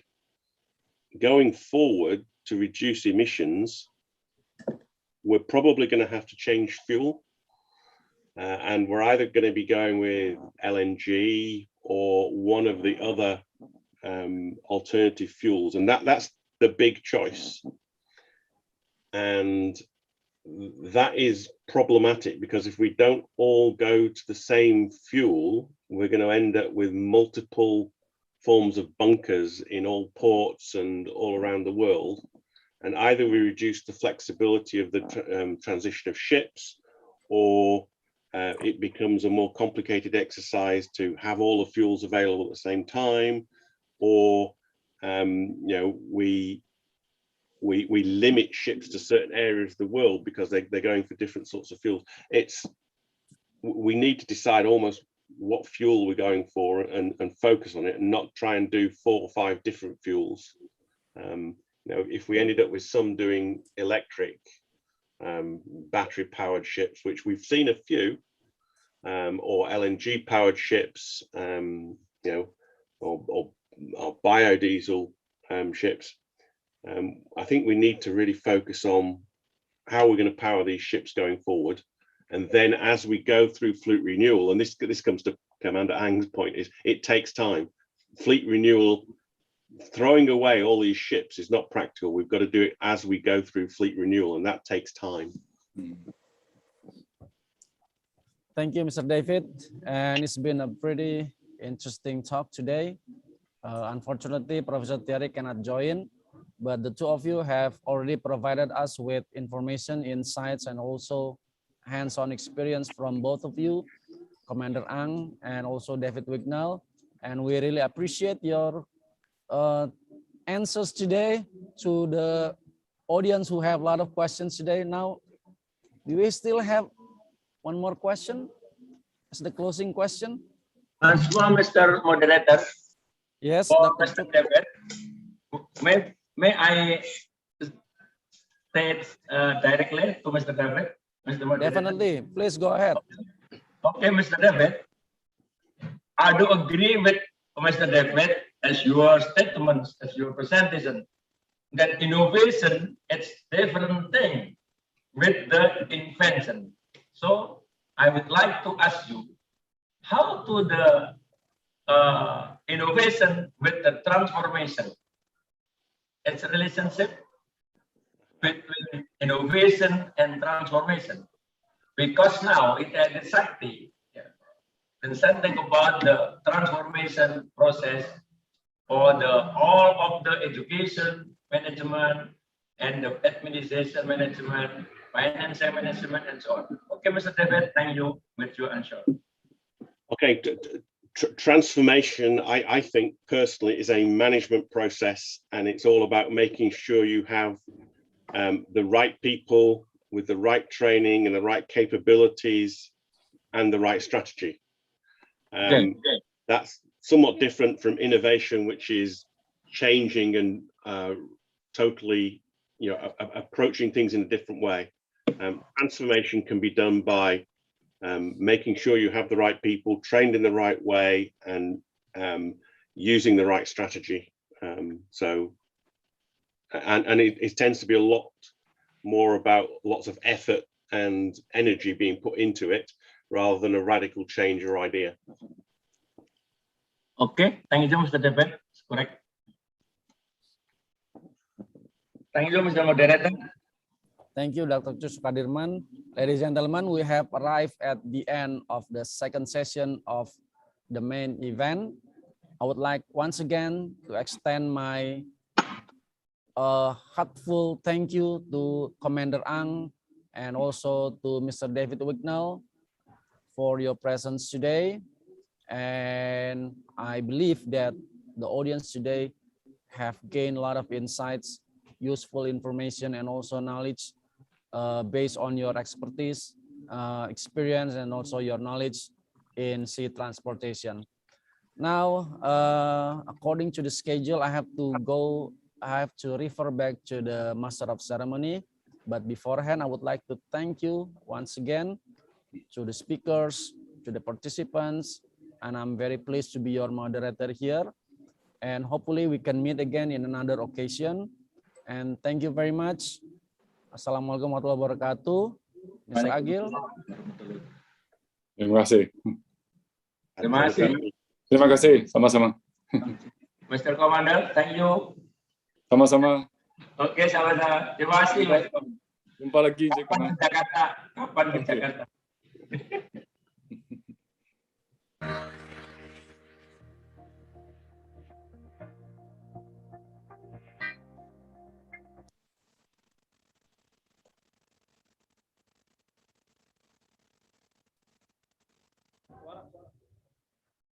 Thank you for our moderator, Mr. Iqbal, for your assistance on our plenary sessions for today.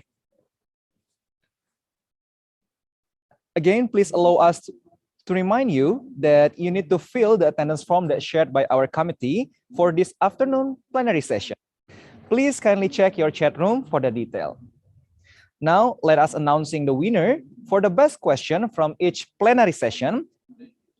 So, the winners for the best question are, from the first plenary session, congratulations to Ms. Yolanda Hairunisa, Mr. Aji Wibisono, and Mr. Hendro Kuntohadi. And also for the second plenary sessions, congratulations for Cap Zulkifli, Ms. Liz Lesmini, and also Professor Sujanadi. Congratulations for winning the best question, and please check at the chat room for the contact person from our committee.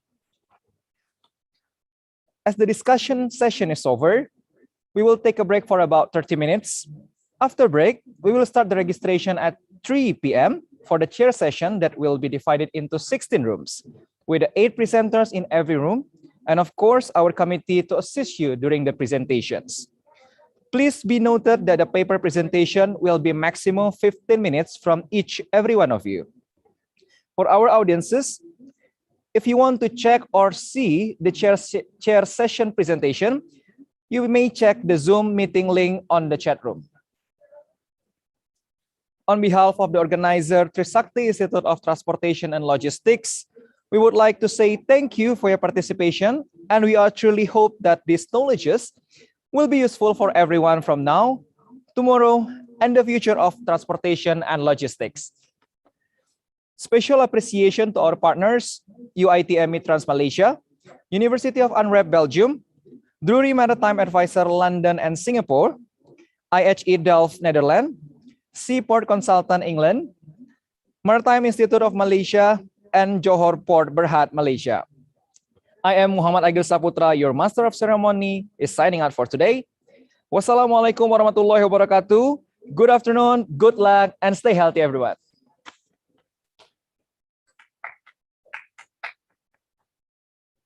Nah, langsung ganti nak.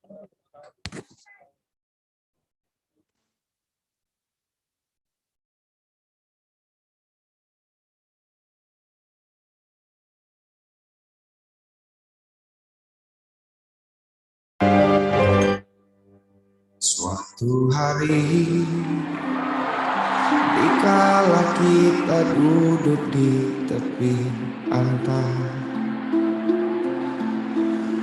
dan memandang ombak di lautan yang kian menepi. Burung jamang terbang bermain di darunya.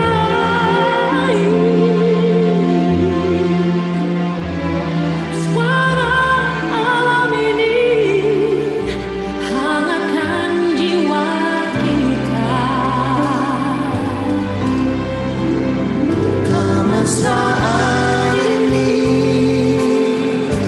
janganlah cepat berlalu. Kemesraan ini ingin ku kenang selalu. Hatiku damai, jiwaku tentram di sampingmu. Hatiku damai, jiwaku tentram bersamamu.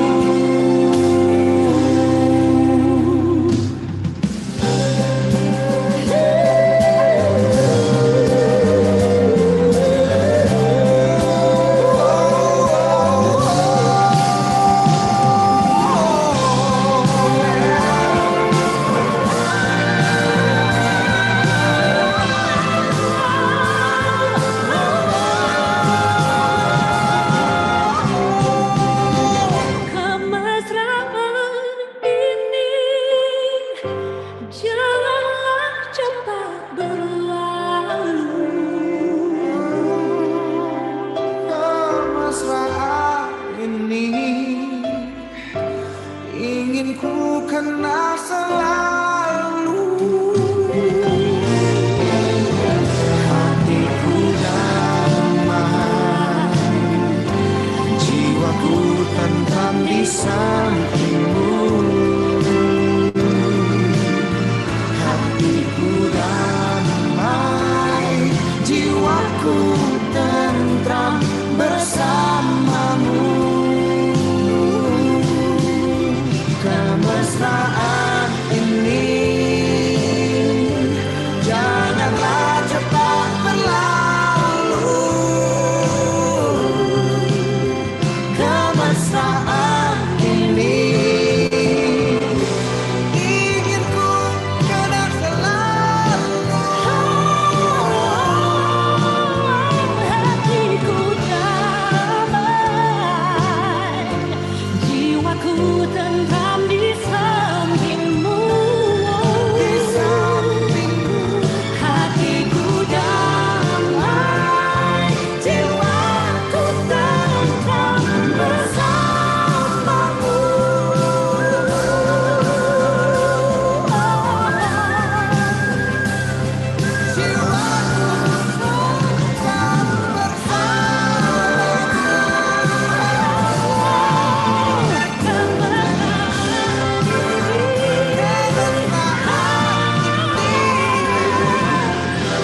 Janganlah cepat berlalu.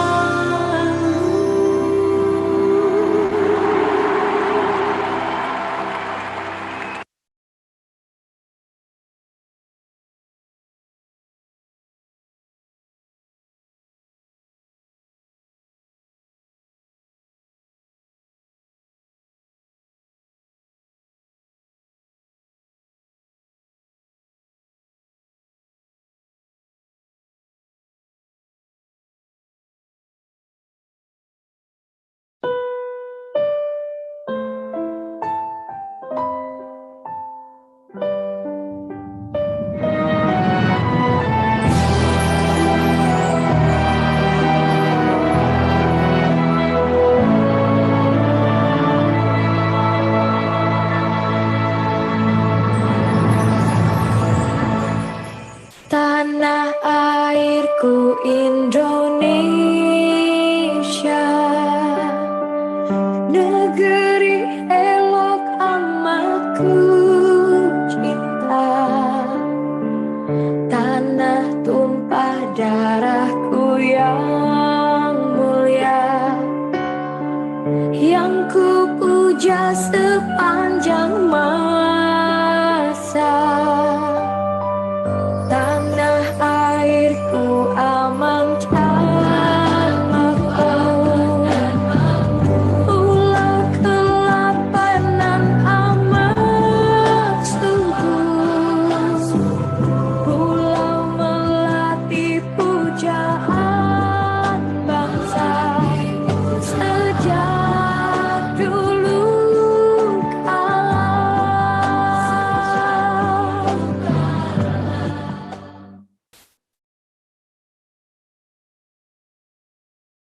Ladies and gentlemen, please kindly allow us to remind you again that the chair session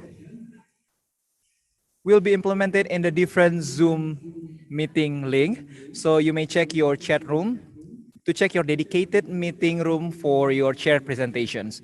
So everyone, again, please kindly allow us to remind you that the paper presentation or the chair session will be divided into 16 rooms. And please check the dedicated Zoom meeting room link on the chat room. Thank you.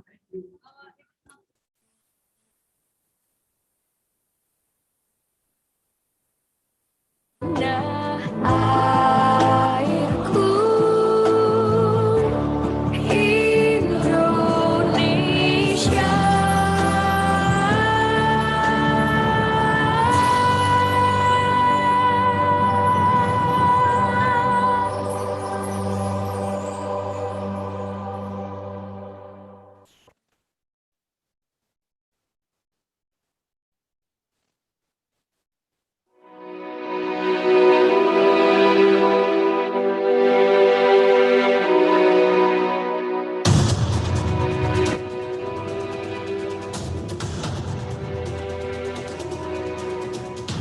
Seksi batu manikan di joget sama di kota dia menyanyi sebab mengkajula-jula, sebab mengkajula-jula. Seksi batu manikan di joget sama di kota dia menyanyi sebab mengkajula-jula, sebab mengkajula-jula.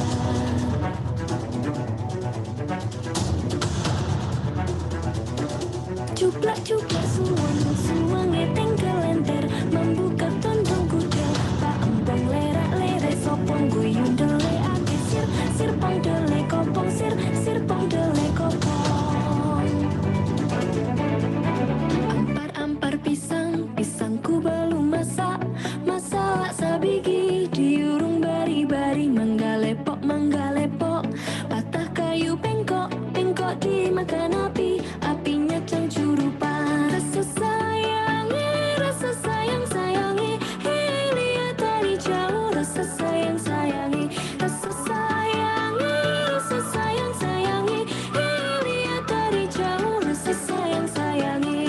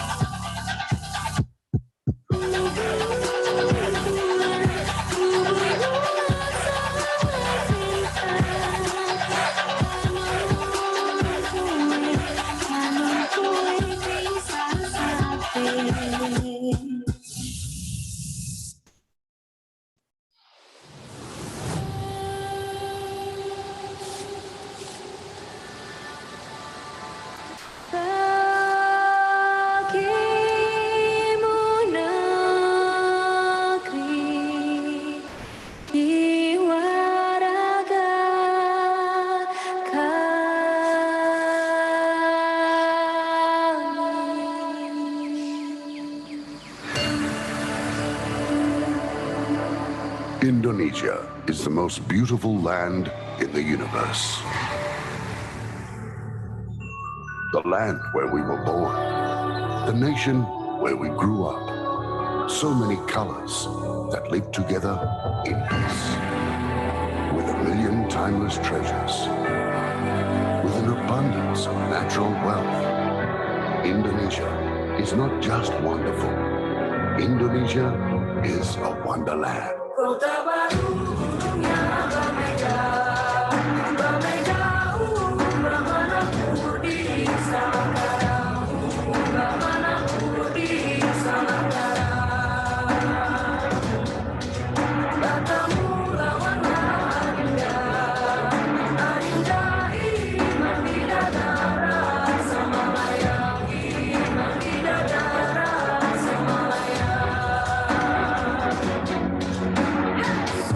Sayang si patokaan matego gorokan sayang si patokaan matego gorokan sayang sajujur imanam kami sabapare samuna keke samuna keke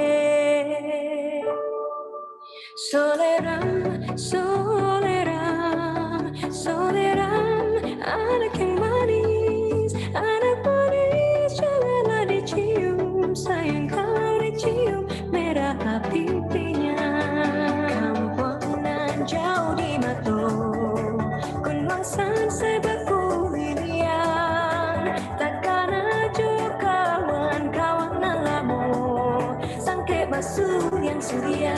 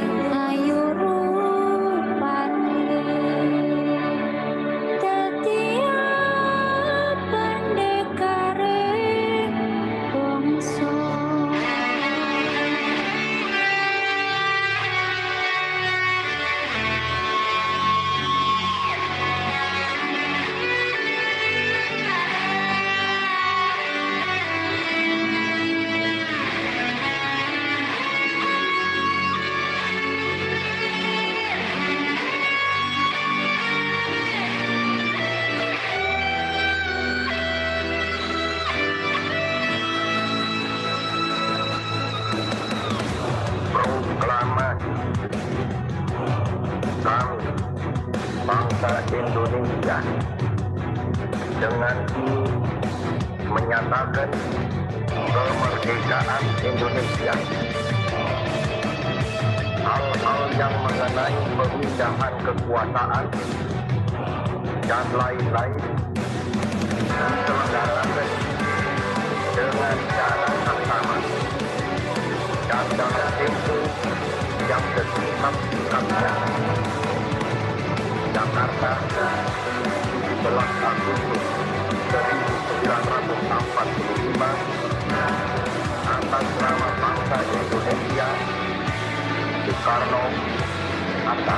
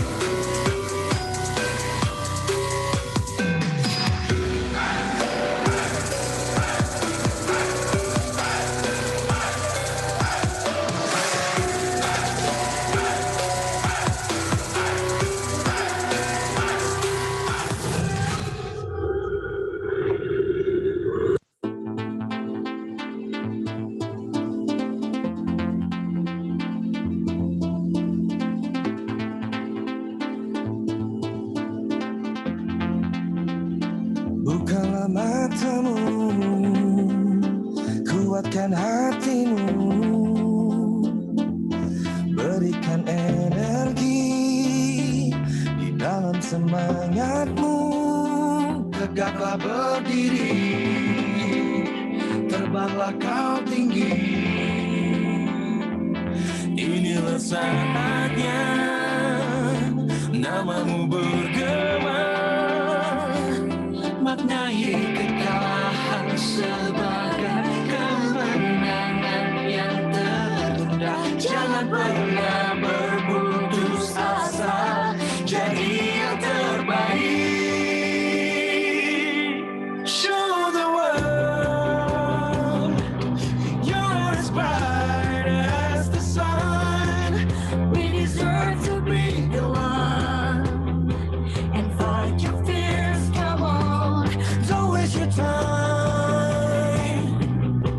Raise the energy, you'll shine, and give your best. Let God do the rest.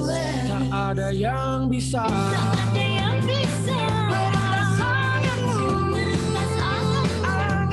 Kita pasti sanggup untuk meraih mimpi. Hidupkan bendera bangsamu, tentang di tiang tertinggi. Jadikanlah jiwa mudamu mengukir sejarah.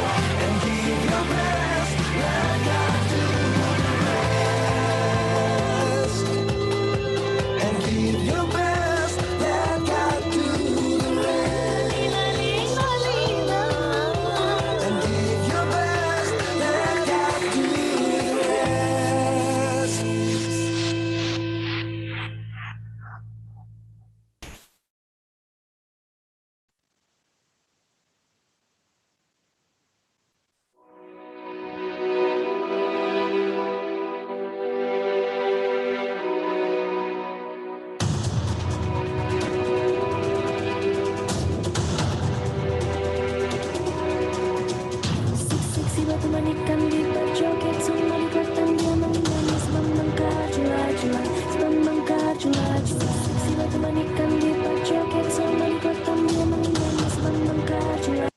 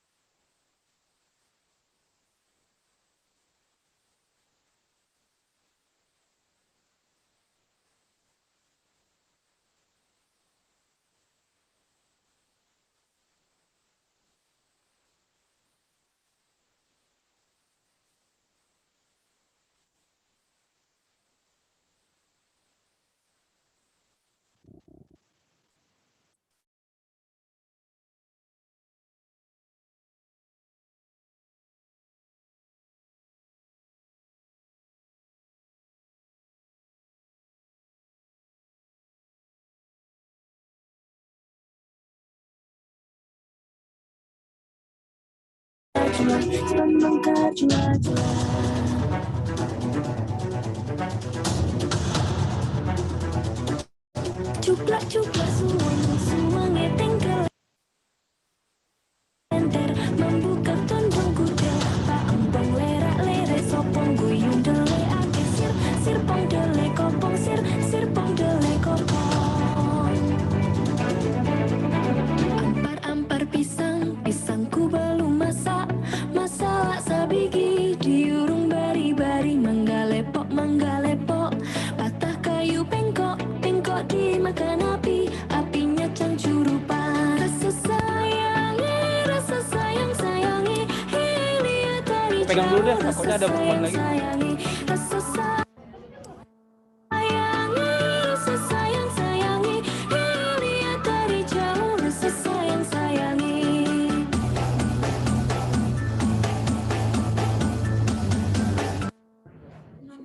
Tes. Masuk. Tes. Izin Bapak Ibu dan rekan-rekan semua participants yang masih ada di meeting Zoom ini, silakan untuk berpindah ke chair session-nya masing-masing karena kita akan segera memulai chair session pada Grostlog tahun ini. Sekali lagi kami silakan untuk Bapak Ibu semua atau teman-teman atau rekan-rekan dari participants untuk dapat pindah ke Zoom yang sudah kami sediakan dan sudah ada di chat room, dan Bapak Ibu semua silakan menuju ke dedicated meeting room yang sudah disediakan. Terima kasih.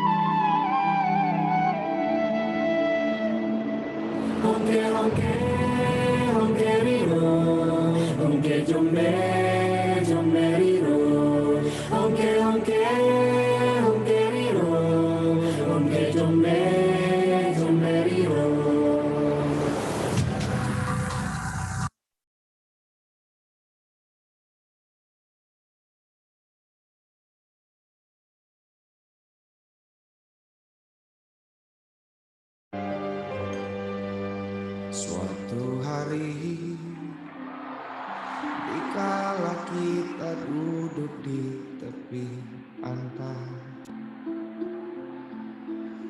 dan memandang ombak di lautan yang kian menepi. Burung jamang terbang bermain di derung